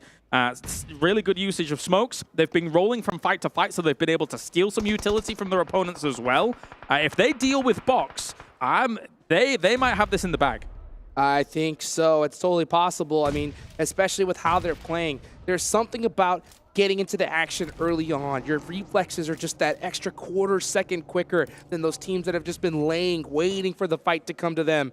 Box losing 1 player. Meanwhile, we're seeing a lot of snake play happen, and that is because there is just no cover in this zone. Yeah, it is all open field, baby. It is a very difficult location to play. You can see so much prone gaming going on right now. Oh, yeah. Because what are you supposed to do? What are you supposed to do? If you do not have a great vehicle fort, if you don't have some rocks here or there, this dip obviously is fantastic, but you can see how many have tried to crash in, cause some problems here. We're seeing those body boxes down there. I think Twisted Minds doesn't have any nades to be able to kind of punish them in that spot. Nope, tons of utility being expended just to get here in the first place, so I'm not surprised to see that happen. And Alter Ego, yeah, they do have that dip, but like you mentioned, they had to lose 2 players in the process. It's not one of those circles where you can just stand up and shoot everybody. You have to just survive because everybody is looking towards that center position. You can see Twisted Minds looking in this direction, Box on the other side. Vampire, I wonder if they are going to clean out this right side and focus on Box first rather than center circle. Okay, so Crypto had one nade. He actually was waiting, holding it. Oh! No! He was on the other side of the vehicle. Octa saved with a scrap of life there. Double molly. If they get whiff of exactly where they're, but Crypto's creeping up, man. Crypto is creeping up, and I don't think Alter Ego has an idea where he is. Octa is looking in this direction, but he's also focused on his back because there's so many shots happening here. If Crypto stands up, he's going down immediately. He knows it, so he has to snake it the whole way. He saw Potato. He did see Potato from his third person, unless he was looking in another direction. But anyway, we've got him now. Big push in here from Vampire. Here we go. Stone applying the pressure onto Box, looking to finish him out, and they do. Whoa. Vampire taking out every single player on the edge. They are on fire right now. Like that, a click of the finger, and they were gone. That was brutal to look at there. Vampire, what a great push by them. Man, I don't know how the other teams are going to be able to respond to this. DRS, Twisted Minds, Alter Ego on the opposite side of this. They're going to crunch down on one another, and Vampire's just going to clean up the scraps. I mean, look at the difference. Every single player is laying down, trying to survive. Meanwhile, Vampire standing up, just applying crazy pressure, saying, we don't need the tall grass. We just need this M4, baby. Tony K full running on in. Gante does get knocked, though. Maybe a double knock is tough, but Ravenclaw does pick him up in the meantime, and that is DRS out, so that one is down to a 2v2. Maybe too bold, though. Who knows? Because losing those two players really takes away a lot of your advantage. Going to try and get Schweppes up here, but they do have some nades in hand.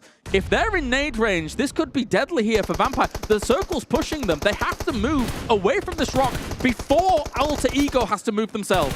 Octa applying the pressure. He's just holding it. He hold the angle. Hold the angle. Just keep on that suppressive fire. Let Papa Blue do the work just hold the angle. And this should be an easy dub for Alter Ego. Meanwhile, Vampire going out at the end of it. A brilliant performance for them regardless. And honestly, that was one zone where you got blessed. That was not easy to win. No, definitely not. The Tiamba push was scary there for Alter Ego, but they were able to persevere through the oppression that was coming their way in a lot of this. And again, you've got to be really steadfast about holding on to your utility. I keep repeating it, man, but when it comes to a zone like that, and Vampire getting so eager about their advantage that they had, that was the end of them there. Tony K going down on that angle, Vampire was too confident in that one, man. I think they tried to do a little bit of a heat check situation, right? They were like, hey, you know what? I'm going to stand up. I'm unstoppable. And then Ravenclaw just runs, gets bodied, and then all of a sudden it's like, oh, no, we're in big trouble here. And yeah, if they would have played it a little slower, they would have possibly won the game. But you know what? That is Vampire Esports. That's what got them here in the first place. Yep. Guys, a lot more action right ahead of you guys. Don't go nowhere. We'll be right back.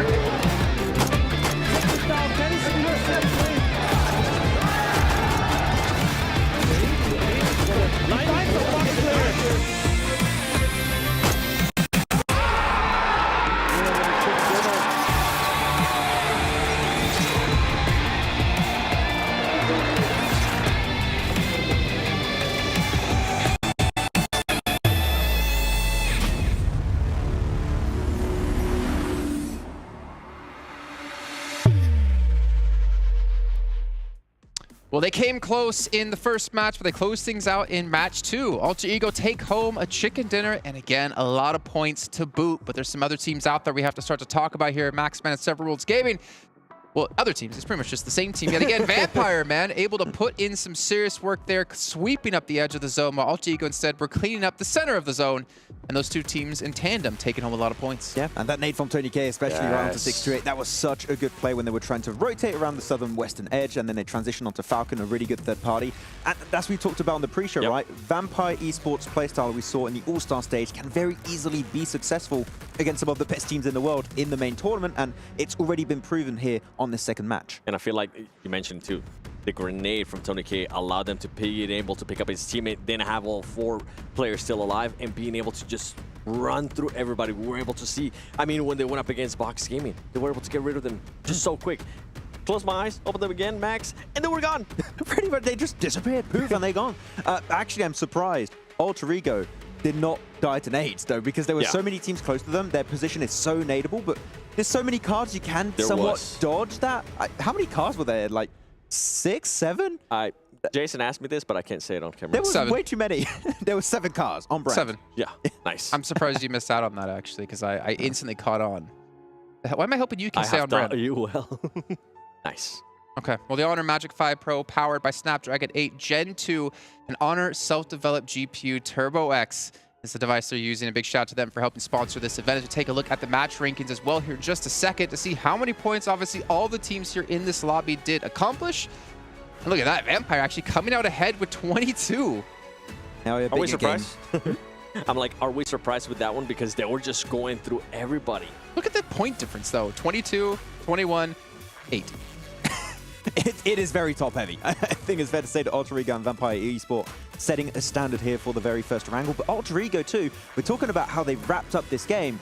We've got to talk about how they approached the early game, playing from heavens. If the circle went there, it was, I think, a possibility, again, for them to get the chicken dinner in case of an Eastern shift. So they were really making sure they were setting themselves up for success, because that position, heaven, impossible to breach in later stages. Yep, and with GK too, we saw once again getting into an early fight with Dplus KIA. That is the second time. That is back-to-back matches that they've been able to do that. And something that I wanted to mention too, we saw that in the top 3, it was DRS. Even though they didn't have those crazy elims, I feel like they're just gathering information right now. This is what I was talking about. I feel like we're going to be seeing a DRS from day 1 All-Stars. That's exactly what they're going to be mimicking here today. And tomorrow, day 2, is when we're going to start seeing that firepower out of them. I'm surprised. How did they not see Giante when you had Vampire trying to cross the road? If Vampire don't lose that player and they're able to get the road cross, pretty much they have 2 angles onto Alter Ego. They win the game. But Giante just got that little surprise factor that was a bit too much to deal with at the time. Well, as we take a look at, obviously, Alter Ego taking home the bacon here, I guess the chicken, let's actually take a look at their player stats when we can to get an idea who was really standing out for the team, because we saw Potato do some serious work in the first match, obviously, the last man alive for his team, obviously able to close out the game. But we need to get an idea of, like, where are the stars? Where's the fragging power coming from? And we saw Rosemary as well, able to put up the big numbers, but this time it's Octa, the 1250 damage. Yeah, what's the transition from damage into eliminations I really want to see? Going to be 9 on the slow That is a serve. great conversion right there. Woo. I mean, most eliminations on the entire main tournament. He could be getting up there. He could try and beat top. Action, actually, sorry, from Star Wars. Yeah, we were just predicting at the start. I read the script. We really want him to get a 9, just kidding. I look at Rosemary, yeah, and I think of one thing. Oh. But I can't say it on air. But you know what I'm talking about. Something related with the collaboration currently going on in PUBG Mobile. That's why I did the earlier. I was like, oh, that's a good. That could be a reference. Wait, but that we can't use. We can't use. It's a reference. There's your reference. I don't know what you're talking about. Everyone understood. Go ahead, Sam. What were you going to say? I cut you off. What? You were going to say something. I cut you off. No, that was the reference. Okay. Well, Rosemary, though, putting them some serious work this event. I do have something to say. They're playing the fight. This is what we're talking about. I wonder if these 2 teams are going to keep doing the same thing, because they just keep hot dropping each other. I'm going to put you on the spot, Max. Do we think they are going to hot drop each other again next match? Please not. Please don't. Just don't do it. They got to concede at one point, right? Yeah. I mean, the thing is, right, you're already 2 games in. You've got 18 matches. 2 times they drop on one another. Game number 1 in Paradise Resort. DK, unfortunately, falter. Do not make it out of that fight, and it's 4 eliminations going the other way. Now DK win it. But the thing is, you're just, by doing so, eliminating the Yes. your average you can get, and you're just staying at the low end of the rankings. Something to keep in mind is, though, between those two hot drops, the team that won was able to keep all their 4 players alive. So that leads me to believe that they are probably going to hot drop each other again. And then after that one, they're more than likely going to end up conceding. It's a head-to-head on the day, by the way, between these two teams. Okay, all 3 right. damage difference. I mean, that's crazy. That's pretty much identical. Same with the limbs. Let me guess the heals. It's going to be probably the exact same, too. About 100 healing range, something like that. I mean, they didn't have over time to and heal. under, over I and think. under. Oh, Oh, no, a little okay. bit different. Okay. That's not bad. Yeah, but stop fighting. So, yeah, please. somebody's got to concede. I mean, Stop it. Stop it. Stop it, Max. we've seen already 2 teams being able to concede a spot, and that is going to be G Gladiators. They actually decided to go with Severny, which was the big question mark for me, because we saw the playing path being towards the north. I was like, okay, is it going to be? Well, are we going to be getting into an ego fight here? And they went Severny. They did drop Severny, and Mezexis was there, if you think back to the All-Star stage, and then they lost a player to Mezexis. So I don't think it's too different, but it's nice to see they have like 3 different drop zones on Eranga, right? Like near Ferry Pier, George, and then obviously Severny. But yeah, having multiple locations can definitely help out. But unfortunately for them, it didn't work out in the end. But one team it did work out for is Vampires. We'll dive yet again into their player stats and see if Tony K is doing it yet again. Oh, pretty close in damage between him, Schweppes, and Stone though. That is crazy. Yeah, and Ravenclaw once again getting those angles, trying to set up the team with some strong information game, trying to scout that intel. But Look at 7, Stone. man. Stone and Octa really just standing out heavily in this game here, 7 very clearly. And yeah, but that sweeping edge play style has been working Where's your boy well. Action? Yeah, my boy Action. Not there right now, but he'll come eventually. He was so proud to see Stalwart in the first game. Yeah. Well, there'll be more. There'll be more. Yeah. He was like, we're going to tap. He was like, no, leave my boys alone. Please, let them win. No. Are you wearing the jersey under? We'll have to see later. Maybe I do. Okay. You're Max, you realize you're doing something that can only like hurt you because either you have to prove it or you don't prove it. I'm not going to prove it. I never intended to. I actually stole it from his luggage. But what about a head-to-head between our top 2 teams, which actually should be our top 2 teams if I think about it, with Vampire and LG. Actually, no, Stalwart. Maybe Vampire is not top 2 just yet, but our stats overall here, and surprisingly enough, Vampire actually 2,900 damage. Which is interesting, right? Because Alter Ego, with the position that they had in this last Erangel, being on Heaven, the way they were able to actually position themselves was so impressive to me that I'm actually surprised that they don't have a lot more damage than that. But 11 Illims. Wow, 1,700 healing though. I mean, that kind of tells the tale of like how they played it out, right? Alter Eagle's center and Vampire sweeping the edges. They were tanking really hard. But Alter Ego, I mean, I understand why they were not doing as much damage and getting as many eliminations as a Vampire Esport. They were actively sweeping the edges because they were in Heaven, then in a dip. They can't be seeking out eliminations too often because you're also going to be using your resources, right? That utility, bullets, and you can't loot it up, so you just got to hold on to those resources because if you use too much of it, you're just out and you just can't fight anymore. Jason, you were right. Do I have a what? You were right. I was right. Of course I'm right. I'm always right. What am I right about? Yeah, the top 2 teams. Alter Ego in first place at 37. Vampire Esports at 28 in second. Stalwart at 22 here in third place. They did have a rough start. They lost a player to Agon XI8. No, sorry, Secret. No, Secret. Where did that come from? Infinity IQ. I'll get there eventually. And the funny thing was, Infinity IQ had a player run over in the initial make, and then the remake, Stalwart lose a player to the run over, and it was done by Infinity. Looking down the list, Reject, only 2 points. You know, I'm hyped for Japanese teams, but unfortunately, we're not really seeing it here. Yeah, we got some big names on Reject too, but unfortunately, when it comes to international events, it's... I'm getting PMGC flashbacks. PMGC flashbacks. With Reject not being able to perform, right? I mean, the first 2 games, yeah. I mean, it's just 2 games, right? We're It going to is. say that always on the first day. It's just 3, it's just 4, but there's Not for hasn't been, Alpha7. Yeah, there's not been a good trend of Reject doing well on global international events. Yeah, so we need to see them prove themselves if we want to start hyping them up. For Alpha7, that was their marker, right? We're giving them 2 matches. After this match, they need to start performing. If they even want to get a chance at winning. Yeah, I mean, it was. We were talking about it earlier. I feel like 2 games is good enough for them because they already been playing. They had a bunch of excuses for All-Star. Now it's time to show up.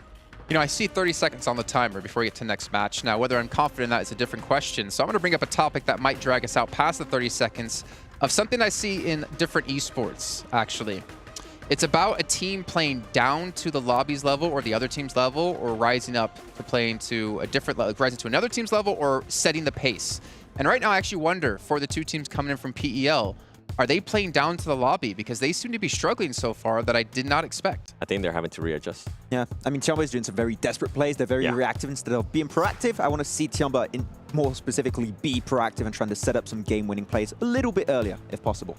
I mean, 6-8, we talked before, they've had international experience before. Tiamba hasn't really had international experience. And when everyone talks about PUBG Mobile and talks about the top echelons of it, it's always China. It's always PEL. I mean, hell, you can win $700,000 for winning PEL. It's ridiculous. Yeah, I mean, it used to be China #1, but before that was before PMGC, really, right? And now, currently, the competition is just so much tighter on PMWI, on PMGC, that I feel like that's not the case anymore. Now you actually have to fight for those top positions if you're coming through from PEL. So we'll have to see. But right now, these two teams need to prove themselves once more. I think they're going to need a couple more matches to adjust to it.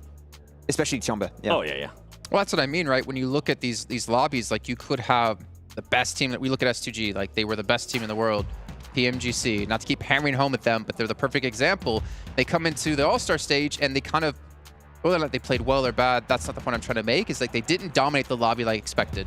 Vampire, they were the ones setting the pace. They obviously knew they could do it before from PMWIs. They've had good results in this year, and they set the pace for everyone else. And no one else was really able to rise up to their ranks because they finished 30 points plus ahead of everyone else. And going into these games, you look at some of these teams, and on paper, they have really good results in the respective regions, but when hitting these national events, they can't seem to set the pace themselves. They're the ones always seem to play catch-up. And right now, like Vampire is one of those teams who's just showing everyone what to catch up to. One of those teams. You mentioned that so perfect, too, that right away I thought of Alpha7, a team that's not being able to set the pace. Like, we're used to being able to see. Yeah, they always set the pace. I mean, even in America, we're like, okay, Alpha7 is just going to run through everybody. Right now, that's not the case. I mean, you have even teams like in Europe, right? You're going to have the side of Flux more specifically. There's the one setting the pace, and teams need to adapt to the very aggressive playstyle of Turkey and just the entire region as a whole, except S2G just having a rough time.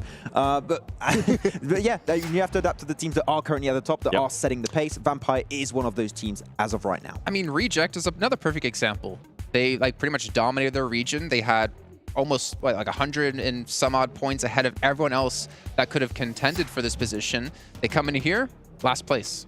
They're used to setting the pace. They're used to controlling, dominating their own region, but you take them into national events, and that's where they have to, I think, grow a completely, entirely different skill set to be able to play at this level. It's not necessarily about you can dominate. It's about, like, can you adapt? Can you play from behind? Can you play when these teams are at such a higher level than you're used to? The bigger question mark, and you said that too, is can they adapt? How fast can they actually adapt? Because you don't want to be adapting on day 3, which sometimes we do end up seeing, and we're like, oh man, it would have been great if this happened like early day 2 and not here at on the final match of day 3. I feel like that always tends to happen, and for Reject, I don't think they're actually able to adapt in time, at least based on previous international events. For them, I feel like the South Korean team, the Japanese teams are mostly renowned for their strong macro play. They're really good at understanding the map, what POIs are going to be of interest in every specific scenario. I feel like their gunplay is lacking when it comes to these big events. So I feel like if you're taking a 4-on-4 and you have your Reject or like other Japanese teams, they tend to struggle a bit more. And macro you can modify pretty easily, I would say, on these big events. But gunplay, that's a long-term investment you need to work on, and it might be too long. They run into this caveman teams where they're like, I smash, and they just power through them. I mean, pretty much, that could be it, yeah. It actually kind of worries me if we're talking about just the raw mechanical skill that they can win based off macro play. But as we know, with the change point system, with it not being 15 or even 20 points for chicken dinner, thinking back real far, you have to have everything to be able to be the best team. You have to have the gunplay, you have to have the macro. And you would feel like the gunplay is actually probably one of the easier parts, or at least I would assume, because you can go train that really easily. Macro, you have to experience a lot of matches to figure out what to do right and what to do wrong. And well, we're going to do something right. We're going to head over to our commentators with Hot Jukes and Clars to take us in to our second air goal of the day, match 3. That's right. That's right. Here we go into match number 3. Heading it straight into Aaron Gale. Man, this playing path looks familiar. It does, doesn't it? And so all these teams, we're going to see if there's any adjustments, though. That's what my eyes are on here, Hot Jukes. What happens over by Rozhok? I think Dplus KIA, I think that they're smart players. I think they bail from what we saw at the start of the previous one. What do you think? I think so, too. You want to avoid all hot drops possible. I mean, especially if you are Dplus KIA. So trying to go for that vehicle, definitely don't think that's going to be the play. But I'd be interested to see if they decide to do the same. It looks like they are looking to stretch a little bit further south. Not surprised in the slightest here. They'll have themselves some room potentially, but meanwhile, players are already down, man. Jeez, Box was down super fast here. Got themselves some vehicles below Yaz and going to be taking them on in. So very, very quick to all of it. But look, a GK might be trying to push on this. Let's see if they're going to. No, not mind. going to happen. Yeah, Box is going to go ahead, get in their vehicles, head on over to Yaznaya. Oh, boy! Look at that circle.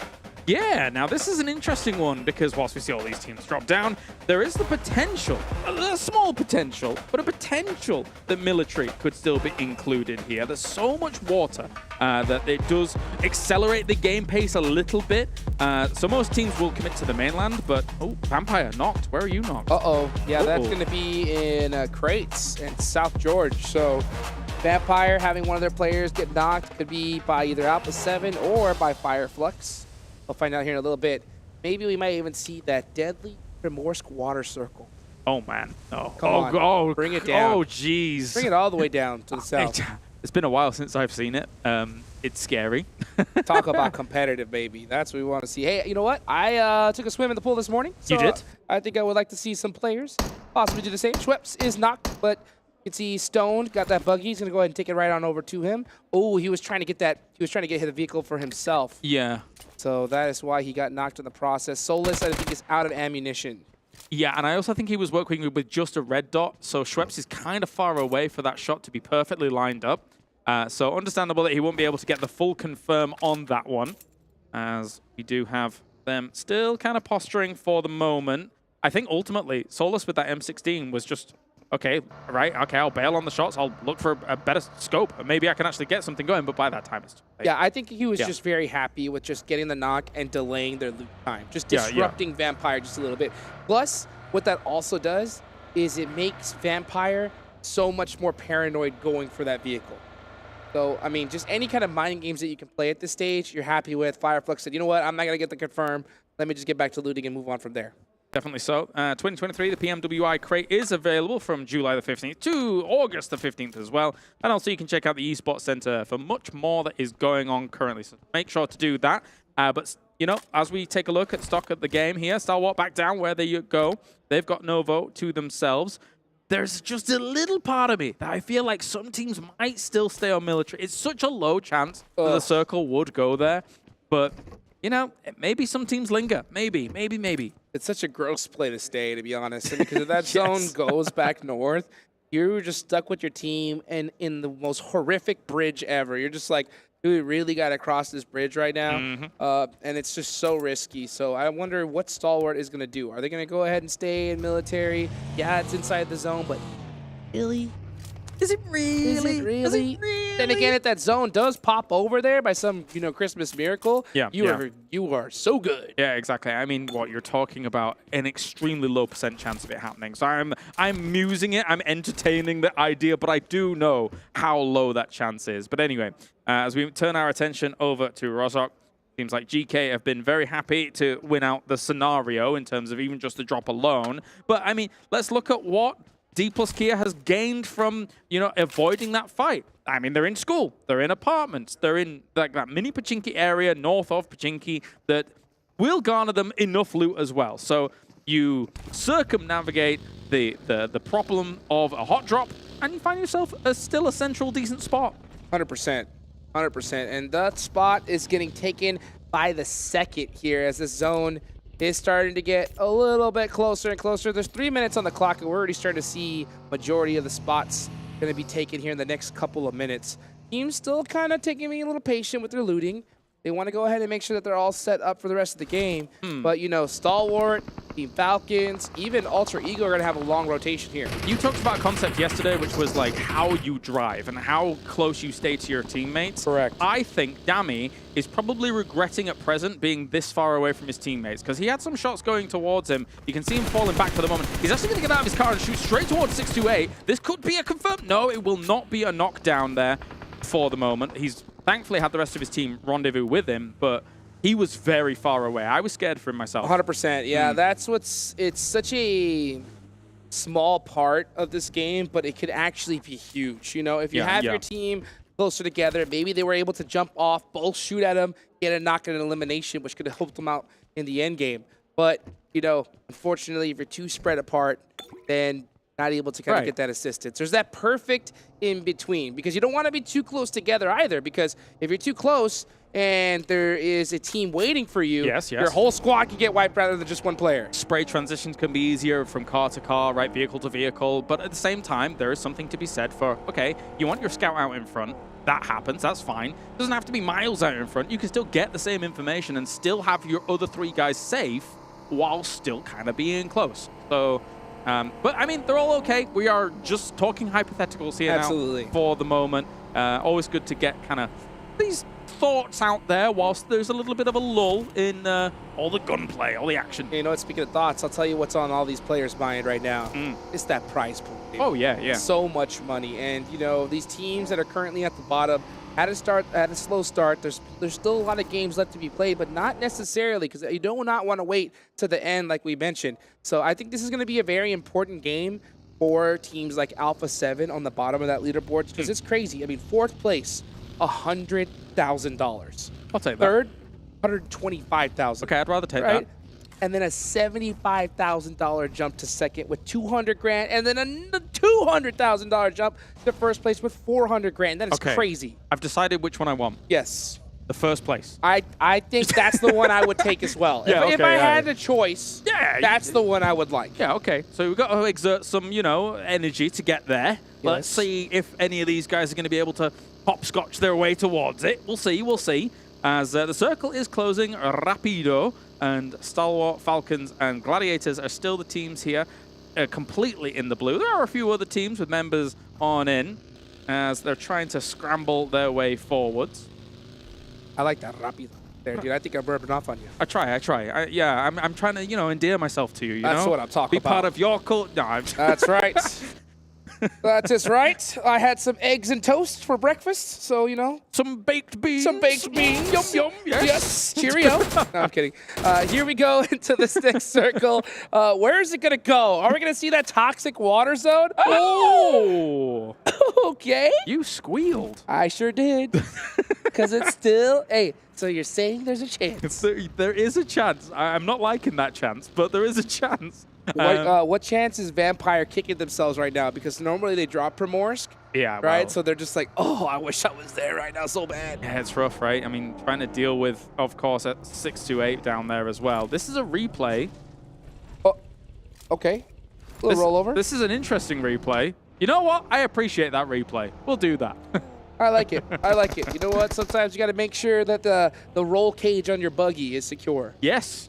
You know, roll cage is very, very important. And, well, I wish some of these other vehicles would have roll cages if they were real vehicles, 100%. but they're not. So, you know, we're fine. Definitely wish to have one as well. But you know what? I would also like some reinforced tires, because these buggies, 2-3 shots, that tire's out, you're spinning out. They ain't got them. And you're in big trouble. But these are marshmallow tires, but speaking of marshmallow, he's gonna get roasted over here. What a great little angle he's taken. Kaidala, is he able to go ahead and help out his teammate? He needs one more knock here. Meanwhile, the rest of Tianba looking to put that pressure, but they're not in a position to help their teammates at all. Actually, both of them did get knocked. Here comes the rest of Infinity IQ to take them out. Let's go for the spray. Great shots. Very, very nice indeed here, as Jianyu moving up to try and reinforce this position. But here comes the buggy. He actually evades it and also evaded the nade. Is he going to be able to get this? No, he will not. Bensu coming on in. Tianba out in 16th. And it does give rise to the idea of, they were saying it on the desk, so far, it's only a few games in, but the PEL team's not exactly had the easiest of times. We'll turn our attention to 628 to see if they can do something in a circle like this, because it is good for them. That was so gross. Oh my goodness. I mean, we almost saw one of the members from Infinity IQ get naded by his teammates. Almost. Yeah, he just barely avoided it with that buggy. That would have been honestly nuts. Let's take a look here at 628. Oh, wow. It's going to take out Duelo there from Reject Tokyo. Man, they have just been losing players early on all day today. And defending their home. I mean, they've walked into the Dragon's Den here when it comes to this. 628, they will defend it quite heavily. And also, they're taking those decent off angles on the hill that overlooks Primorsk, so that you have an opportunity here to be able to provide some strong cover fire. as long as the other members of 628 stay on, you know, this side of Primos to get things going. Yeah, 628's definitely going to have an advantage here. I mean, since this is her drop location, they're going to have that little extra edge of just knowing all the extra little cheeky off angles. They know this place like the back of their hand. Yep. They've looted it so many times. So they're looking to find that here. Let's see where this next zone does go. I want to see another hard shift. Come on. This is the main tournament. Let's get it extra toxic all the way down south. Ooh. Okay, it goes all the way to the west side. We haven't seen this zone in a long time. Yep, there's some compounds alongside that that beach on the far west side that actually sometimes, I mean, if we keep getting hard shifts, would actually be quite valuable. At the same time, though, the woods and the farmhouse still in play. I think maybe, if I'm correct, looking at this map, it's hard to tell.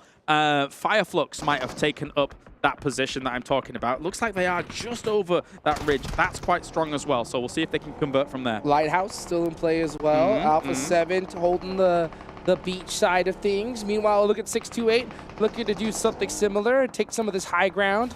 A lot of hills in this area, and this is what's so scary for these teams, because when you have these hills this large, sometimes you want to offer those 2-2 splits, 3-4 splits, but at this stage, at this high level, it is super risky to do so. It's about to get wild. There's way too many players alive for this kind of circle here, so all of these teams are going to try and crash on through, maybe play it slowly a little bit on some areas of this edge, but you need to find yourself a dip, a divot, anything you can find, but for a lot of that, we're in the swamp as well. I mean, there's opportunities to find small little areas where you can. Wow, Alter Ego with a very bold rotation do secure a place here. And meanwhile, they do get beat up in the process. You can see Tony K throwing out some smokes, looking to make the push here. Yeah, that's really bold and actually kind of crazy. But I mean, they might make it work with the smoke trail that they're throwing down. Killer going for a spray on Stalwart. They're actually going to take little casualties already. Trying to hold that rooftop position and get those angles. He's going to go down to Icy. And that's going to make things that much more difficult for them. Stalwart doing a great job. Trades back, going back and forth between Stalwart and DRS. Delta looking to hit this nade. He really needs to. It looks good. It does look good. Made in the bank on a silver platter. He misses it. Can he thread it through the door? He thought they were in the shack. If they were in the shack, that hits, but they were behind it slightly, so they were playing with their opponent's expectations as to whether or not it was going to be good. DRS falling for the trap. Oh, he sees him. Dead to rights. Yeah, speaking of trap, I mean, just falling straight into it. Delta, can he get the 1v2? One more shot. Jump shot there from Stalwart. Does it hit? And Delta going to go ahead and use that broken wall to get a first aid off. So DRS Gaming absolutely crushing Stalwart Esports. Delta's played this fight really well, and Action's the off angle that just doesn't really have an angle on this from the long woods. So they've been kind of separated quite heavily in this fight. DRS has done a pretty good job of it. Icy still here. Let me ask you the question, right? If you're DRS here, do you push and try to get that extra elimination on Icy, or do you cut your losses and try to get into this next circle? I think if you try and get into this next circle, you open yourself up to Action very quickly on the angles. So I think you probably have to finish this off and probably leave Action to his lonesome and then move. All right, well, we'll see what Carrillo's going to do. And I'll tell you what, he's going over with some nice runovers onto Reject Tokyo, which have had a really rough start here in this tournament. So far, holding up the goose egg. It's just Sara left, and he is wishing his team was holding the shack with him, but which would have been a really good spot in this zone. But unfortunately, all his team is out of there, and I'm surprised to see him actually even leaving that shack. Yep, gonna try for it as we see DRS here actually being blasted by Icy. Icy is able to deal with this so heavily.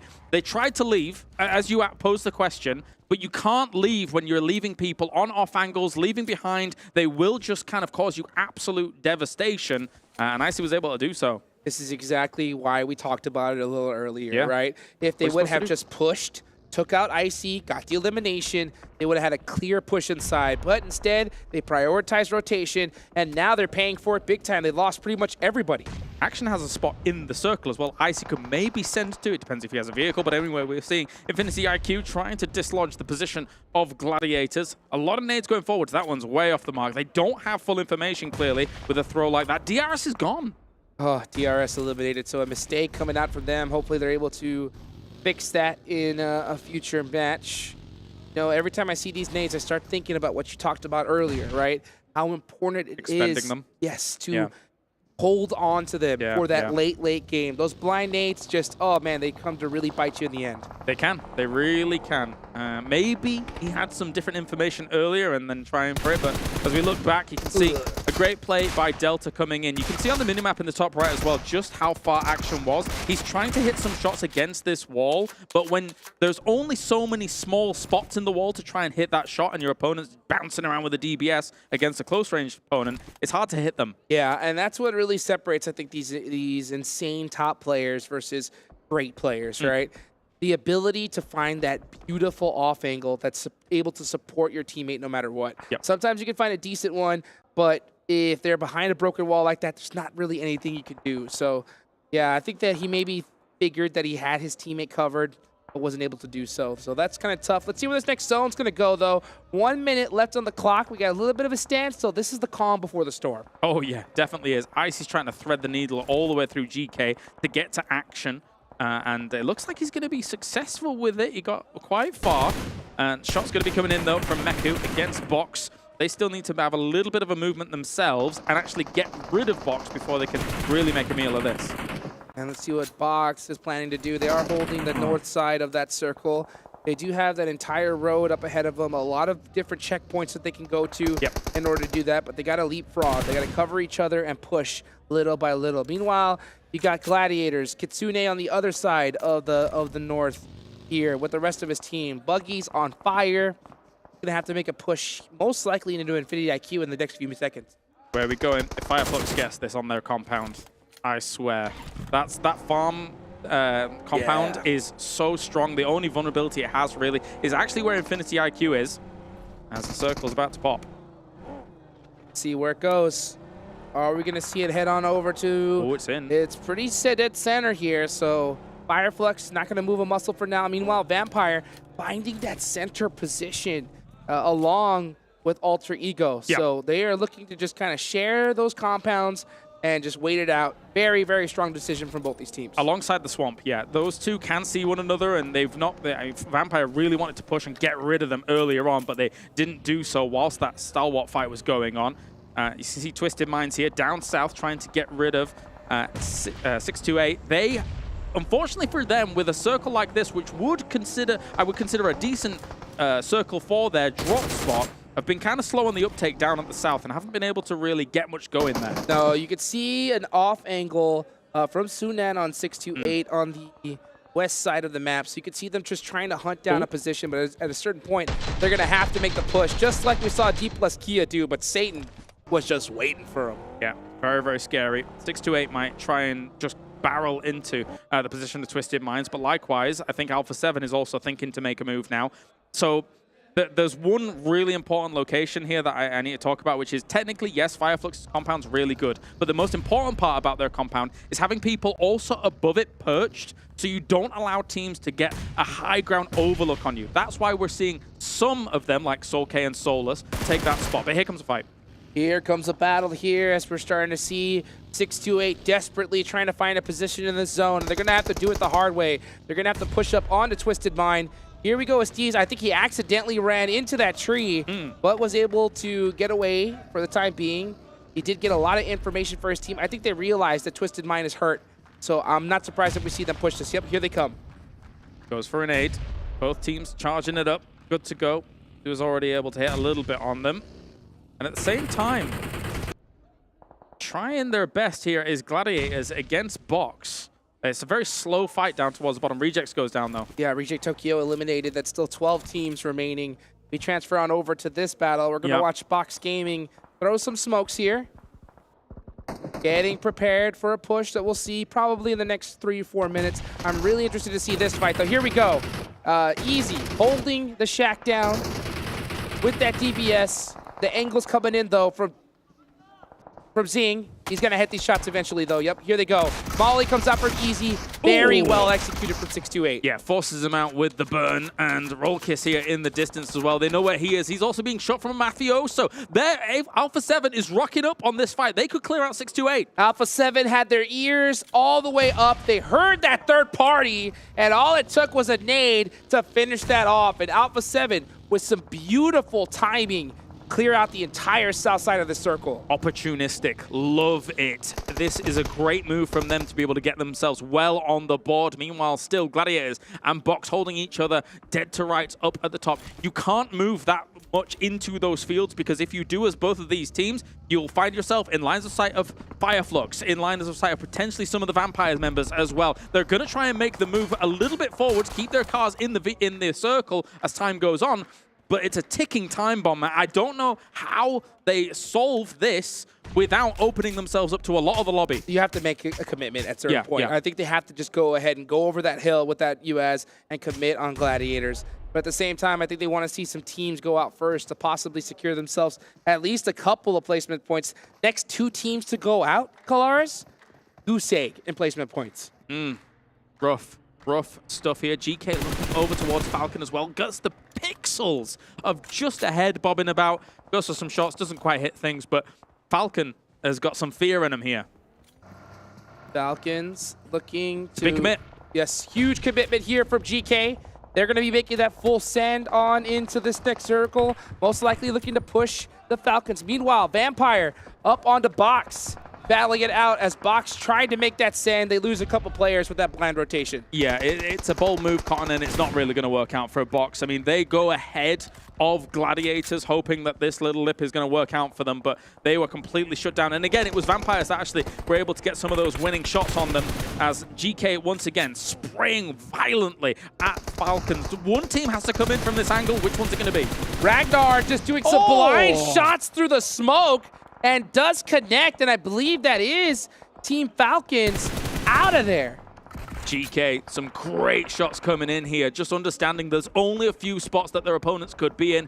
Not only ransack that, but here comes Gladiators as well, trying to ransack the position of Flux, and they're gone as fast as they enter. It's a strong compound. They're holding it down well with the 2-2, and this could be a winning position if they're able to carry it forward into fields later on. Cleo is trying to push against this squad. It ain't going to be easy. And meanwhile, we see Alter Ego, who's had a heck of a tournament so far, currently in first place, just happy to share this with Vampire. They say, nah, you guys look on this side, we'll look on this one, and we'll meet each other in the late game. These guys are doing a great job of holding this down. That late game might come soon, man. I mean, with Alter Ego's compound slowly being pushed out here, it might come soon. We've got Soulgate as well, taking some shots, has to fall on back. The one thing that's great about this compound is you can just sit in between the compound and some of that terrain, and look at that. I mean, Alter Ego, I don't know. There's no way to be able to survive this. Yeah, that zone popping off of them. Now the sharing the rent agreement has expired. Yes, so we were evicted. Vampire has served them their eviction notice and is making a pay. Meanwhile, Octa says, nah, I made some payments earlier on. I want a piece of this action. He's gonna throw some smokes, looking to press up here. He's come back to pick up some of his belongings. Yes, he is. That's right. Yes, he has. He says, I left some stuff here. You have to let me back in. Rosemary saying the same thing, saying, nah, we were roommates. Come on. This is going far. Give us the keys. Give us the keys. But Vampire, cease and desist delivered. And there may be a cease and desist from Soulcade for a second. No, he's not going to take those shots. Ducks on behind. Rosemary's not willing to take the shot, the long-range shot from across. Probably could have finished him, to be honest, or at least knocked him, I should say. Yeah. But Solus still trying to hold this lip. As I say, this is the one vulnerability that this compound has. They don't have anybody on that side. They're going to be very concerned about how Alpha7 is moving. Are they going to move hard west into them is the question. Oh, Octa getting one. Meanwhile, Schweppes is right there at the tree. He does have a couple of nades. A beautiful Molotov comes out quick. That forces Octa to come out. And Schweppes serves the notice to Alter Ego as they're looking to possibly pass them up on the leaderboards. The final notice. That's right. Get on out of there. Get out of here. And for now, we have Vampire, one knocked. They're going to have to try and move into the field south of them. There is a lip in terms of actually going for this, but GK moving up. That's very bold. Flying on down the hill. And here comes GK with a full send. Meanwhile, Tony K looking to pick up some players on the action. Meanwhile, Action is holding down the shack, saying, nuh-uh, this is my place. This is my shack. He's insane. He's insane. The S12K was doing a lot of work. Then he actually saw the feet as he came out of the shack. He knows he's there. He's charging up a nade. If he gets this. Low toss? If he gets this. Oh, he moved. Oh! Pieces him up. Pieces him up. Oh, so close.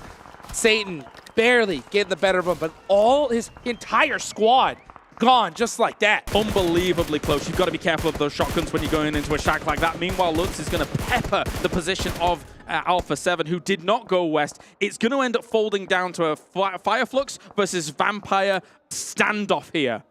Lutz with a beautiful off angle. I mean, this guy has the spot. Meanwhile, Alpha7 just stuck with their car wall. Oh, Solus looking for some toes. Okay. All eyes are on Alpha7. They're getting picked apart. Yep, and just like that, they're gone. And it was Vampire that shut it down. Already, Vampire seized the initiative. They moved up and took 2 hay bale locations against Fireflux, who have not seized any opportunity to try and get out of this compound. You can spray into these hay bales all you want, but if you get pushed by the blue here and Vampire survives behind those hay bales, it is going to be difficult for Fireflux to find a spot to claim that as their own in these fields. Vampire very focused right now on taking this last player from GK Esports, Satan, holding the shack. That smoke is just there to blind them from throwing nades into those windows. He's going to go ahead and get out of that shack. A great play because he knows that utility is most likely coming his way.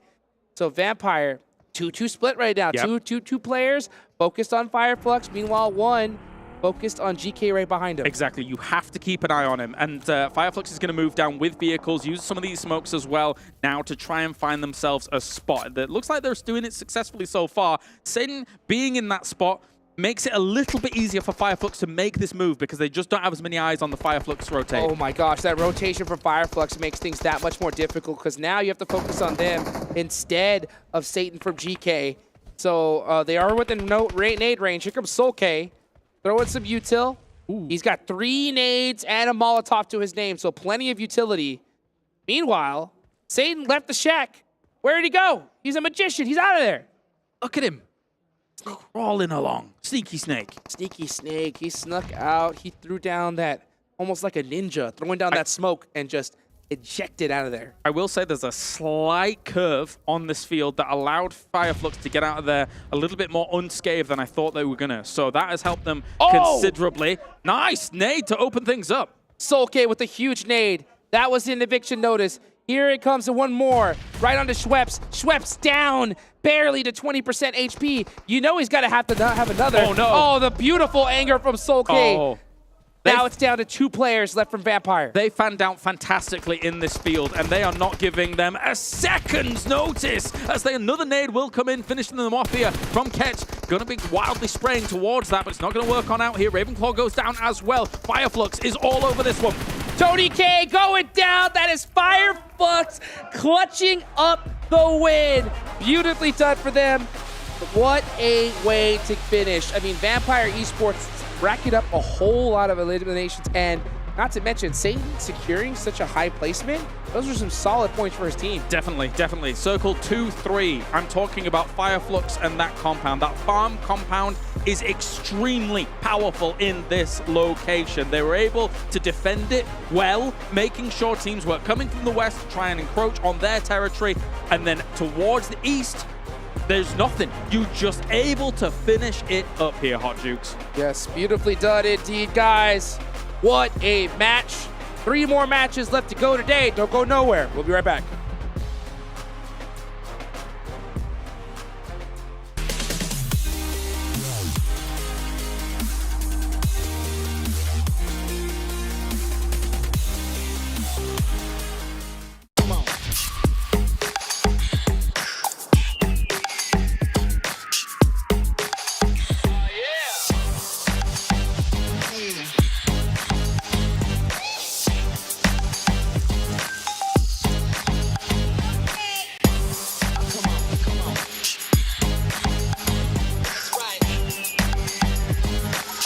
All new Honor Magic 5 Pro.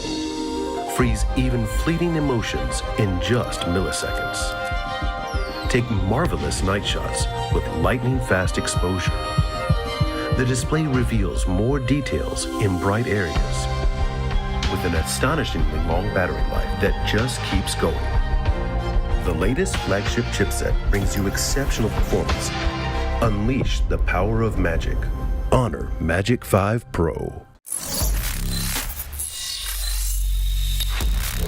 Open your eyes. When you look into my eyes, tell me what do you see? Tonight, I'm going to show you the wonders of the mall. I got nothing to lose. I got nothing to lose. I need warriors.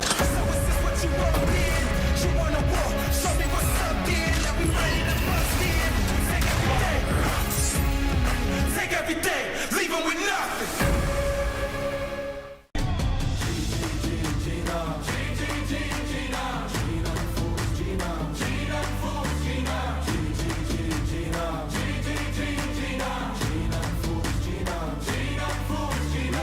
Paradise through dirt and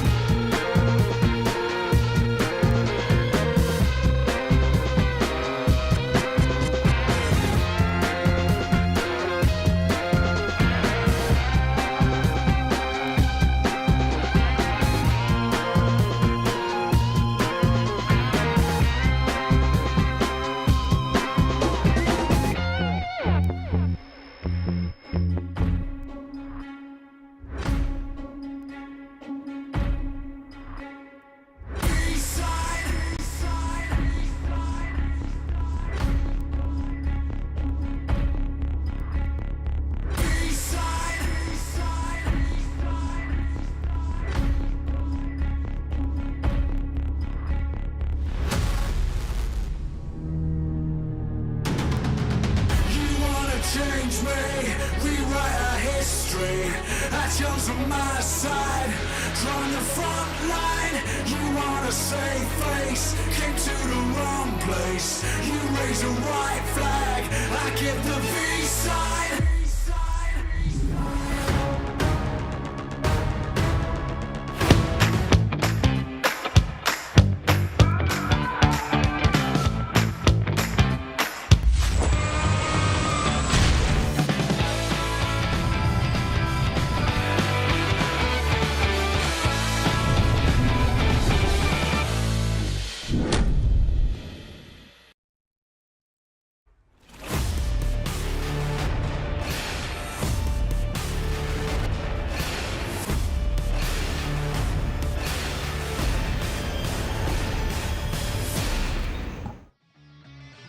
Let's go Fire Flux as they take themselves a victory here in our third match of the day, but that does mean we have 3 more to go. But before we can get into this one, I got to give a big shout out here to one of our sponsors, Honor Magic 5 Pro, powered by Snapdragon 8 Gen 2 and Honor self-developed GPU Turbo X.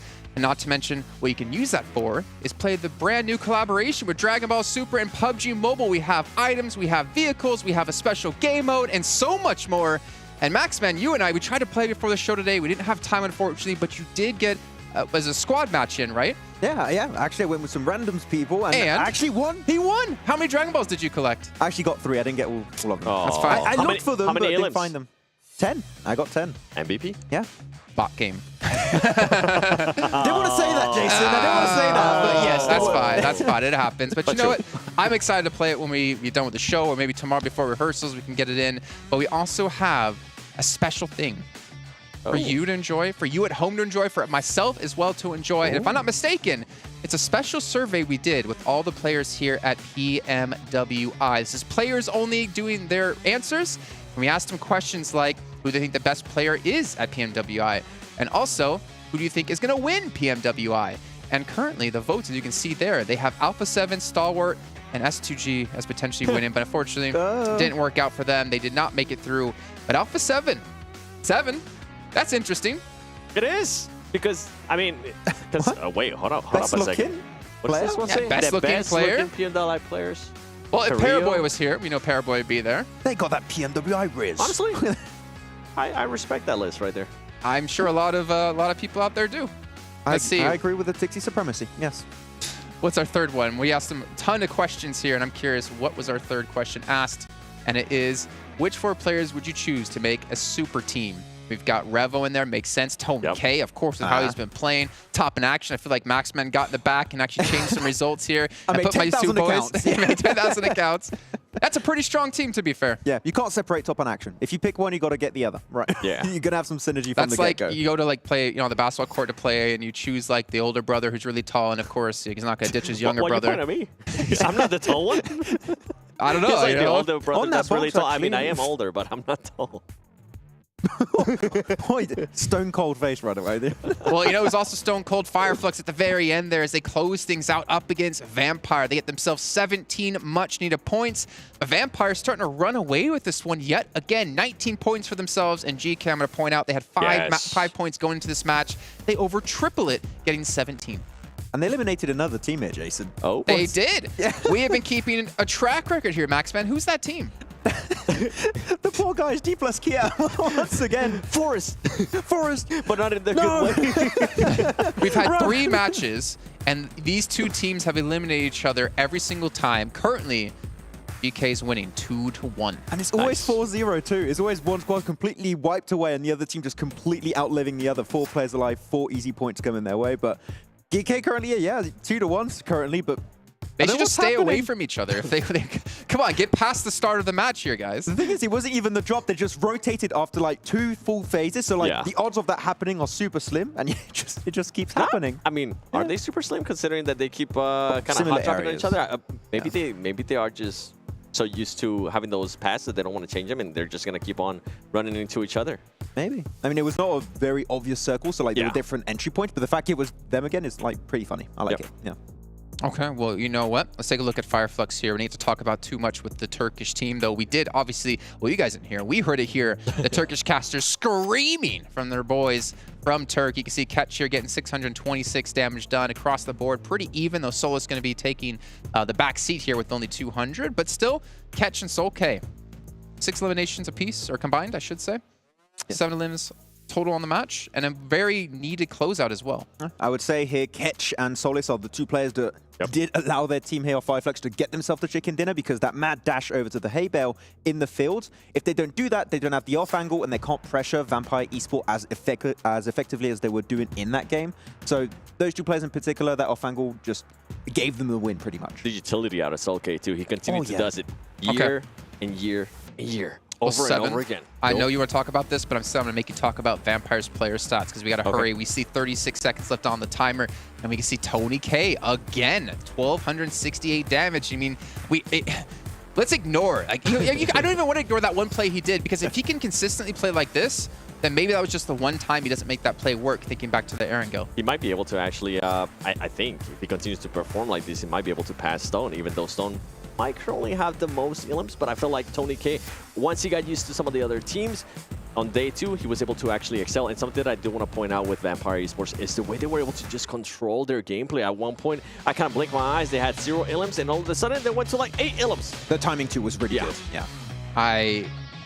I'm starting to believe it. I'm starting to feel it. I feel like all the tech problems we've had are in the past, and we're starting to get our matches in one after another. And gentlemen, things are starting to heat up here. I mean, I'm starting to look really towards Vampire quite a bit. I'm really excited to see if they can do the 4-peat. do this not only 1, 2, or 3 tournaments won at PMWI to win 4 across 2 years. Come on, they got to give other teams a chance. If they win both events, that's $500,000 right, for that team alone. It could literally happen right now with the track record of last year and how they played so far on the All-Star stage and already at the start of today. I'm telling you, the odds are really looking in favor of Vampire. I was talking about this with Blank and we both agreed. We kind of want Vampire Esports to win both. He does. He's nodding. He's nodding over there. Yeah. It will be good to have a dominating team here at PMWI. Maybe this year they'll be able to transfer those skills to PMGC if they're able to make it there. Yeah, I was going to say. I mean, obviously they could potentially win an extra slot for their region. Ooh. It's not them getting the slot. It's the slot for the region, which could be massive. But then we also have some special invites still to come out. Curious to see where exactly it will go. But there's still a lot of teams out there fighting, though. There's still a lot of teams like Alter Ego we've seen have a good start. Not as great as the third match, I believe, but they still have more chances to come today. Yeah, it's going to be really important to secure that extra slot for your region, of course. I mean, if Vampire do get it, they might also secure themselves a spot thanks to that extra slot for their region. So it could be working out. Yeah. I don't think most people actually understand that if they were watching the solos matches we had yesterday. Special moments. Yeah, we actually, if you guys didn't know, we last night we had 2 show matches, solo matches. $100,000 total prize pool. You win 30 grand just for getting a chicken dinner. IQ ended up winning what, like $65,000? He made He won at least 30,000, I can confirm for sure. In an hour and a half. That's what it took. That's the best prize pool to game ratio we've had in a long time. That boy making that Mayweather money. Yeah, Revo too, actually, they're pretty decent.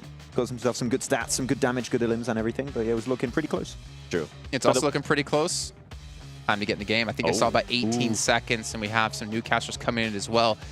Honestly, Kalaris and Hotchicks, they deserve the break as well because we've had such amazing games so far. There's been not a single letdown here at PMWI, the main tournament. And I don't know what else is to come. We still have a lot of matches left. I want to continue to see good performances out of Vampire Esports, actually. I want to see Alpha7.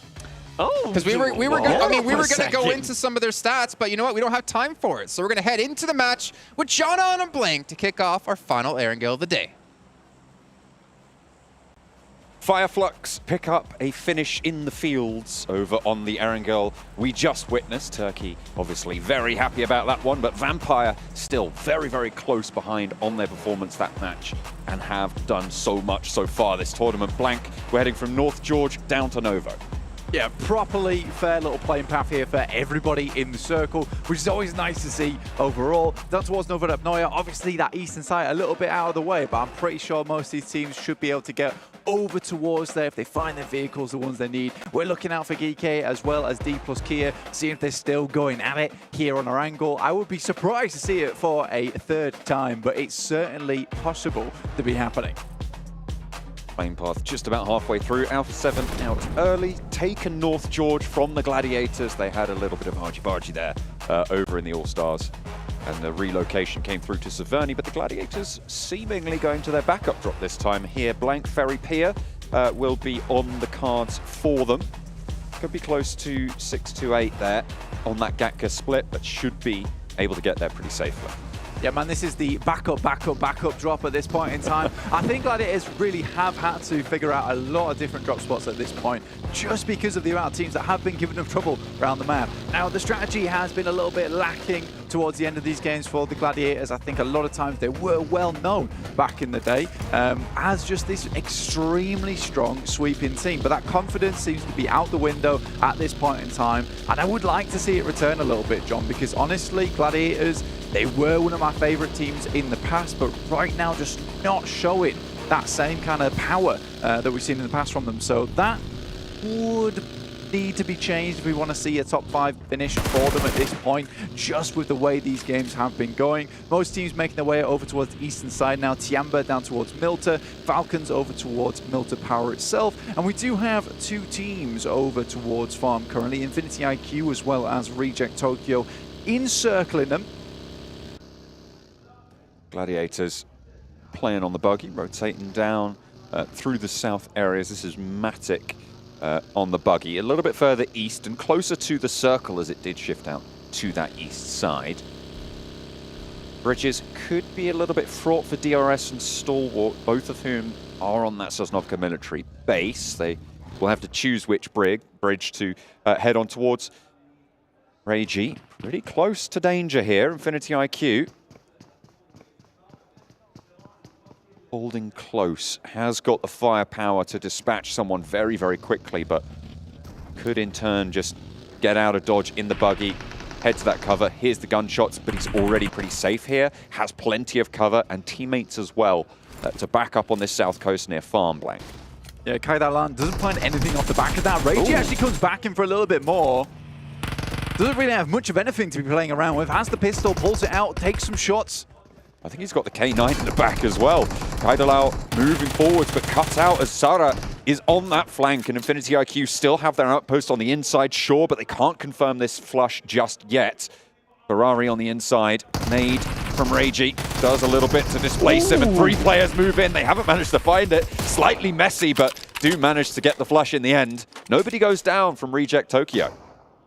Well, I mean, that was a terrifying fight for mostly Infinity IQ. Reject Tokyo comes around the corner, jumping all over the place and drops the boot down, and like he was a Goomba. Sara also now falls as Hugo comes around the corner with a nice little headshot. Sara desperately tries to squeeze himself underneath the truck. Unfortunately, cannot go for the belly crawl there. No, unfortunately, you know, when you're on the knees, it's not going to work. You've got a full-on splat to be able to get under that. That's a little bit too low ground clearance, unfortunately. 1-for-1 on the trade between these two teams, and you'd imagine that they're looking for a little bit of a disengage here. Infinity IQ obviously already having a player knocked means it will be 2-for-1 overall once this bleed out goes through. Reject Tokyo losing a player on the south side, an important piece of ground as well to control a lot of those rotations coming in from the west. Yeah, man, it's an interesting play from Sara. I don't think it was a necessary one, to say the least. I'm pretty sure he did get caught on the burnt out UAZ at the end of the day. Kaudalan does fall, finally bleeds out there. Bensu and Hugo off in the distance. Bensu really has made up the majority of Infinity IQ at the moment. He is the powerhouse on the team. But losing 2 of their players right off the get-go, not an ideal start for them. And I think Reject Tokyo realized that, you know, this is not worth it. Most likely will need to start getting some loot on board. 628 actually stealthing their way over towards Gladiators. Matic, once again, on his journey in the buggy, gets away. And I think he has heard the vehicles rocking up towards the forested area. Certainly have heard that one. Yang unleashes the magazine, pops the reload to try and catch him in the open field. A tire, L2 actually go out there for Matic, but he's still got the momentum to get across to Kitsune and to relative safety with the rest of the team. But Meku and Tixi still a little bit split and a little bit behind, could still be cut off by 628 Blank. Yeah, they'll need to regroup, and I think for the guys on 628, they'll want to perhaps follow that one. So I'm assuming that the rest of Gladiators should be able to get up towards the rest of their teammates fairly quickly on that Furry Pier side. In the meantime, Dplus KIA over towards the east. They don't go down early to Gike. Happy days. I think, honestly, for Dplus KIA, coming into the 4th match of the day at 7 points, very irregular for me, right? That's super irregular. They were very good over in All-Stars, and I think they are a decent team.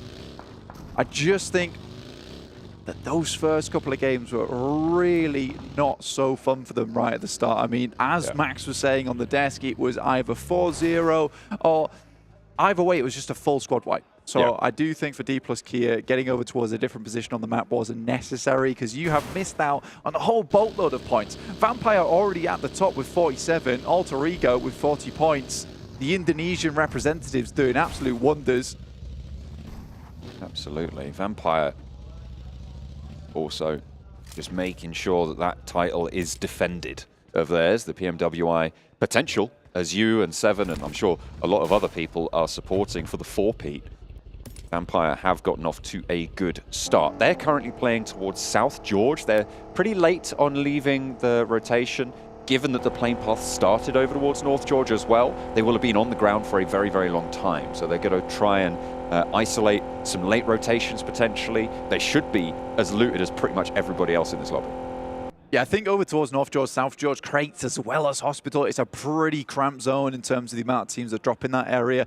The good thing about this circle, though, is that it does really enable that long rotate up towards the northern side of the map, past Yaz Lake as well to move in there. It allows all these rotations underneath. So I think for Vampire, who were around the hospital way, they wait a little bit for the teams up towards their north to move out, to get out of that location, and then start getting on their merry way. Alpha7, not particularly a team that you want to get into early on. They are very good when it comes to those early team fights. Got some incredible mechanical skill on their side. Some of the macro definitely leaves something to be desired at the moment, but they're a team that starts slow and then gets a little bit momentum as they get through the games and get used to the teams they're playing with. That is really not what you need in a 3-day sprint in this kind of tournament. But I do think Alpha7 can catch up. And after that last game, a little bit of momentum has been found, a bit more of that confidence as well. They had a big elimination count. So this is interesting for them. Plus, with this circle, the Stalber rotate has worked out fantastically well, holding almost 40% of the circle for themselves on that northern side. It's a great place to start sweeping through a lot of areas where you can stay fairly hidden in the forested areas, some decent compounds to chill out at. So I think for Alpha7, this is an excellent decision that they will be benefiting from in the future. The ever-treacherous Yasnaya fields encompassed by this next circle blank. They are such a difficult bit of terrain to navigate. We'll have to see if teams are going to be able to find any sort of sanctuary in that area should they opt to cross them. Don't have to go into them just yet, but certainly possible to see the finish there. The east bridge from the military island for Stalwart and for DRS, actually, both looking to get across near Milta. DRS allowing Stalwart to go first. I don't know if allowing is the right word, but Stalwart did get across first, is the upshot of it all. And the Gladiators are pushing him from the south as well. Yeah, Gladiators actually making that rotation from Ferry Pier now, have squeezed along that coastal edge and now making their way up towards Shelter Side. A little bit of a barren position on the map, but getting past this area is probably one of the most treacherous bits of land that you can go through, purely because it's very easy to get caught up in an engagement over Shelter, where suddenly you're just stuck in this almost a standoff between two teams, so it's not ideal. Alpha7 look to start sweeping now. They find the elimination over towards Tiamba. Infinity IQ lose Bensu, just one player left remaining on that team now. Very unfortunate after their start versus Reject Tokyo earlier on.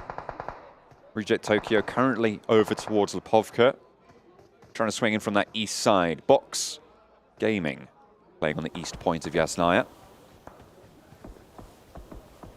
Resed up for Tianba. They can get some healing done now.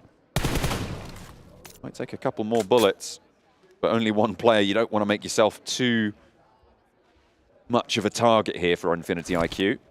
We got trying to just stay alive and maybe make teams think that there's more than just him inside this building. Yeah, he needs to have presence, realistically. I think this is a compound that a few teams would like to get their hands on.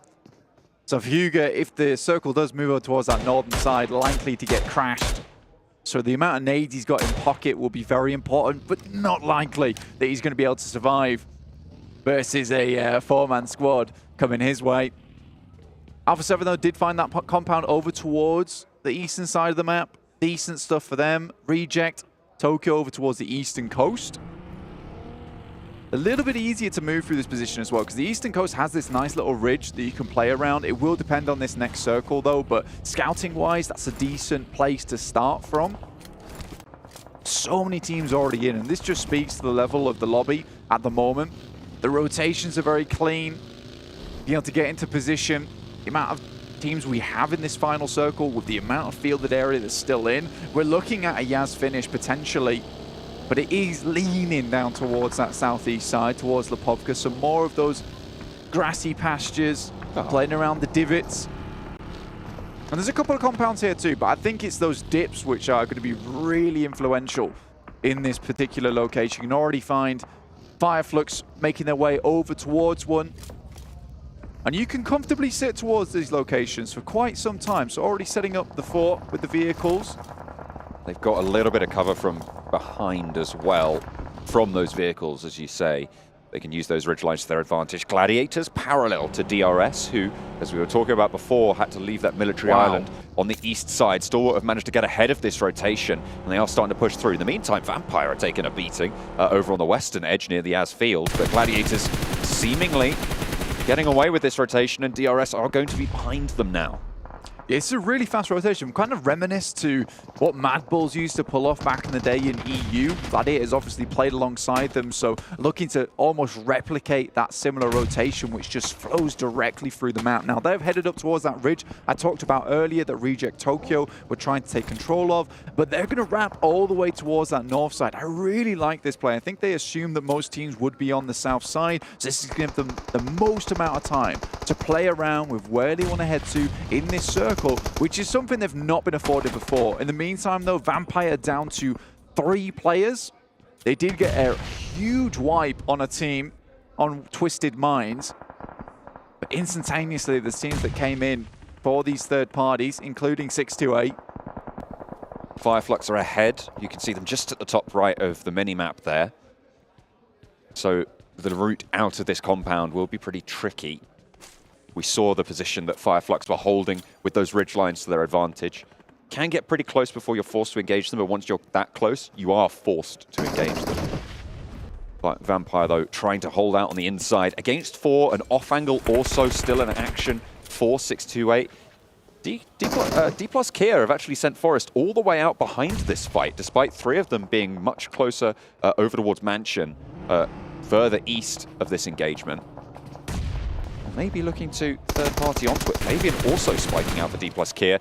In the meantime, though, Ching lines up the shot through the hallway there. Schwepp spotted, blinked away. No, not quite going down just yet, but there we go. There's the off angle for Dplus KIA, landing a shot over towards 628. The flush goes through onto Schwepp as they move forward. Got a nade from Tony to answer. Another one being cooked up, and they're forcing this engagement. This off angle is huge from Fabian, coming on through as well. I thought he was going to Flux, but no. 2 players from Dplus KIA move in and force this engagement to go south for both of these teams. It's an incredible setup coming through from Forest and Fabian. It's 2 players taking on a single team. Incredible movements coming through from them. Circle heads up towards Yas Fields on the northern side. Still a bit of that urban territory available towards the west. And the Vampires praising Dplus KIA for the save in this situation. It was very much required. Now Tony K looking to finish off Xing. We cannot say that Tony K did not have a big impact in that fight either. Some incredible nades, and he's been throwing them all game long, all tournament long, even in All-Stars. Just like that one, in fact. Vampire felt a little bit Moomin Rider to the DK plus Saitama there. They rock up and say, don't worry, we got this. They control the fight. Flux cowering seemingly. I mean, they made a very fast rotation up from the position that we talked about a lot, that dip, that divot that they were playing in, and they moved very, very quickly to the northeast point of Yasnaya on the shift, with Fabian's attention drawn elsewhere, allowing that opening to come through. And somehow they've survived. They are all, however, gathered in one shack, and Box Gaming know all about it. Meantime, Huga on that building! Oh. As I talked about earlier, the nades had to be strong, but there's some support coming from outside, from Flux as well as Box Gaming, and Huga lives to tell the tale. Flux staying in for now. Could be under pressure from more of these teams on the south side. Potentially looking at this position to try and rotate on through. The rotation from Gladiators earlier to the north side gives them a lot of control over that north edge, but the fields in front of them will be dangerous. Yeah, right now the Gladiators have a massive amount of space. And this team loves it when they have a huge amount of space as well. A little bit cloistered sometimes, a bit claustrophobic when they get in the melee. But when they have this opportunity just to chill, relax in the meantime, have a bit more time to set up the rest of the game, that's when they typically do well. But they will have to deal with the Falcons, who have made a wide wrap through the blue towards that north side. Tixi currently outside on his lonesome. Drops a smoke, provides a bit of cover for himself as Six sends some nades that way. He'll probably regroup with the rest of the team, who has been recalled towards his position. And with Falcons being pushed in by the blue, this is an ideal time to get rid of Team Falcons. Stoned down. Ching looks to move through the auto shotgun. Good in that close range engagement. Alpha7 now trying to fend off against Falcons. The ridgeline allowing this swing down south. for Falcons. They'll try and bide their time just a little bit longer, as Alpha7 are going to have to pull the trigger on their rotate sooner rather than later. Meanwhile, in Yasnaya East, Box Gaming seeing the last player. Hang on a minute, we're hopping back over to Alpha7 and Falcons. Frags going both ways, but at the moment, Alpha7 looking a lot better in this engagement. However, the blue zone will not let up. Revo running to the top of the hill. Kate Bush, eat your heart out.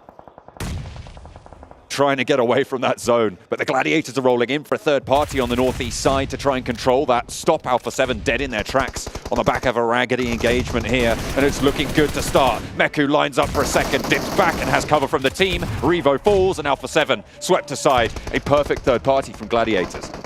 Gladiators get a bit of a moment to breathe here, and that just makes all the difference for this team a lot of times. When they have that oversight over them, they saw Team Falcons come up towards that northern side, they dip back down again, they heard the engagement go through, instantly they're on top of that one. And for the first time in a long time, Alpha7's fight is not as clean as they'd like it to be. On an open ridge, hardly any smokes thrown as Team Falcons stumbled their way. A bit unfortunate. Alter Ego, Rosemary here, left alive for them. Second place team. Immediately he finds one onto YDD. Over. We'll look for it, but it's Dplus KIA to actually finish off the engagement. Damage done, but that is Alter Ego eliminated. Luckily for Vampire, I should say, as they were sat pretty close behind, but they stay that gap. Fireflux though, with that gap to close, they managed to make that cross nice and early, and they are now reaping the rewards for doing so. With only Box Gaming really quite close by, Tiamba moving in with the remnants, the dribs and drabs. 3 players are alive, but they're not playing together right now, and they're struggling to get across these hills. It's funny to me that Hugo from Infinity IQ has been able to hold on to this building for so long. Really good nades. There's guard dogs around them as well, keeping him nice and safe. So this is beautiful stuff. STE, Stalwart were not able to get on towards that building. Now, Kike is sending some scouts up towards that northern side, towards Gladiators. They find over from Tiamba, that's down towards the south.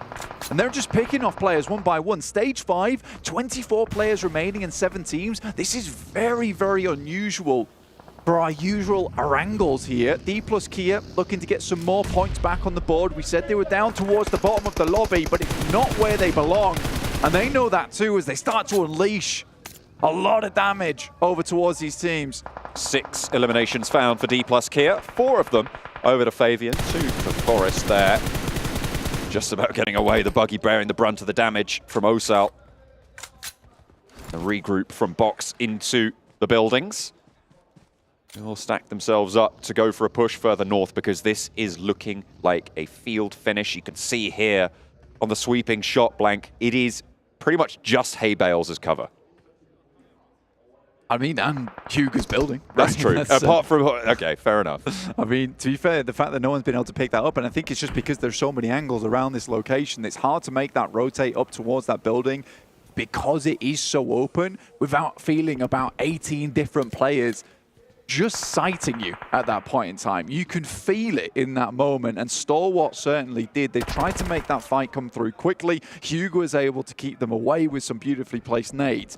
Now for the Gladiators, this is a really incredible game, all things considered, particularly because they were in Ferry Pier. Making this rotate was not easy, but they picked the right direction and the right rotate, which obviously has encompassed some research into these games. And it feels like a similar kind of playstyle that we've seen in the past from them is coming through. And their gunfights are good, as you see on the screens right now. Not sure what happened between last and now, but it's good. Fireflux under pressure as Box Gaming finally turned their attention out that way. They've stayed in the shadow for too long, and they will fight there no longer. Box Gaming take them down, seemingly without too much effort. To be fair, they were all in one building in a very nadeable position. So you got to feel it was a little bit of a ticking time bomb. Yeah, I think for the guys on Fireflux, just really not paying attention to what was going on from Box Gaming. They dropped some smokes, were able to walk all the way up towards that location. Really well done. Nades in through the window. You saw them all just inside this building as well. So nadeable. Now Dplus KIA rocking up on that building that they caused such hell towards Stalwart on earlier. And Hugo's instantly down. And they might just be able to take advantage of this. But Box and Duck is taking shots up there. Almost guaranteed that Favian goes down. Play on this cover and try and get these reses. If there's a stabilization opportunity for Dplus KIA, they are going to have a strong time, but this roll-up from Box Gaming is super heads up. They managed to find their feet and run straight on in, but GK aren't going to allow them to just get this for free. The nades through Find Forest, and now just one player left standing for Dplus KIA. Saden in the corner with the DBS, but he's not even going to get the opportunity. The chance denied. Dplus KIA swept aside as Gladiators chime in as well. A potential third party, but Box Gaming are just too healthy as well. Kitsune sends a nade down that way, but it's Ragnar to start things off strong for him. Tixie's looking for another nade as the smokes are all unleashed. Keeping this position shrouded by the clouds of smoke. Kitsune's got 3 nades in pocket, sends one over the top. Box Gaming not likely to be inside the building, so tosses it a little bit over towards that left-hand side. Now Tixie goes down, it's really bad news. Oh dear, that is unfortunate. There is an answer. Matic, fantastic. Just about staying alive. And the knock went over towards Tixie on the front line. Slowing down GK on those sides. So important for Gladiators' route forwards here. Yeah, Matic is doing a fantastic job. Definitely pulling a Matic classic here, but more akin to when he's a solo at the end of the game and he's just taking names and numbers. Oh dear. Meku spotted and taken down as well to a cheeky little spray. A push forwards, and Box Gaming once again move in just the right time. Kitsune really can't do too much. He's only going to try and get these trades. He cannot save his teammates in this scenario, and Matic has to roll in to try and get something for this position. But Box Gaming looking good on their route out of Yasnaya. They found the openings and they took them with both hands. Man, right now, Matic is untouchable. The way he's moving, ethereal. The bullet's just passing through this man at the moment. Haith now from PMWI Esports does spot this location. Will drop some smokes up towards that northern side after they did suffer that casualty from Matic earlier on. But Box Gaming has a lot of cover for themselves. Unfortunately, they're not in the circle, John. They'll have to move in. And how many more smokes do they have left? They have been on a smoke train for some time now, but the coal has got to be running dry. They will have been able to get a pretty decent resupply of Fireflux, you'd hope.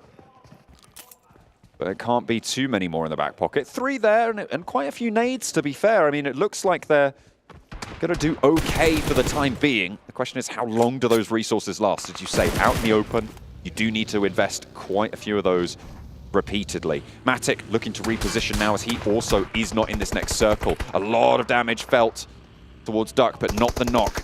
Broadside for Kitsune over towards GK. You'd imagine they should just have a full view on this. Matic also out in the open. As the Gladiator is just trying to survive 1-1, a big split, but really don't have much choice about it. Matic goes down, and now it's just Kitsune, but he's fending off Box. Not for long. Nade pings over the top above his head like a light bulb, but doesn't give him any ideas, just sends him straight back to the lobby there. Gosu from Box. The fact that Duck is able to be here is absolutely madness, John. Should not have been able to get up, but some funky driving took him into the location. 1 on the back. Hope looks to hit those shots. Now it's a 3 versus 4. 3 for GK trying to move in. 1G. Just getting these shots down range, but not really landing on the mark. That's what you want. Duck finally able to take down Ragnar. 2 players now standing. Box on a little bit closer to the edge of this next circle. See where the shift ends up going. But the team's forced into these fields, left open. A wide swing up to the north from Gosu gives them a huge off angle. Yeah, I mean, for Box Gaming, they have to take these angles on towards GK. They know that they're limited on players, and taking these 2 angles on the sides leaves them very thin on positions that they can play now. Gosu moves down up towards another hay bale, and I'm pretty sure this is all but over right now for GK. They would have to pull something miraculous out of the bag here. Oh, another nade over the top from Duck. Leaves just the 1 player. DBS in hand, he's waiting for the pushes, trying to get a little bit of an answer, but not given the range advantage on the spot. Gates has more trouble to deal with, but he just can't hold it out. Box Gaming make move after move after move. Precise, efficient, devastating. 23 points on the game, a 13 elimination match for Box Gaming to enter themselves into the fray. They started on 7 points blank. They're up to the big 3-0. I mean, Box Gaming certainly not playing the Box Gaming of the past, who just sat in a compound and won from there. Now they're moving from compound to fielded area. What is this? This is a change of pace for me. But good to see, honestly. I am really excited to see more of this kind of playstyle coming out from Box Gaming. They made some really good moves, took some very good fights with the information they gathered as well, John. And I think that's the big thing. They saw Hugo as well as Stalwart. They went down. They noticed that Fireflux hadn't moved out as of yet. All the vehicles were primed and ready to go, but they took their chance. They saw it. Smoke trains are down. Nades are out. Easily done. So a really nice game from Box Gaming. Gladiators, I think, could have maybe gone a lot further in this match, but they just could not step up to the task versus Box Gaming. They just went down in that close engagement there. I think the Gladiators still did very well. We saw a glimmer of the Gladiators gone past of that third party onto Alpha7. Really very well timed. They knew exactly what they wanted to do. Again, they tried to third party onto Box Gaming. It just didn't quite work out that way. Maybe they thought there was more presence inside that shack from the Infinity IQ.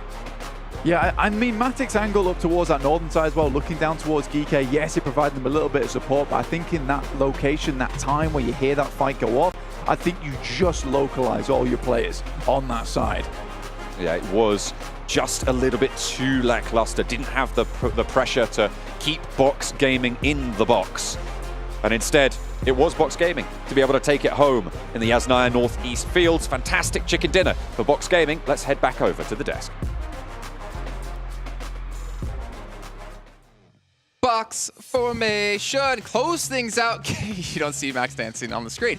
Close things out and get themselves a chicken dinner on the board and do it in quite a fashion as well, picking up a lot of eliminations behind this and really setting themselves forward with a good step to win a lot of money. But before we can break things down, you know what you have to do, Max? It's time to talk about Honor. Magic 5 Plus, powered by Snapdragon 8 Gen 2. And Honor self-developed GPU. Turbo X. Nice. Look at that. One of these days we'll get 7 in on it as well, but I think last time he did a sponsor call out, it ended with him drinking an entire Pepsi can. I just... leave that there. At some point. It's a prop. It's not. It's not? No one can see it except me, but I can indeed confirm. He almost opened it and almost drank it. This one, right here. Oh, we actually do have security like next to us on these cameras to make sure he doesn't steal this headset as well. Chug it if Alpha7 win. It's fine. You won't be chugging it. So let's start to talk about this last match, though, because Box had to fight their way through quite a few different teams. One of those in particular, Max, you're pointing out, Dplus KIA. And that fight with them allowed them, in a certain way, to close things out. Pretty much, we know that the South Korean team, Dplus KIA, love their utility. Smokes, grenades, molly, they have all the time, a ton of it into the late game. The fact that Box Gaming actually eliminate the entire team and survive as a 4-man squad, they're like, wait a minute, that's actually a lot of really useful utility that we might be able to wrap up the game against GK Esports at the end. So the fact that they took down Dplus KIA in particular did also kind of seal that game for them. It really did, and I love the way that they were actually able to rotate pretty much from being able to defend a push from one of the players from 6 to 8. Once they defended that, they were like, oh, you know what? Dplus KIA's over there. Let's actually fully send it. And they were able to do that. And they were able to do that in such a great way, such a synergy way that we're kind of talking about this when we talked about Vampires earlier, right? How they were able to all push together at the same time. Guess what?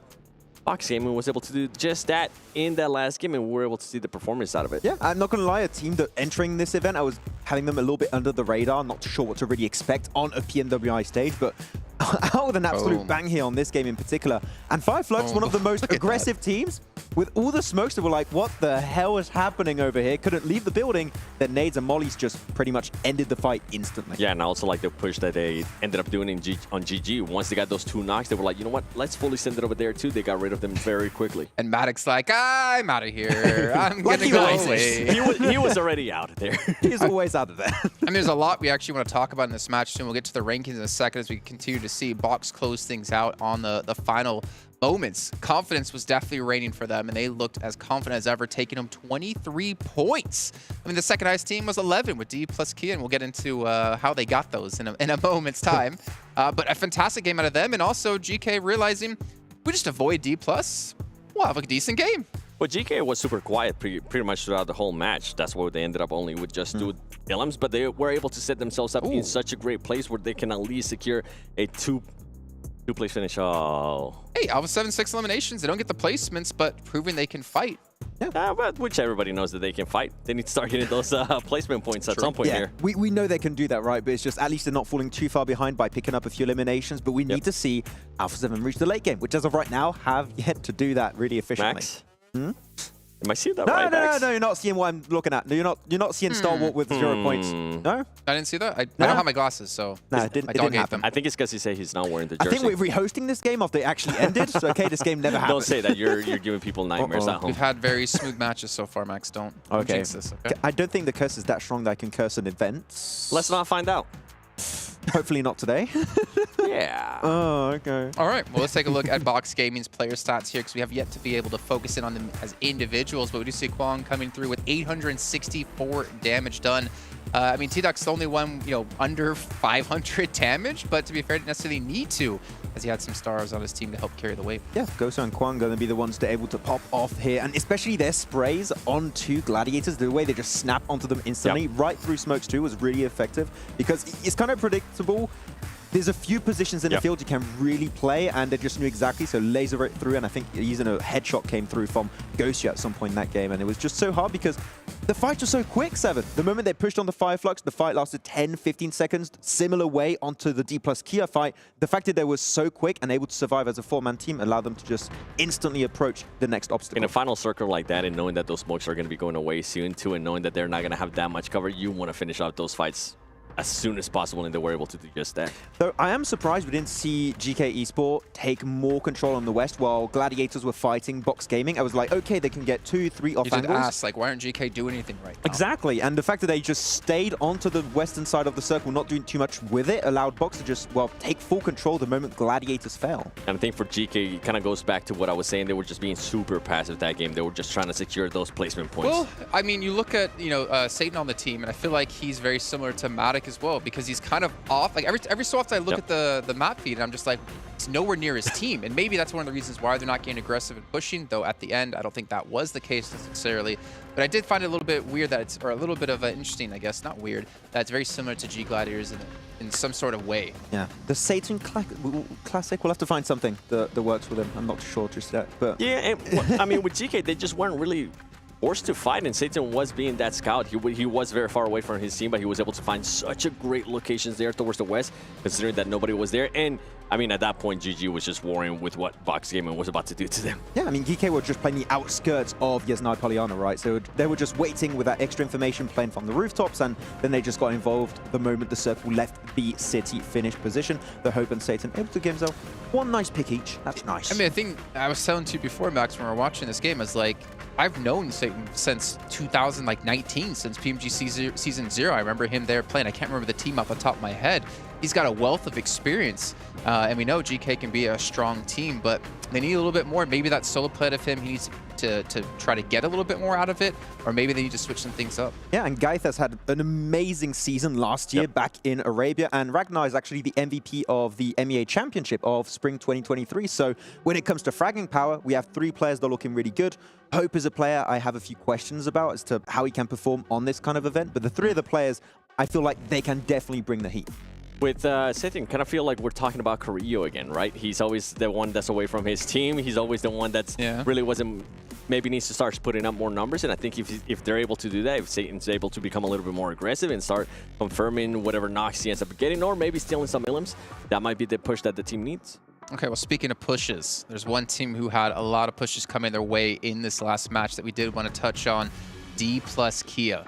They had a very interesting moment. It was quite a few teams. It was, how to start off, Max? It was Alter Ego crashing onto them. Yeah, so it was Alter Ego fighting versus Dplus KIA south of the road when it was going towards Yasnai Fields. And Tiamba being like, okay, we don't want to do a mad rush anymore. We want to try and go for a smart play. Let's just third party that fight. Alter Ego fall down is looking great so far.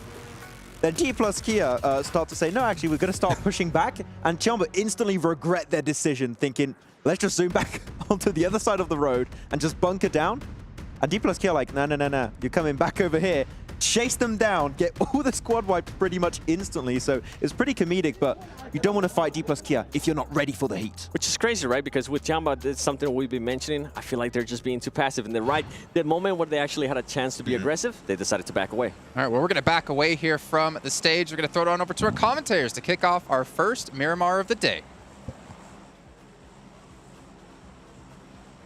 Mirror, more of that, please. Let's go into the first of the day in the desert, over from the east coast down to the southwest in Minas del Sur. Let's chop the southeast quadrant. I didn't like that. I did not like that one bit, I'll tell you that right now. But nothing. Absolutely nothing. What did you like? I think I've blocked it. I blocked it from my memory. It's fine. What are you talking about? Los Leones, though, down towards Minas del Sur and Los Higos. Most teams should be able to get up towards that northern side, honestly, just because they drop out straight away. It does mean we might have a cluster of teams up towards that north, in which case you're probably going to see a couple of these squads dropping a little bit later and going far north from that position. Bots Gaming down towards Puerto Paraíso, well, Impala for them. Dplus KIA down towards Puerto Paraíso themselves. And this is the first time we've seen Miramar in the main tournament, so it'll be interesting to see how a lot of these teams play. They've done the tried and tested over in Orangle.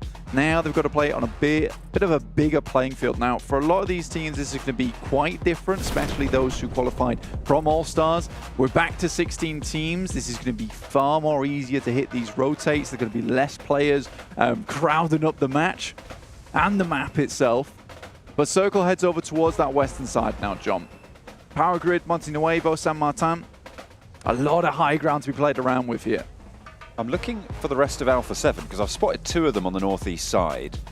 Revo and Senatexa both breaking up towards Tierra Bronx. Oh, it looks like they're all in that vehicle on the, on the south vehicle. Okay. I was wondering, is there really two of them there? Are they playing super split drop? But no, they're going to be playing up towards Campo Militar and Tierra Bronca. Picardo, looks like that's going to be GK's for the time being. Reject Tokyo playing Los Leones on a bigger split. And that south side, Gladiators. Split position there. Miramar, very much more common to see these split drops on non-large POIs. You can get quite a lot of loot on board that way. Twisted Minds, smokes being dropped and close to Infinity IQ, but nobody going down just yet. In fact, not even any damage found. Maybe that's about to change as Dami plinks away, but safety found for the time being. Yeah, actually the only player that's taken even a lick of damage is Alter Ego. Over on that side, up towards El Azahar, probably dropped out just a little bit too quickly. Hit the ground with a bit of a crunch. You rub those ankles and get on with it, though. You've got to get moving on this map because it is a big one, making sure you can get over towards the side of the map that you need to be in, especially with a playing path that heads down towards all the way on the east, and we get a shift on the circle over towards that west. I think a lot of teams will have to consider the fact that there is going to be a big roadblock of these teams. Getting over towards Monte Nuevo, El Pozo early on will be a big boon. So hitting into those vehicles early on, moving towards those positions and getting some massive wealth of loot on your back is going to be very important. Alpha7, as we talked about before, on that northeast side, so paths available to them to get in, to maybe circumnavigate all of those traffic jams, that roadblock that will come into effect for a lot of these other teams. 628, the westmost front of the line of players that spans the middle of the map. We'll look to push probably further west. Aren't seeing too many early rotations out to that western side just yet. No one's swinging for El Pozo. Yeah, I think most teams are going to try and bleed a lot of this land dry of loot, right? And I think for 628 in particular, this is going to be a case of taking North Picardo drop, transitioning to Power Grid, and then maybe heading to Monte Nuevo or one of these high ground positions up towards Crater Fields. That would make the most sense to me. Most teams just trying to get as looted as possible, understanding that, you know, towards that western side there's going to be more loot available to them. So it's a smart play, and I think a lot of these teams that headed west nice and early will have the lion's share of the loot going on in this game. Teams like Box will have to just do with Impala, albeit that is a big place. With our esports settings in play, you will be able to get as much loot as you need. I think the difference for Box Gaming is that they'll have to get moving a lot earlier than some of these teams. They don't want to get caught up in that crunch. You know, even a heavy north rotation could work out for Portapati ISO and then Impala.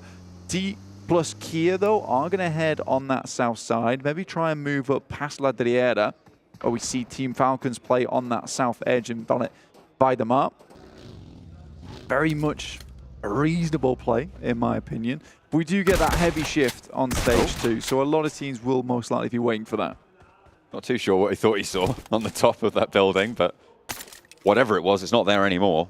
DBS shots making sure of that, but no points found for it. Nobody going down just yet, and of course, a return to a little bit of normalcy with the 16-team lobbies. Not only is the first time we're seeing Miramar in these in the main tournament, it is this first 16-team lobby from this whole tournament as well. We haven't seen any of it over the past 3 days. It's good to see a lot more spacious positions in these first drops, a lot more what we're used to seeing, a lot more what teams are used to playing as well. It looks like we have our first breaks to the west. It's Twisted Minds moving towards Monte Nuevo, and 628 just started to eke west of Power Grid. Yeah, sort of interesting we are seeing Stalwart not really pumping the damage meters and those points meters as much as we sort of expected. I think there was about 4 of us over here that predicted Stalwart to win this tournament, in fact. It's true. At the end of the day, it's just not coming to fruition. I think it was only Barney who predicted Vampire. Yeah, he's a smart guy. He's a smart guy. He knows what he's talking about. And you guys at home would be smart as well to pick yourself up some PMWI special awards. You could pick that up in the 2023 PMWI Crate, and that's only available through July 15th to August 15th. You do see some of the players in-game actually sporting some of that equipment. You should be able to get an eye on what you could potentially snag, because it does look very cool. I'll tell you that. For nothing. For nothing? Wow. That's pretty good value. I get free information. I don't even have to give a cent. Amazing. Perfect. Big fan of that one. Yeah, man, I'm just giving out free advice. Left, right, and center. That's what I'm all about at the end of the day. If you had some advice for Gladiators right now, I'm thinking this is the team that we've watched for in the region that we've covered for so long now. And they just aren't performing quite at the level that we've expected from them. We did see a little bit from them in that last game, but if you had any advice for them, what are you thinking is the best sort of thing that they could look to address?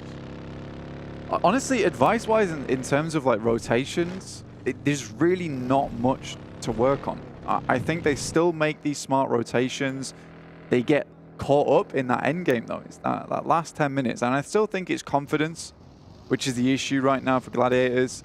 And some of that mechanical skill is just lacking sometimes, because I have seen this squad perform marvelously well in terms of those gunfights. Unfortunately, it's just not working out at the moment. But you do say, we see those glimpses now and again, but just not as frequently as I'd like to see them at the moment. It feels like some of the synergy is a little bit lacking here and there. And Matic isn't as effective on this Alfango a lot of times, and he's just becoming a little bit of a burden. Needs to be pulled along a little bit. Yeah, but I think at the end of the day, they're still making the moves that they would generally make. It's just because it's not being as successful that we see it as maybe a mistake or a problem. And I think realistically for Gladiators, it's just tightening some of those screws on their side. Because a lot of times you see their rotation, you're like, you know what, that is a decent rotate. Now you just need to follow through, and maybe you get further onto the end game. Because honestly, that last match, they made a bunch of smart decisions. A great third party over towards Alpha7. And that end game, again, just a little bit lost between figuring out whether they should be fighting Geekay, holding them off, or should we be fully focusing down on towards Box. And I think it's because they've got so many ideas in their head, because they're very aware of what's going in the lobby, that it leads to a little bit of indecision. So I want to see, you know, Gladiators just look a little bit more decisive, a bit more confident, and that would change a lot of things. Because honestly, at this point in time, I don't think even I'm qualified to give them much advice. I really like that breakdown. I think you hit the nail on the head. I don't think there's much more I can add to that. Hopefully we'll see those problems being addressed by the Gladiators in the future, because I think did we have a Gladiators prediction to win in the talent rotation? I'm not sure we did. I don't think so. It was certainly on my mind as to whether or not to predict them. But no, it was Alpha7, I remember, because I was like, oh, regional champions, things like that. You know, it's easy to predict Gladiators getting into a main stage international tournament. Yeah. Qualification, 100%. Doing well in the actual tournament, that's a different story. They have a lot of times run into some unlucky moments. Vampire, on the other hand, they've got their lucky break here in PMWI. PMGC, not so much. PMWI, on the other hand, that's where it's at. Why would you talk about Vampire like that? And immediately they lose a player. You did that. That was look, you. man, it's fine. I think Vampire has their ups and downs. They still get relatively far in a lot of these games. True. Every single team is going to lose a player here and there at the start of the game. Vampire is not impervious to that, unfortunately, for themselves. But 51 points, they've still got a nice little buffer, a nice little lead between them and third place. Alter Ego with 45, trailing behind them by not a lot whatsoever. I think you have to congratulate Alter Ego as well. Really, really good stuff. Some great pickups for that team too. Rosemary, an absolute boon to them so far. Certainly displaying plenty of skill so far, nice and fresh for the roster. And they are certainly ultra eager to perform. Oh, 100%, man. 100%. I think that they've been traveling a lot recently too, so it is nice to see them all come back together and still do very well on a stage like this. Reject and Geek though currently at loggerheads, both sides. You got Geek on the high ground and Reject desperately trying to get through this pass, which is difficult. Circle heads out off towards that western side. You can see that on the top right hand of your screen. With 628 currently holding some extremely strong spots. Great scouting position from Xing. And Yang Won and the rest of the squad, they're all in a very, very prominent compound that sits right on the edge of the fielded area. So they'll have great sight lines up towards Alpha7 and Dplus KIA, who has made one hell of a wide rotate. That's a thick boy up towards El Pozzo.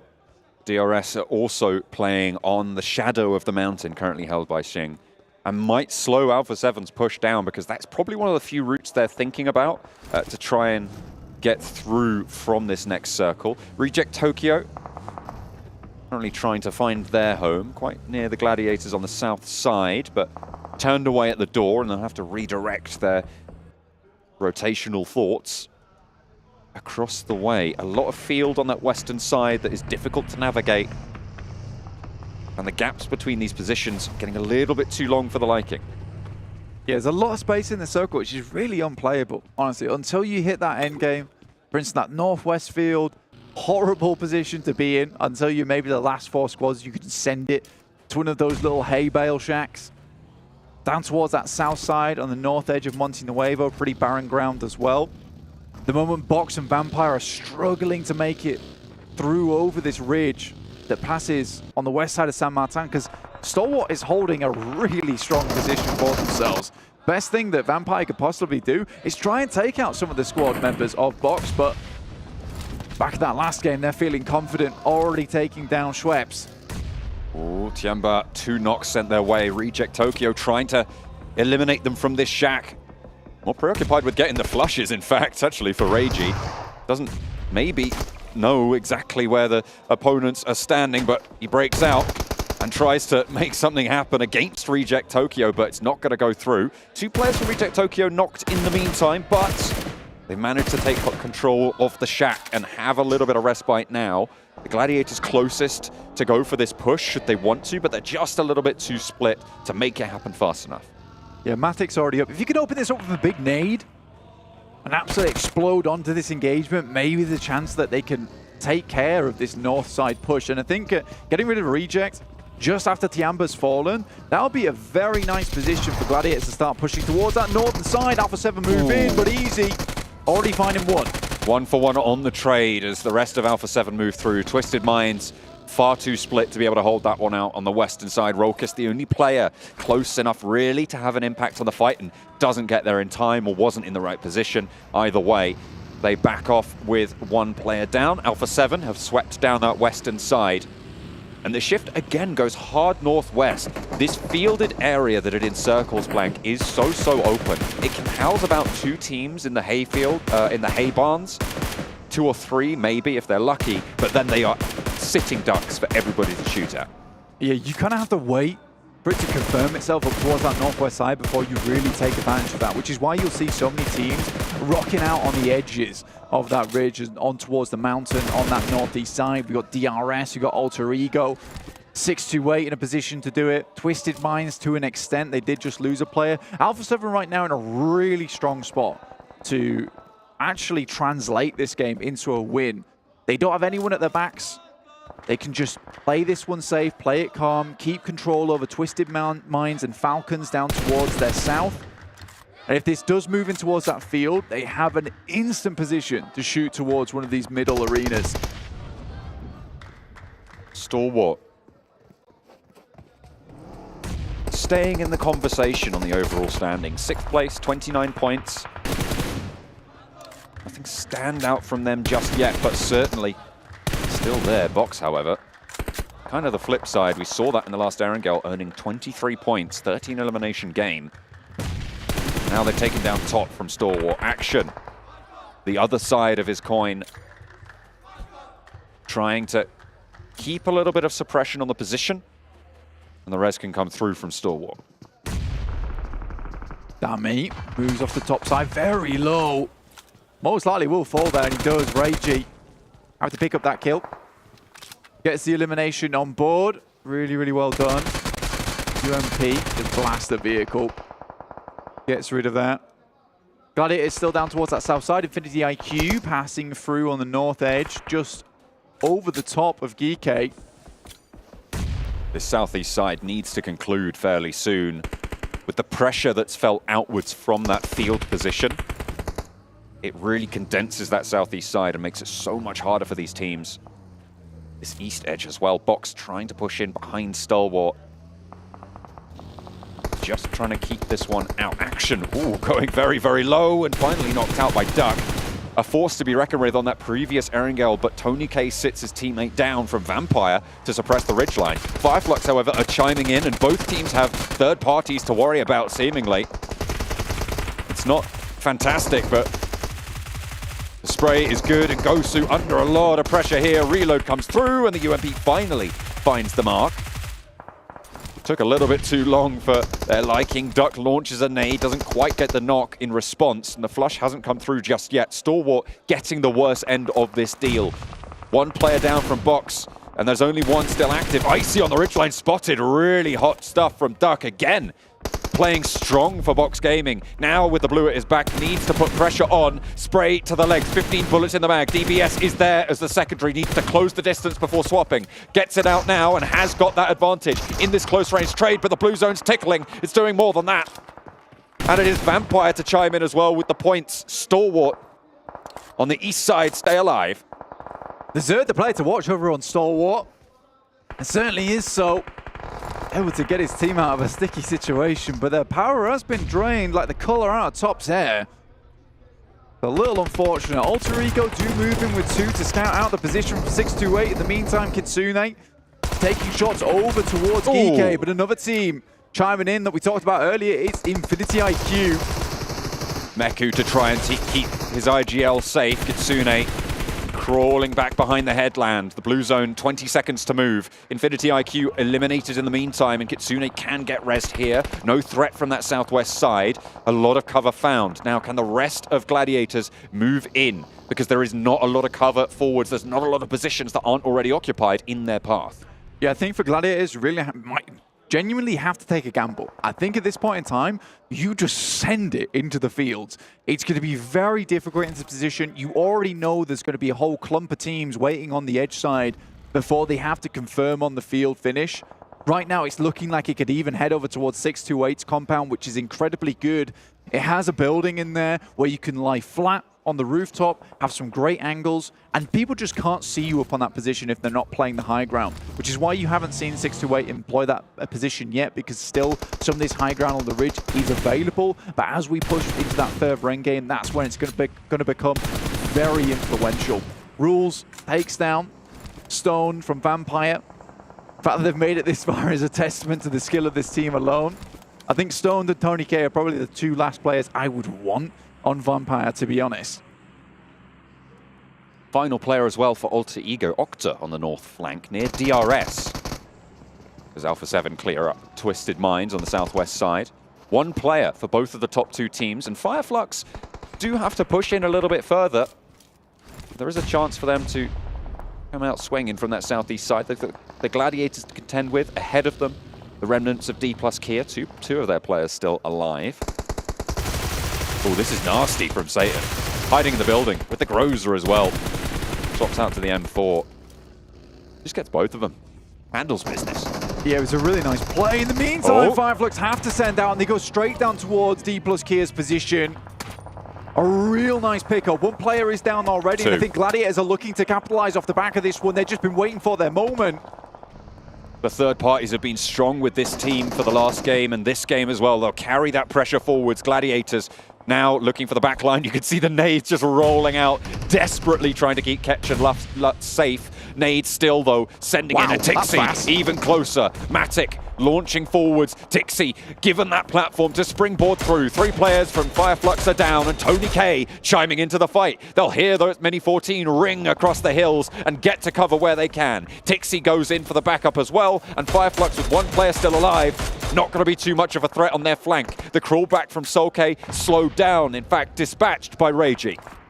Such a funny position that Tony K is playing, because you see so many teams actually head up there and get a lot of success from this position, especially when the circle's a little bit further towards that northeast side. What he can do is just pick up eliminations from this spot. He's fully aware that he's not going to get a very high placing finish here, but what he can do is steal away some of those points. Killer also in a similar situation, but he's got way more players on side. Matic takes a tumble. Kitsune is in position to try and go for this res. The ridgeline is pretty solid for cover from this high ground, even with the elevation that DRS are operating with. DRS moving into a 2-2 split. Gladiators know how to play this position as well that DRS are in. They are aware of the threat points. They know where has cover from it, because this is their normal drop spot. Moving down from La Cabrera into this area is some of their bread and butter rotation play. Still taking shots here. A lot of bullets for this Mini 14. Pulls out the scarf. Oh my goodness me! Pulls him out, wrestles him to the floor, and Giante's not getting away with that one. Out in the open though, he's got pretty happy knees there, being able to wibble and wobble his way around to stay alive a little bit longer. He's had enough. Tony K though expending a lot of ammunition, and in fact his life, to get that flush. Yeah, frustrated, slamming the desk there. And it's fair play. I think right now for Gladiators, realistically, they just need to wait for these players to come off the high ground, and then they can start thinking about assaulting this position that 628's holding. They just want to get rid of these angles before they move in. A lot of teams down towards that south side, though, and Meku, on his approach, gets exploded in the vehicle. Luckily, it's just a knock. It is resable. And they have the cover to do so. Reject Tokyo can't swing onto this position with Falcons in the way, with Alpha7 just over that ridgeline as well. The main fight for me, as you talked about just now, Blank, is Gladiators into 628's position. Yeah, realistically, it's the winning play for Gladiators. Unfortunately, this spot is quite difficult to assault, especially at this late in the game. I think their main boon is the fact that 628 only have 3 players. So moving on to that spot, it's not as covered as it could be. But again, those angles you gain from this building, which is such a prolific compound here on Miramar, is really, really big. And moving across this road with the sightlines coming down from the teams on that southwest, like Team Falcons, Reject Tokyo, as well as Alpha7, that's what makes it tough. Reject Tokyo healing up, getting ready to make their move. Reiji, unfortunately, takes a lick of damage there. That might slow his roll just a little bit, but they don't really have too much time to worry about that. 5 eliminations so far, sorry, 8 eliminations for Reject Tokyo. Miscounted there on this game already.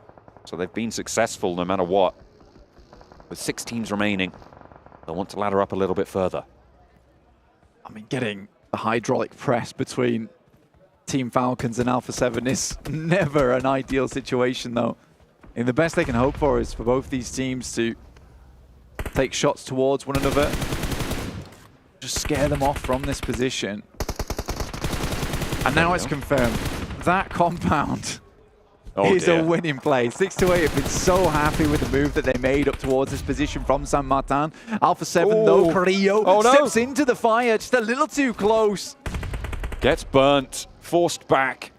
Reject Tokyo taken so low, but they can just get these heals up. Falcon may be looking to actually move further out and in for a third party. Alpha7 with Carrillo down, maybe looking to move forwards and get this res, but the nades from Falcon are trying to get a third party onto both of these teams. Pretty prime real estate for them, but the damage hasn't really been done either way to facilitate that for Falcons. DRS in the meantime move up towards that compound in the center. Reject take a knock towards Sarah. Alpha7 look fairly healthy. Carrillo got just a little bit too close, right? And I mean, the hair gel, it is quite flammable. Ooh. Reiji taken low, but his teammate not so lucky. 2 players now for Reject Tokyo. Delta also, DRS, sorry, from the northern side for DRS, trying to move in. 6-8 rebuffing them as Reject Tokyo getting cleaned up on the southwest side, unfortunately. Their run will be drawn short, but they did get a whole helping of points there. Gladiators, they're swinging out wide. They're not going into the compound blank. We thought that was the winning play, but they move out and go for a third party. It is a refreshed Gladiators playbook, and they are playing it to a T. I mean, you would have thought they'd go for the third party between DRS and 6-8 whilst their attention was compromised, but they think that this position and the side swipe is way more important. Nade actually a little bit closer on the smoke goes down. And Alpha7 sent away. Matic out into the blue will swing back towards a position they know is clear. Now it's just one team. I think they're going to rock back up towards their original spot on that eastern side. Ooh, really smart stuff. 6-8 move out. This was much needed from them. The respite that they got from hearing that third party, they just wanted to clear up the remaining players. The north side of their compound now just kill it, nowhere near to assault them. This position for Matic and Tixi is dangerous. There's not really too much cover. You can see they are just going to go down the lowland to regroup with the rest of the team. For Gladiators, they know the push they have to make. They know what they must do, but do they have the strength to do it? They've played a very similar circle before over in Europe. Weren't able to make their way through. They actually assaulted this from the north side because they usually drop in that Cobraria, but to come all the way from the south of Los Leones to make it here is pretty impressive. They're clearing out the longhouse at the moment to move up towards that spot. In the meantime, the players are also holding down Alpha7, who are being pushed in by the blue. So information being gathered over towards 6-8, who have all repositioned over towards that south side. They're above these players, the Gladiators, provide a bit of a better defense. In come the nades, though.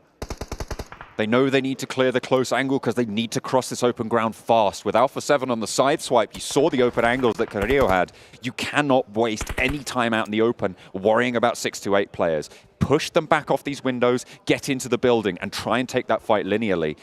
It just doesn't work if Alpha7 are third-partying you and spraying you down on the side. They force you into a losing fight. That was a gorgeous nade coming through from 6-8. I think the good thing for Gladiators at the moment is that while all this is happening, Alpha7 continues to be pushed in. More utility used. They have to pour everything into this push.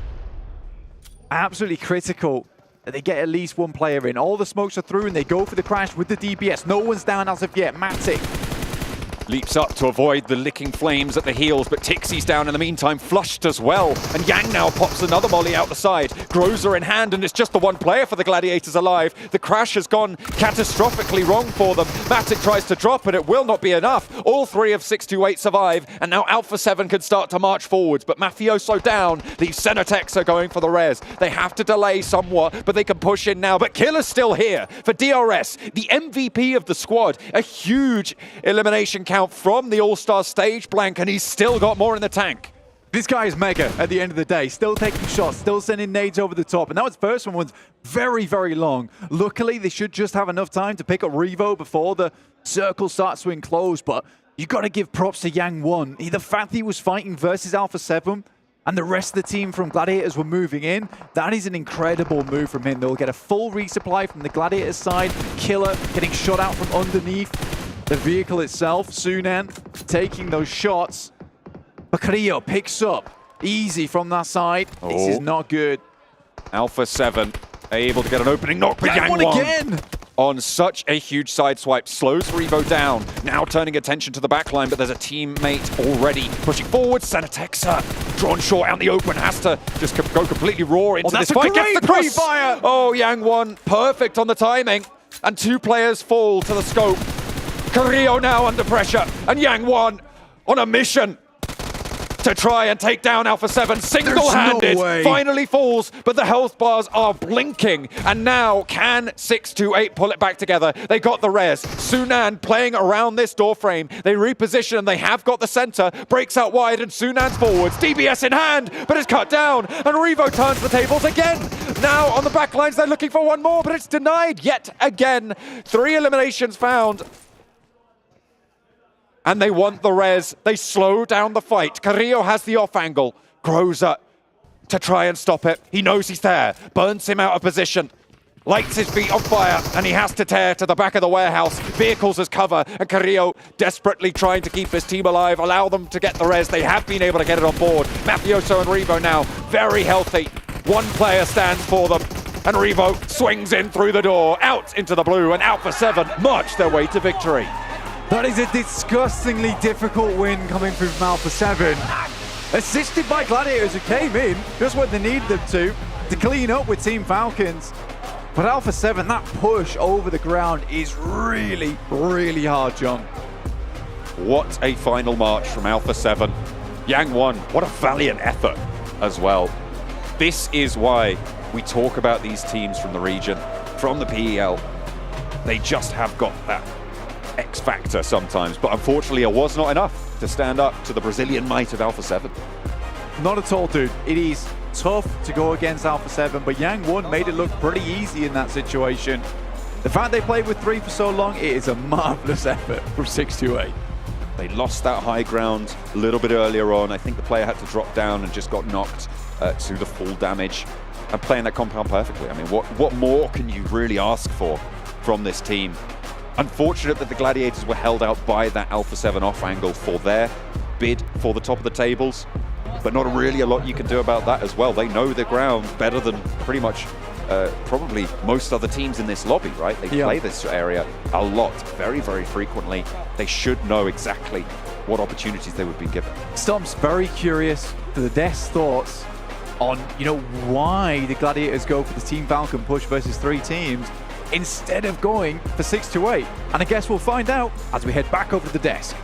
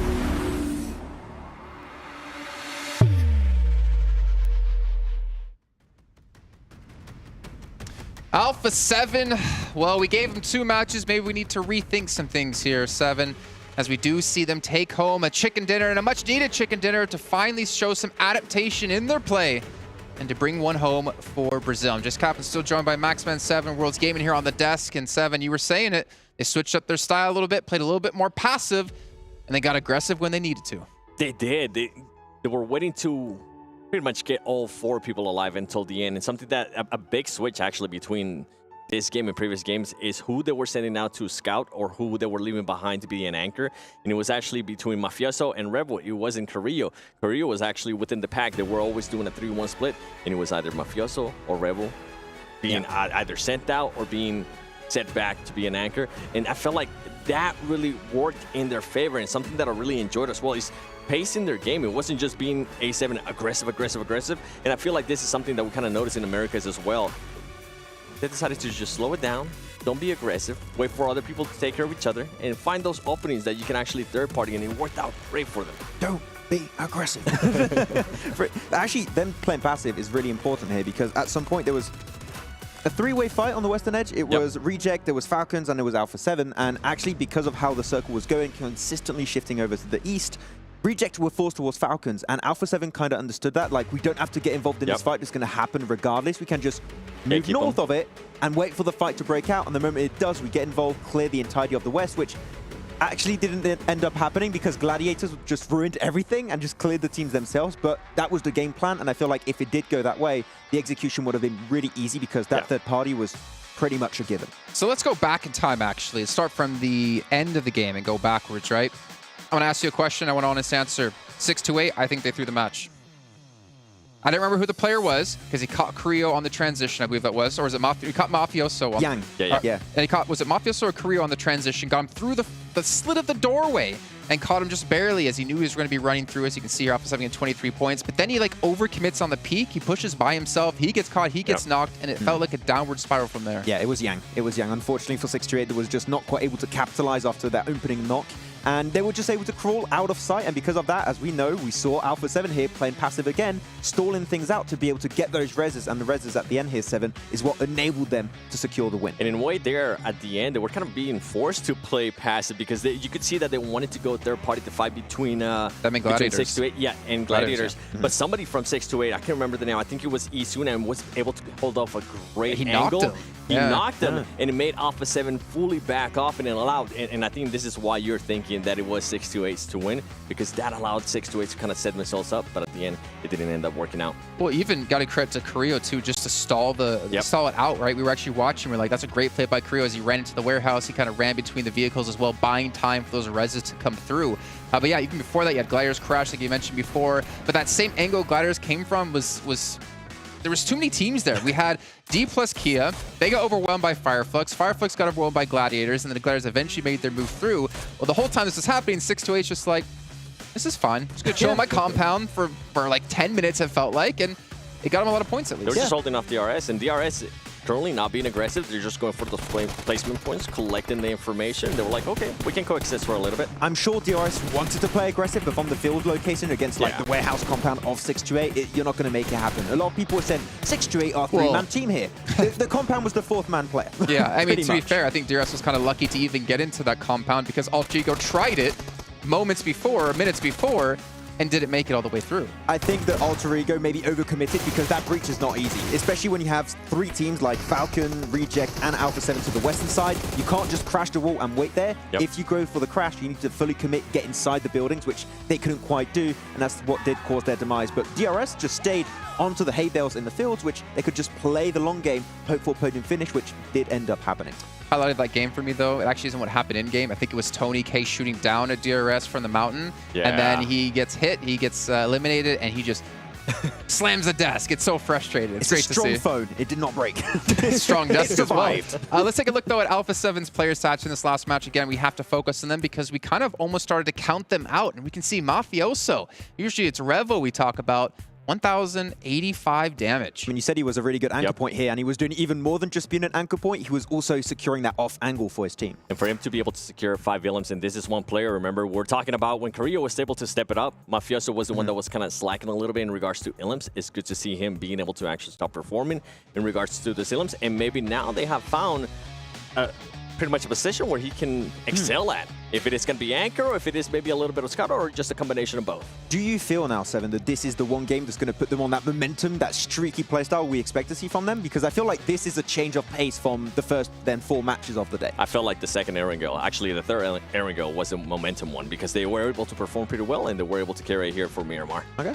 Well, we haven't checked in with these in quite a while, but I think it is time to take a look here at our overall stand to get an idea of where our teams currently stand going into the final match here of day 1 of the main tournament. And we can see 57 points for Vampire, but Alpha7, you know, we've been kind of counting them out here, 48 points. They have secured themselves 2nd place at the moment, as well as Alter Ego in 3rd, Fireflux in 4th, GK in 5th, and you can read the rest. But Stalwart, they're not out just yet, Max.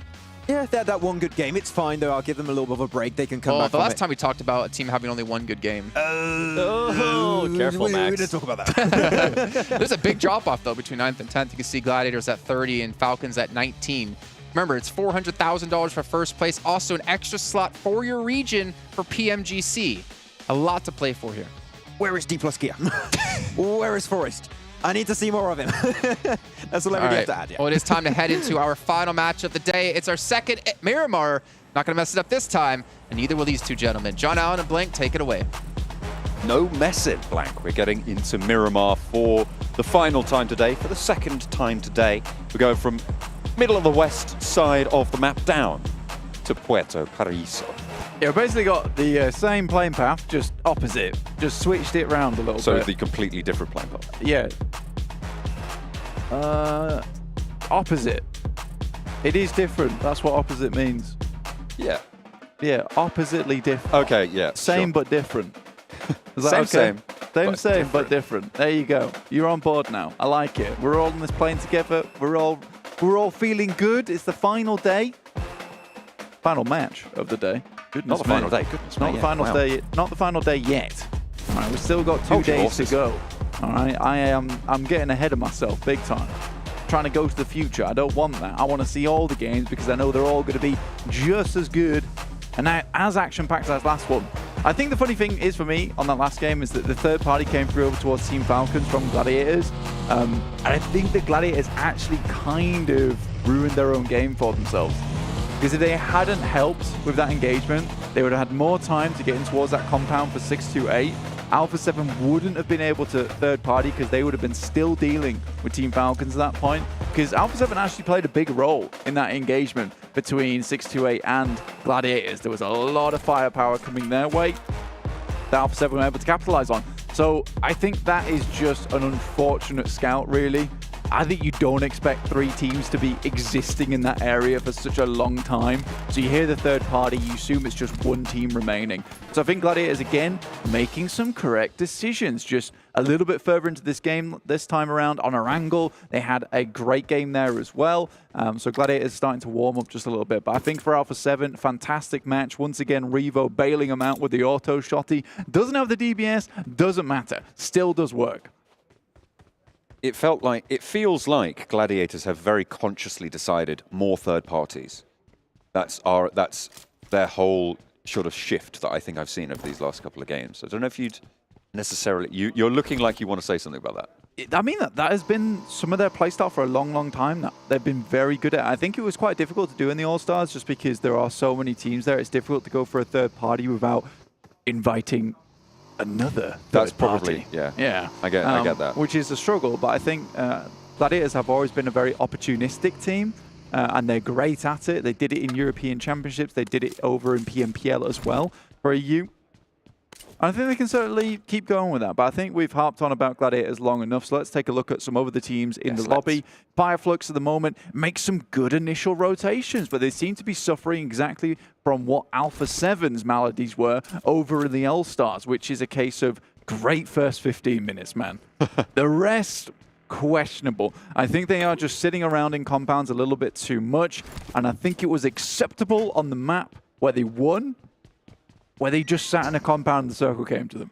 I think they'd love that every single time. Oh, that'd be great, That'd be great, but it doesn't always work that way. So I think for Fireflux, it's just those extra couple of minutes on top of there. What's your next rotation? What's your next move? Low, almost landed it.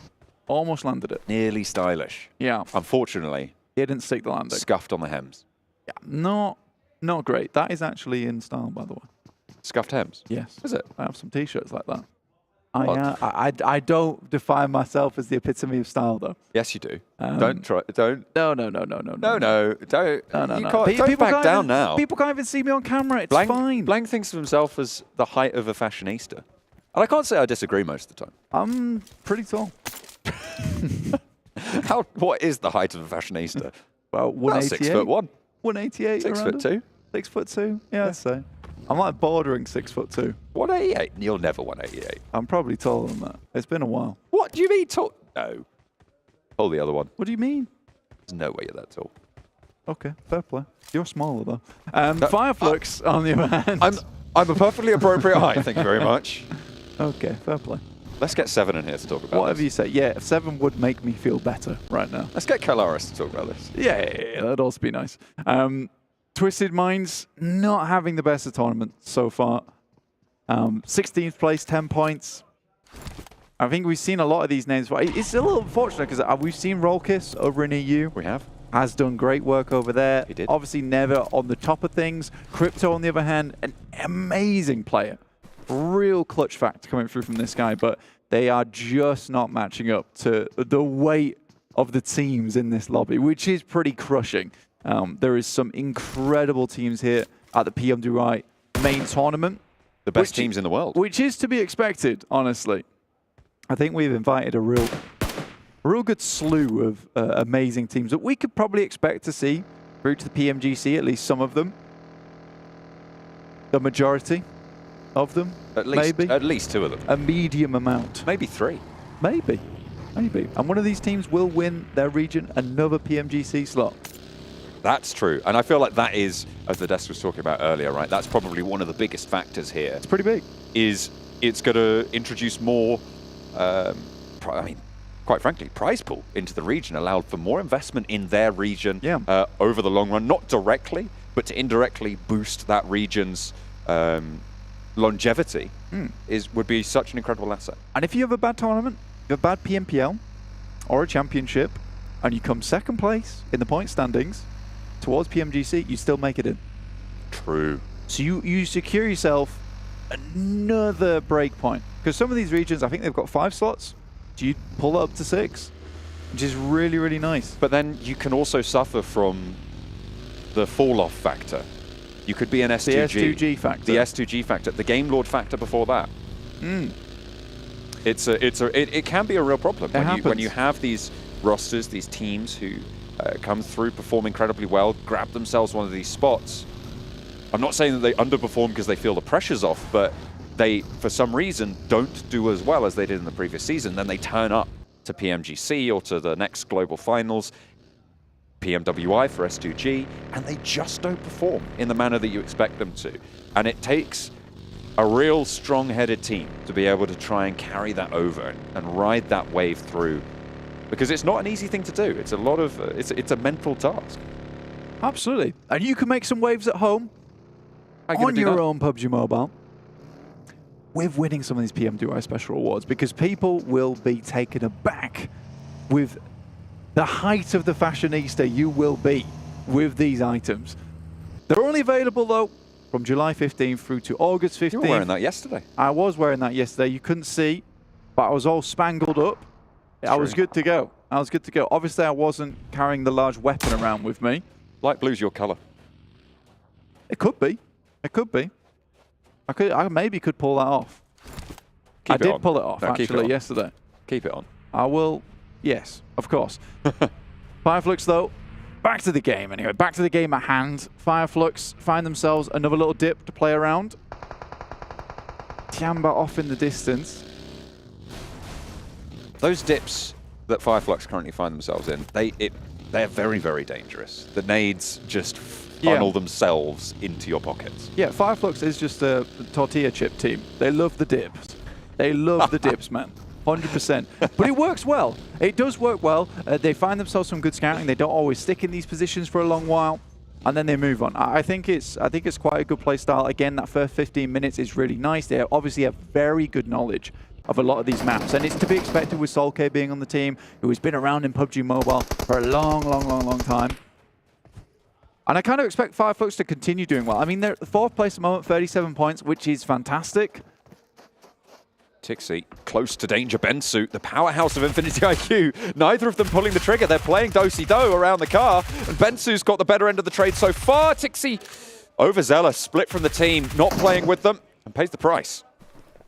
That is really unfortunate. I think that at the moment, Tixi is probably one of their best mechanical players on the squad.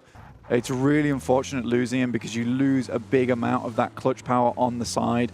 Winning out those fights a lot of times has come down to Tixi making some real good moves. Not as impactful as we've seen him been before though, John, which is a little bit sad to me. I mean, Tixi supremacy just not here at the moment. Tixi mediocrity currently. I need to stop coming back to Gladiators. What? Don't put them back on the screen. Stop that. Well, when they're taking a fight, it's fair enough. But when we're looking at Vampires trying to hold a central position and Fireflux taking blink shots at the compound, certainly talk about that. Dplus KIA sent into the Labendita crater, and they might have some neighbors to worry about. Goodness me, Reject Tokyo don't want to let them get away with this one. Fabian is a little bit isolated, but the rest of Dplus KIA, they are establishing a high ground, and that is what you want to execute with. Forest able to suppress that close range position and keep his teammates safe. They send one down in, they lay the trap, and it looks like Reject Tokyo might have just bit. Yeah, Lufa tries to scrub Forest off the top side, not able to quite make that one happen though. Forest finds that cheeky little angle. I think they expected all of them to be heading in towards Labendita Crater. Not to be. They gave them the old fake out there. Sunan, 628, taking the shots over towards Geekate. Taking a bit more stock of this circle as well. Hacienda del Patron involved, Saint Martin. So some real big amounts of elevation inside this circle from the eastern side over towards the west. So we are going to cut a lot of these teams off into their own individual battlegrounds for the time being. 6-8 again in a pretty solid position. We saw Yang Wan, be a devil in his own right. Tianba able to use the backup with the DBS and the auto shotgun. Really not much you could do about that. Duello goes down, Reiji trying to get away from it. Last player standing for the squad. They were able to get quite a few eliminations. I think it was 8 overall, Blank, in that last Miramar that we just saw. This time around, they're not so lucky.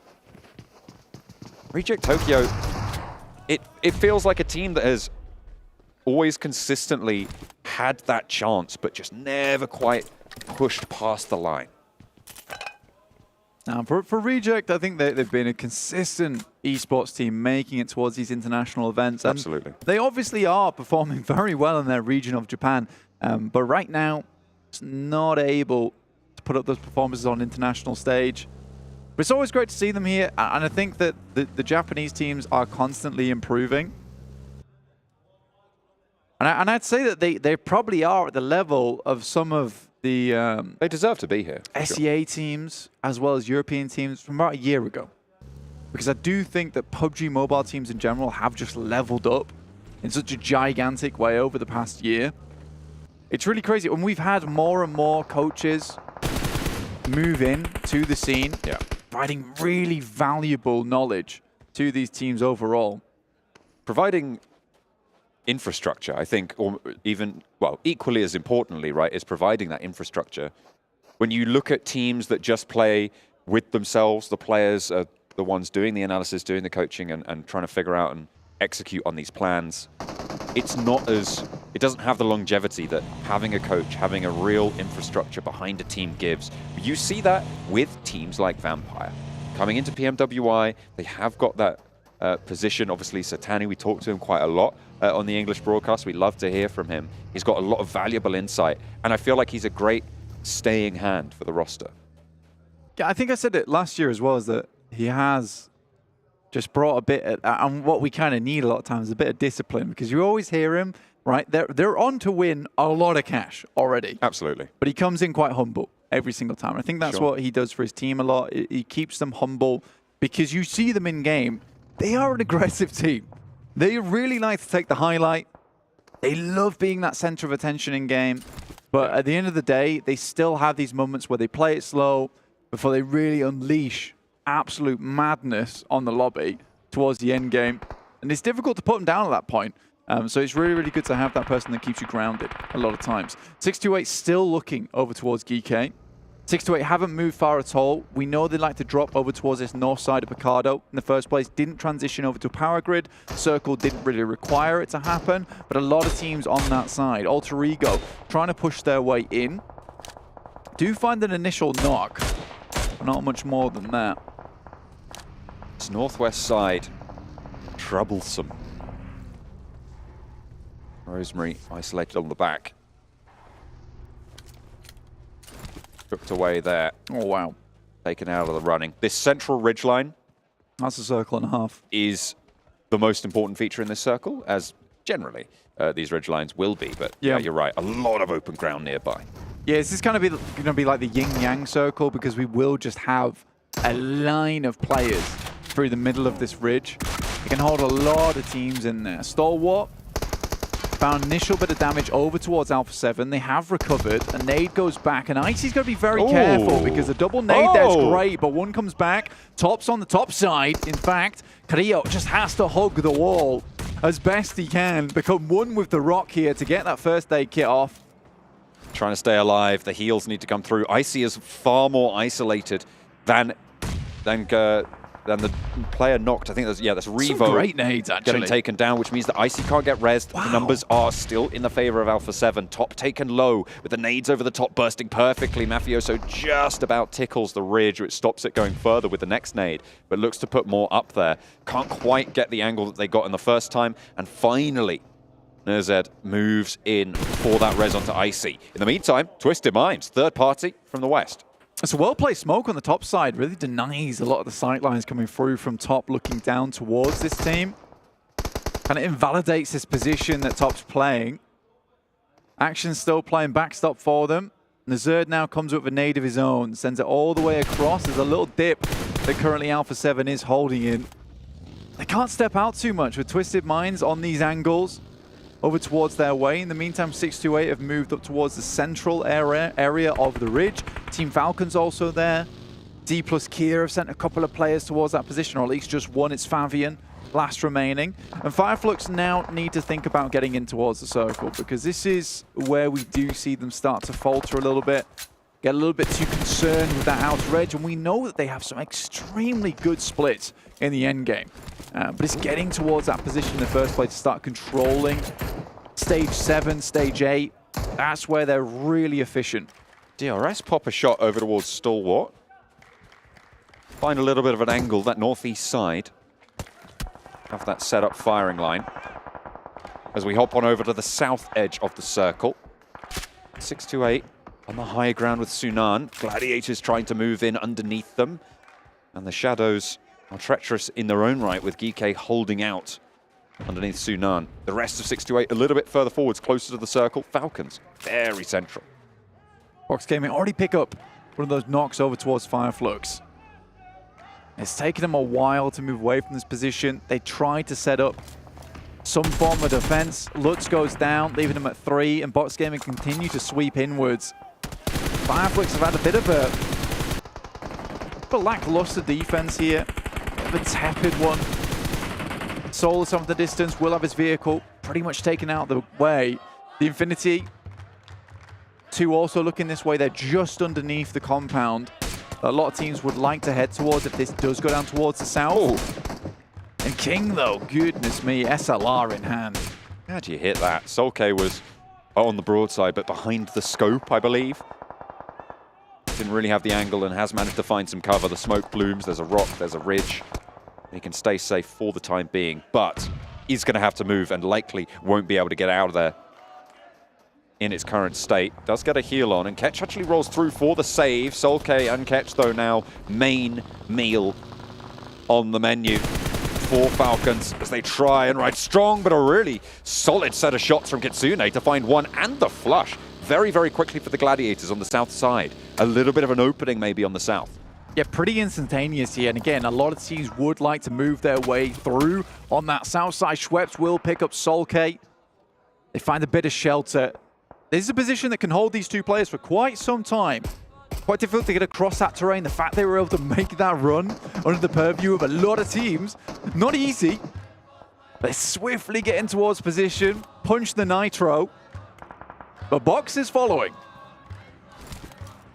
GK trying to skirt. Sunan still sits atop the mount, launching Thunderbolt after Thunderbolt downwards and transmitting that information back over to the rest of his team as well. We were looking at this central ridgeline and talking about how treacherous it's going to be. Let's take a look at just how dangerous Fabian can make it for Box Gaming as they try and move on through, but it is so dangerous. But that goes both ways. The sword has two edges, and backwards it cuts. Infinity IQ take down the last player from Dplus KIA. Gladiators also coming a cropper. Yeah, get them caught up on this south side of the ridge. A lot of sightlines looking their way. 2 players down. I would say it's very unlikely that Matic's able to get both of them up, but you can certainly try, give it a go. Falcons did move further up towards that north side, and Box just sidled in on the east. Vampires yet to move as of yet. They did take down a player from DRS earlier on. Meku is shut down. Still pretty tricky to call this game. There are so many teams yet to conclude their embroilments. Gladiators will conclude their game here, though. 13th place. Middle of the tables is where they will end their day. 9th place. Unlikely to be leapfrogged by Falcons. Currently quite far behind them. The Falcons do have a high ground position. They can run along this ridgeline and maybe prove to be troublesome in this lobby overall. Good shots from Sunan. Satan takes a fall to the depths of hell there. The first circle only, though, and will be pulled back by GK to the land of the living. Next, though, from Falcons might have other ideas. Close enough and innate distance. Look at that. Xing unleashes. Bombards the position, re-knocks it. That's a lot of time now had to invest, and with that time, they have earned the forward position. Sunan and Xing move on in, looking for the execute. Nate's downhill from Falcons as well, as Ferrari goes down. Teams. A lot of teams trying to vie for this south high ground. Vampires taking out players coming through from DRS. Killer notably out. Best player currently on the squad of DRS too, so unideal. Vampires have had eyes towards that position for a long, long while. Wait for them to make their move. Solke will equally be shut down by the Vampires. They snatch more of these eliminations away, but they will have to move. And I think Fireflux's position is probably one that you would be looking up. Might head over towards that north side as well, as they all jump in towards vehicles. Fireflux get taken out in that position. Box Gaming on the east side of this mountainous ridge. Will have quite a lot of control there, but they have to get up if they want to get to the west side of the circle at all. They want to have that access. As we hop to the northwest, Stalwart, all 4 players alive. No eliminations though so far. Close to Alpha7 with one of their own. Just a little bit south of that, also got Alter Ego to worry about, who have managed to rack up 3 eliminations, but they're playing with 3.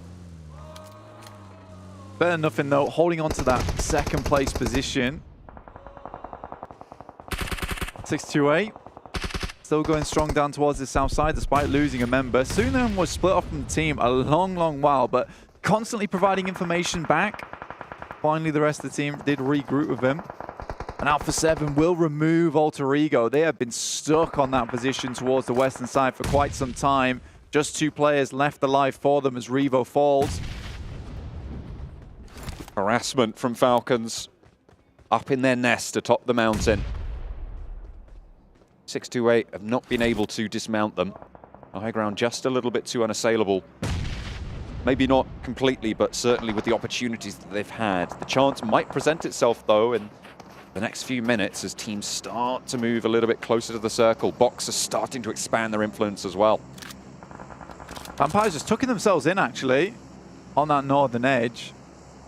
Not to go too far. I think that this is a position where you'd imagine a lot of teams would take up residence as the circle pushes a lot of the squads that will have squeezed themselves in on that south side forward. 10 teams in stage 6, Blank, almost stage 7. This is really, really close, and these ridgelines are providing sanctuary for teams that most likely you wouldn't see alive at this stage, given any other circle. Tony K spots a DRS player, and they snap up the back line. Lickety split. Yeah, there's instant clapback coming through from Vampire. And Rule steps a little bit too far backwards and feels the brunt of some of the teams on that north West stage, like Stalwart, as well as Alpha7. KIA out in the blue, try and readjust. Meantime, the Stalwart's players, I think that is Action. He's down towards the south, all on his lonesome, really holding up Twisted Minds and the final player from Alpha7. KIA towards the blue. Needs to be careful. Icy has got the opportunity to swing out should Action get into trouble as well. Circle goes very central here, blank box. We'll be able to hold out all these teams on the south. Well, they'll certainly have the chance to. Vampire probably looking pretty good to try and push on in if they can get past DRS's sightlines. I think DRS is a little bit preoccupied with Stalwart, currently taking that 2-2 split on the northwest edge to deal with Twisted Minds, Alpha7, and DRS. So I think for Vampire, taking that long stroll up the slope to perhaps try and third-party versus this would be a really smart idea. Currently, Box Gaming, though, they're about to get a whole heap of eliminations if they play this one right. As a lot of these players on the south side will have to drop off from their high ground down towards Box Gaming sightlines. Scary prospect. Okay, trying to move past, but Axa has other ideas. Wow. The pump action. This late in the game, still having that in the arsenal is a risk, but it's going to work out here. Falcons hold out a push, and still there's more to do as GK Esports trying to stop the push from the south of 628. Axa continues his bombardment, his barrage of bullets as they roll downhill. Unfortunately, his teammates not so lucky. His opponents either. 628 moving through, swelling the ground on the south side.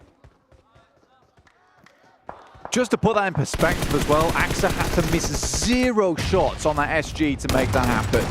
Yang's got plenty more shells to unleash from the auto shotgun here, though. And it will be good for 2 knocks. Falcons dismounted. And now 628 can play on with 3. We saw what they could do on the Erangel. Can they in the previous map on the Miramar, can they convert it this time around? The 3-man 628 buff. There's no 3 in their esports title. There's certainly 3 in the game here, and they're doing fairly good work. The Infinity still alive. Vampires have now taken control of that northern side. If they win out this game, they will have found themselves a massive buffer going into day 2. It feels like a repeat of the All-Stars. Finished that first day off with 78 points. Bear in mind, there was a lot more eliminations available with the 18 teams in the All-Stars. So can they break their own record on a day 1? Already up to 5 eliminations. An extremely good spot for themselves. Finding Yang 1-2. Wow. Really, really solid stuff from the north side. Stalwarts drawn a little bit short here. A knock sent their way as well. They're grouped up. They don't really have any forward position. They will have quite a lot of info over the ground, and it's quite a flat area that they have to push across. Vampire also going to have to breach that ridgeline. Who's going to be able to get forwards first, get that stranglehold over this next part of the circle. Stalwart cut apart as 3 players from 628 take aim. Xing finds Ravenclaw from Vampires, though, and Bensu, once again, that powerhouse from Infinity IQ, will pick up one of the players from Box who have just not held onto this spot very well. Stoned is sent back as they res their player, Ravenclaw, and Stalwart will be finally forced out of the blue, and I think Vampire most likely will turn a lot of their attention over towards Stalwart. In the meantime, 628 descend upon the guys from Box. They need to take care of the threat from downhill should they want to move forwards. Boyga and Bensu for Infinity IQ. Trying to play even further below that. Another shot sent over towards Stalwart and another knock from a nade on Vampire's squad. Flush is coming through and Vampires can really start to isolate this team now. Very, very difficult to move forwards with the threat of Stalwart there, but once they have removed that, they can start to march in. Icy falls next, and the Vampires yet to lose a player. 628 dastardly daring in this lobby at the moment. They're just taking fights all over the place. Oh. A lovely nade over the top will do a good amount of damage, and just top remaining now. Not long for it, I'd imagine. The blue zone will push him in if nothing else. 3 seconds until it goes in. The fire not quite touching him there. He does get lit up. Has to hit the deck and go for another heal there. doesn't really have anything left in the back pocket. Action crawling forwards, trying to get info, and Vampire need to move in along this ridgeline to stop 628 from getting control, Blank. Luckily for Vampires, it's such open ground that a lot of these teams have to push towards, but they have been lacking on these elimination points, and 628 is lapping them up themselves. Stalwart finally taken down. No further will they go. Gosu from underneath does damage, but no more than that. Yang Won stays alive. Vampire get the final knocks there, the final points. 2 teams now remain, and there's knocks already. Jing trying to stay alive, but Vampire looking to shroud the lobby in darkness, and they'll be able to take everybody down. From the northern side, they play slow, they play efficient, and they devastate the lobby. 20 points on the final game of the day, and their day 1 here mirrors that of the All-Stars, Blank. Goodness me, they go for the 3-peat, and now the repeat on the day 1 of All-Stars. 78 points accrued total. I mean, that is perfection, right? That's the way you want to start it. Satani probably told them, can you just do what you did on day 1? And they were like, exactly what we did on day 1? No. Just do what you did on day 1 in terms of strength and power. Okay, we'll get the exact same point. It's absolutely fine. That is ridiculous coming out from Vampires. What a way to end it. That was a masterclass of terrain control, of biding your time until the right opportunity presents itself. They saw a Stalwart player go down. They just kept that pressure up, and then they moved when they needed to. That's what I've praised them for so far today, over the course of the All-Stars as well. And I'd love to see it come through in the final game of the day. Man, you can't count out 628 as well. True. That was ridiculous stuff coming through from them. I didn't quite catch the amount of eliminations they had at the end, but they were blasting out of their minds. That 3-player buff for 628, really coming in clutch for them. I just wonder what they could do with 4 players at the end of the day. Where's your final lap? Whoa, don't be ridiculous. That would be too much, That right? would be unnecessary. Either way, we are going to close out the day. We're going to go over to the desk after a short break. Thank you so much for watching. That's PMWI Esports showing us exactly what they're made of. We'll see you in a bit. All new Honor Magic 5 Pro. Freeze even fleeting emotions in just milliseconds. Take marvelous night shots with lightning fast exposure. The display reveals more details in bright areas with an astonishingly long battery life that just keeps going. The latest flagship chipset brings you exceptional performance. Unleash the power of magic. Honor Magic 5 Pro.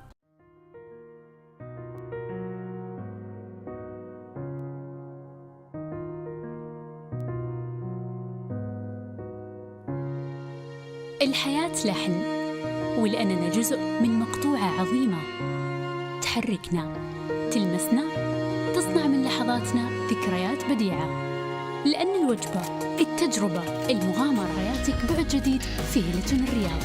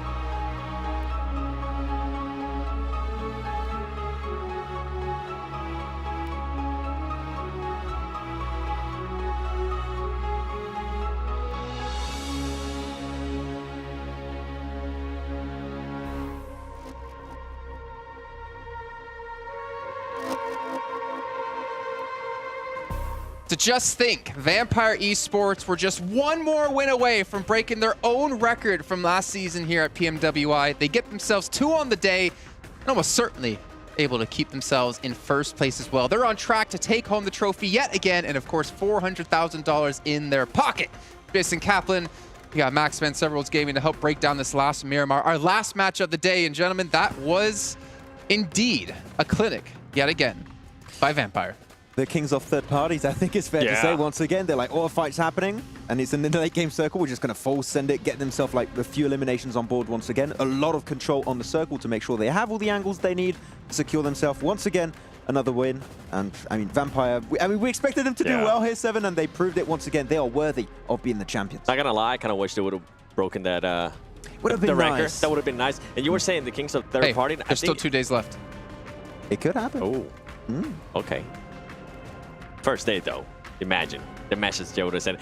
What I do want to talk about before you sidetrack me even more is you were saying about how they're the kings of third party, the kings of pacing, because they are able to decide when they want to take on those fights. And I think we saw that perfect too, the way they were able to clear out the North. I mean, after they took on DRS, they were the only team in the North, and now at that point they were able to just kind of scout. Okay, do we want to third party that fight? Do we want to wait? And I think that's what it kind of comes down to, right?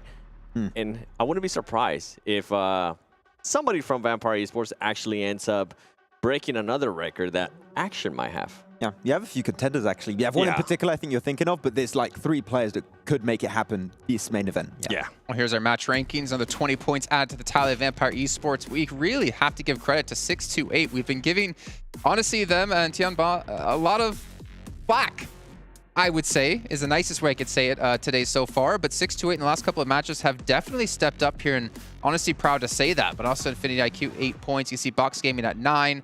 As you look further on down the list here, speaking of Tianba, 5 eliminations. So a good start, but not going to be enough on the day. They were finally shown as the aggressiveness that we wanted, right? Even if they didn't get the placement points, they finally got those eliminations. I mean, something that we were kind of being a little bit critical of them back in Arago. Yeah, actually, one team I want to bring up that we didn't mention just yet is Falcons, that I think did scout and go for a really strong compound in the center. I think it was phase 4, phase 5 around that moment, and then send it to the lower edge of where 628 actually are, which, as you said, are being aggressive, so it's not an easy position to hold. I thought they would just wait it out in the compound, and if they did, maybe actually made it on the podium finish, but Falcons, I think, were trying to read too much into the game and just kind of became their own worst enemy at that point.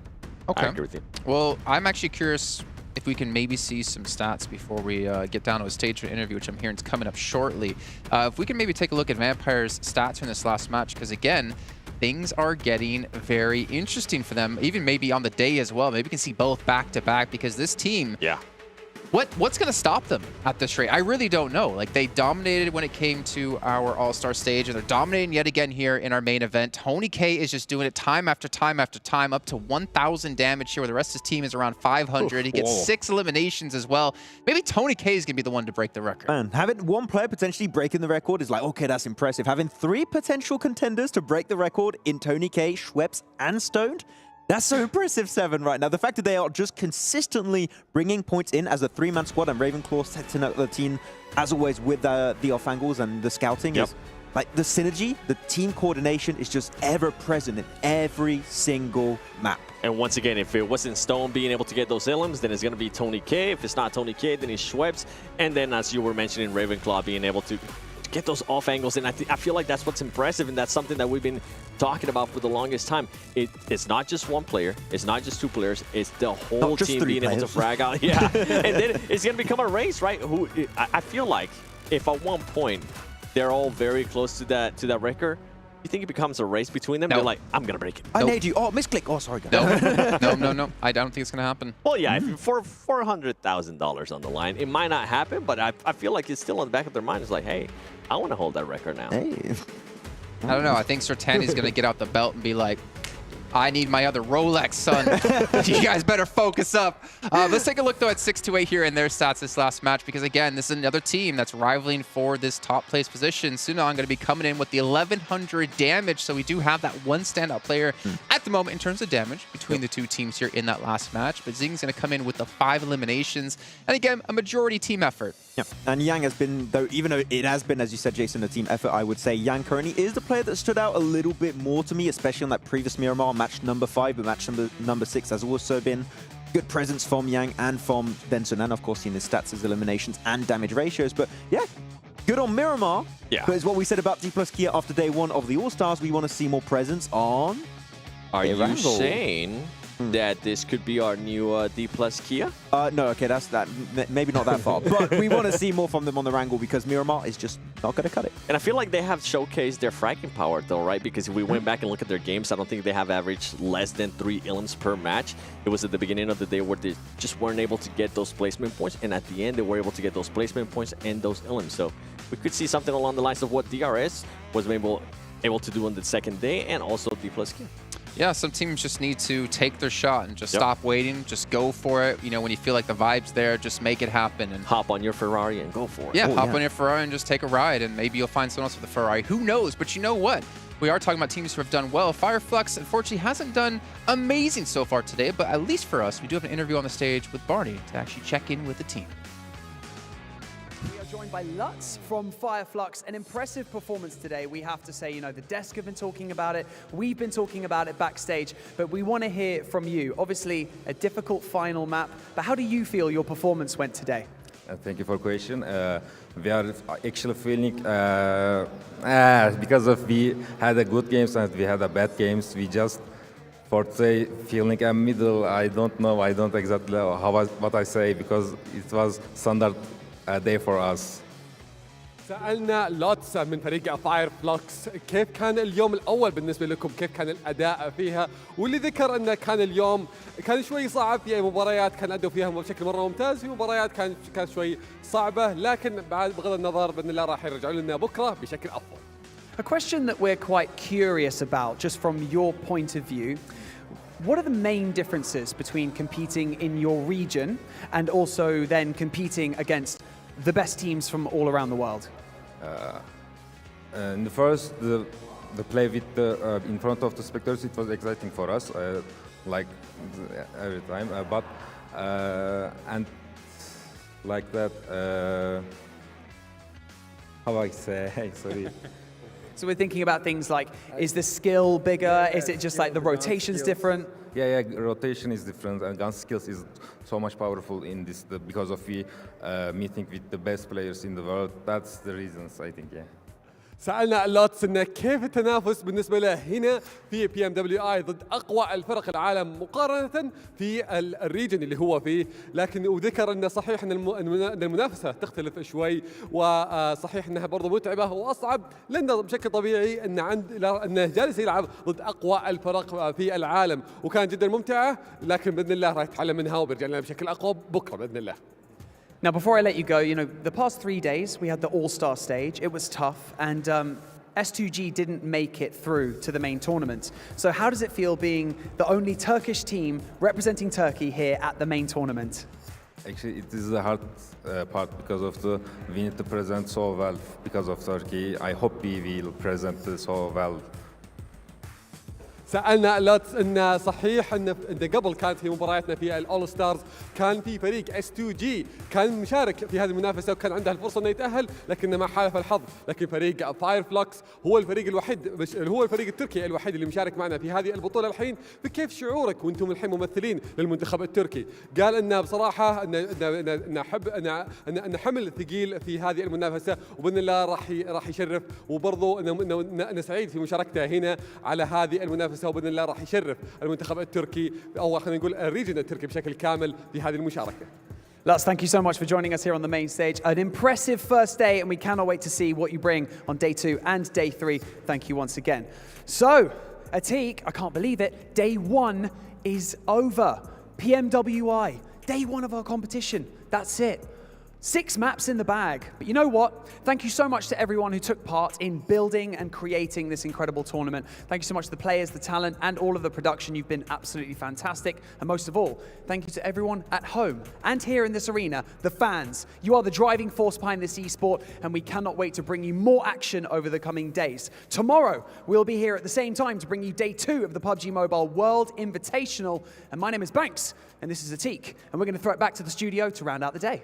والحين أعزائنا المشاهدين أعزائنا الحضور، هذا كان ختامنا لليوم الأول من البطولة الرئيسية. عدت 6 مابات اللي شفناها قديش كانت والنتائج حقتها، لكن هذا كل شيء ممكن يتغير. الفرق راح تتطور معنا بكرة، وبعدها راح نعرف منهم أبطال PMWI معنا في هذه المنافسة. خلوكم قريبين، يعطيكم ألف عافية على المشاهدة وعلى المشاركة وتواجدكم حتى برضو معنا هنا على المسرح. شكرا لكم جميعا. لكن الحين راح ننتقل لكم على طول على الاستديو. كان معكم مقدمكم عتيق باللغة العربية ومعنا مقدمنا باللغة الإنجليزية بانكس، واحنا نترككم مع الاستديو.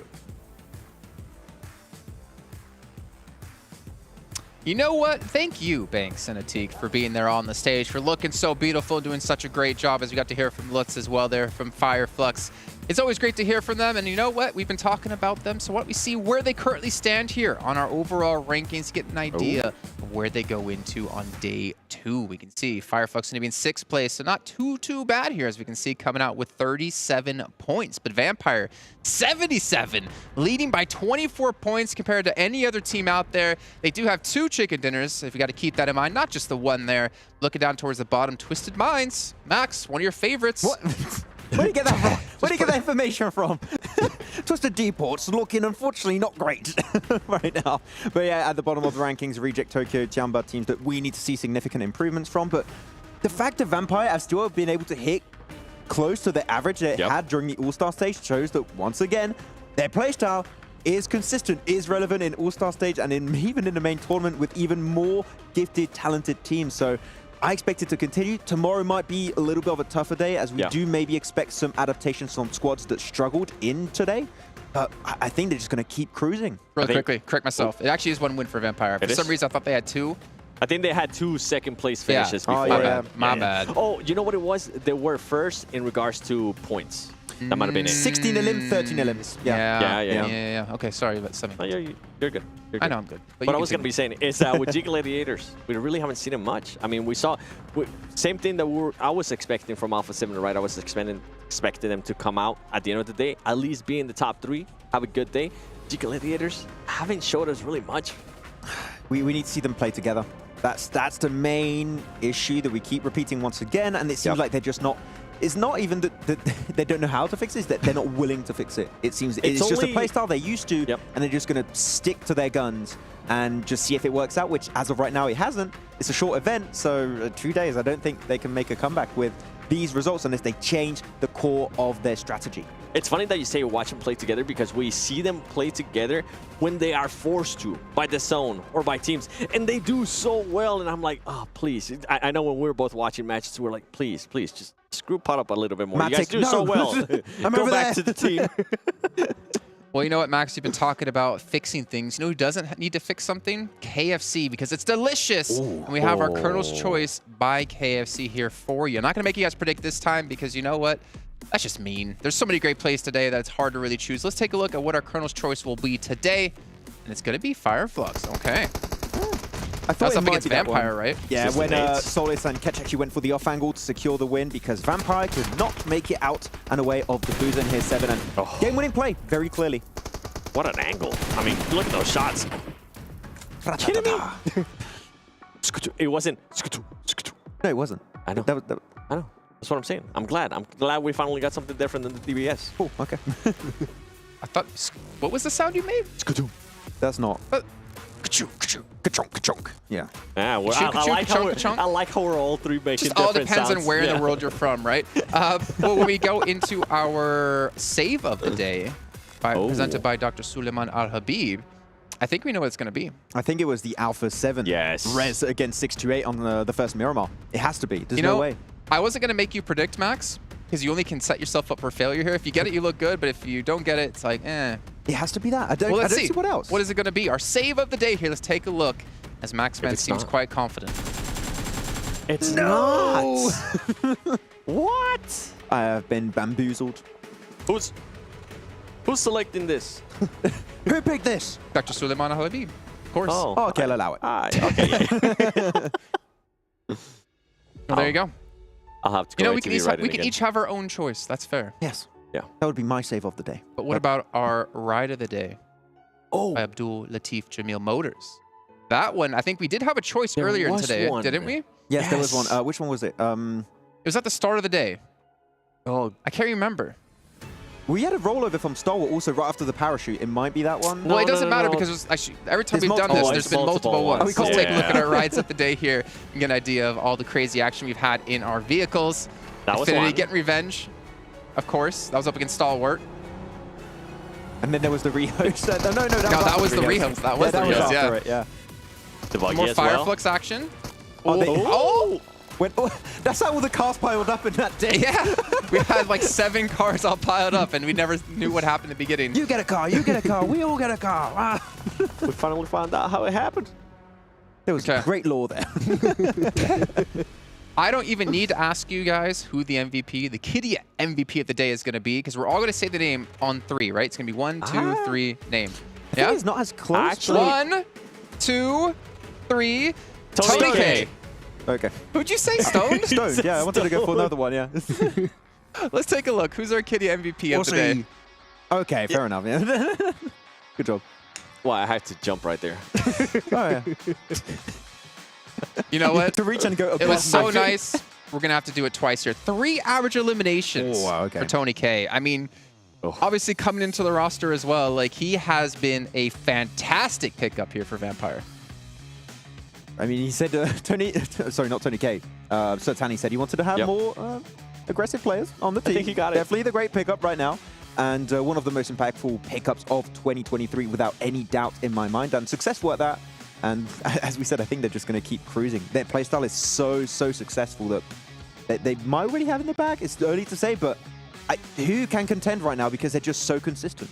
What I love to see out of him too was the survival, right? The survival time, because we always see players being able to perform really well, but when their team is actually not performing that well. And right now, Tony K, we're having one of the best fraggers in the best team. It's like he couldn't ask for anything better, and that's why I was saying he or Stone could probably end up breaking actions. But you didn't. You said Tony K, and we got to do a little. He actually had to jump. Poor Max, man. You had to have it happen twice. Just get good, Max. Just get good. Predict the MVP. Well, that's going to round out our day here, but not before, once again, I give a big shout out here to Honor Magic 5 Pro, powered by Snapdragon 8 Gen 2, and Honor self-created. Yeah. Self-developed GPU with Turbo X. Wide shot, please. Wide shot. Come on. Wide shot. Please. Come on. Wide shot X. Yay! Well, that's going to do it here. I need to work out. You couldn't hold the pose? What? My legs hurt. Oh, no. Well, if you weren't on a box, you wouldn't have had to squat. But that's going to round out our first day here of PMWI Main Tournament. Remember, it's $2 million on the line. The best teams from all around the world competing for their lion's share of that $2 million. We'll be back tomorrow, though, at the exact same time for some more PUBG Mobile action.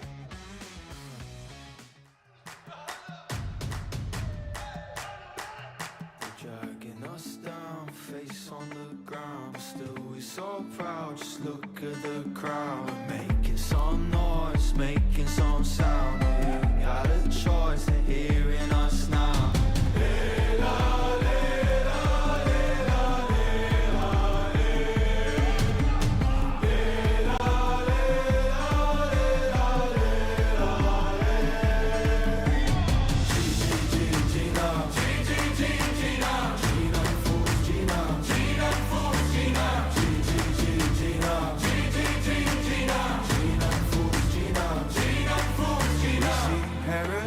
Through dirt in our eyes for us. Oh, actually, I'll try, actually, I'll fight for us.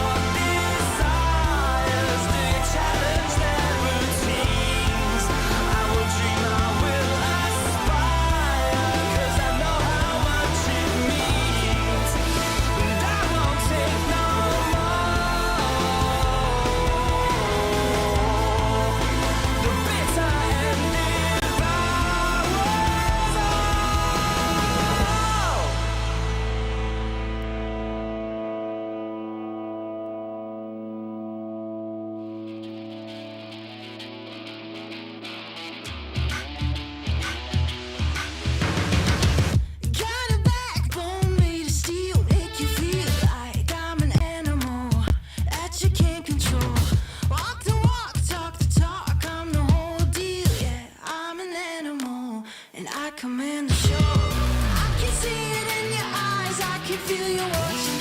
Got you hooked, got you right where I know I want you.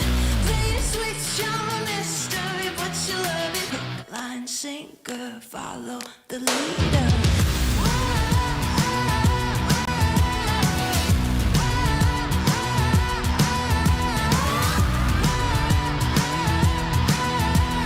Hook, line, sinker, follow the leader. Bring you right there to the edge, make you sweat like you can never take the heat, but it's never too hot for me.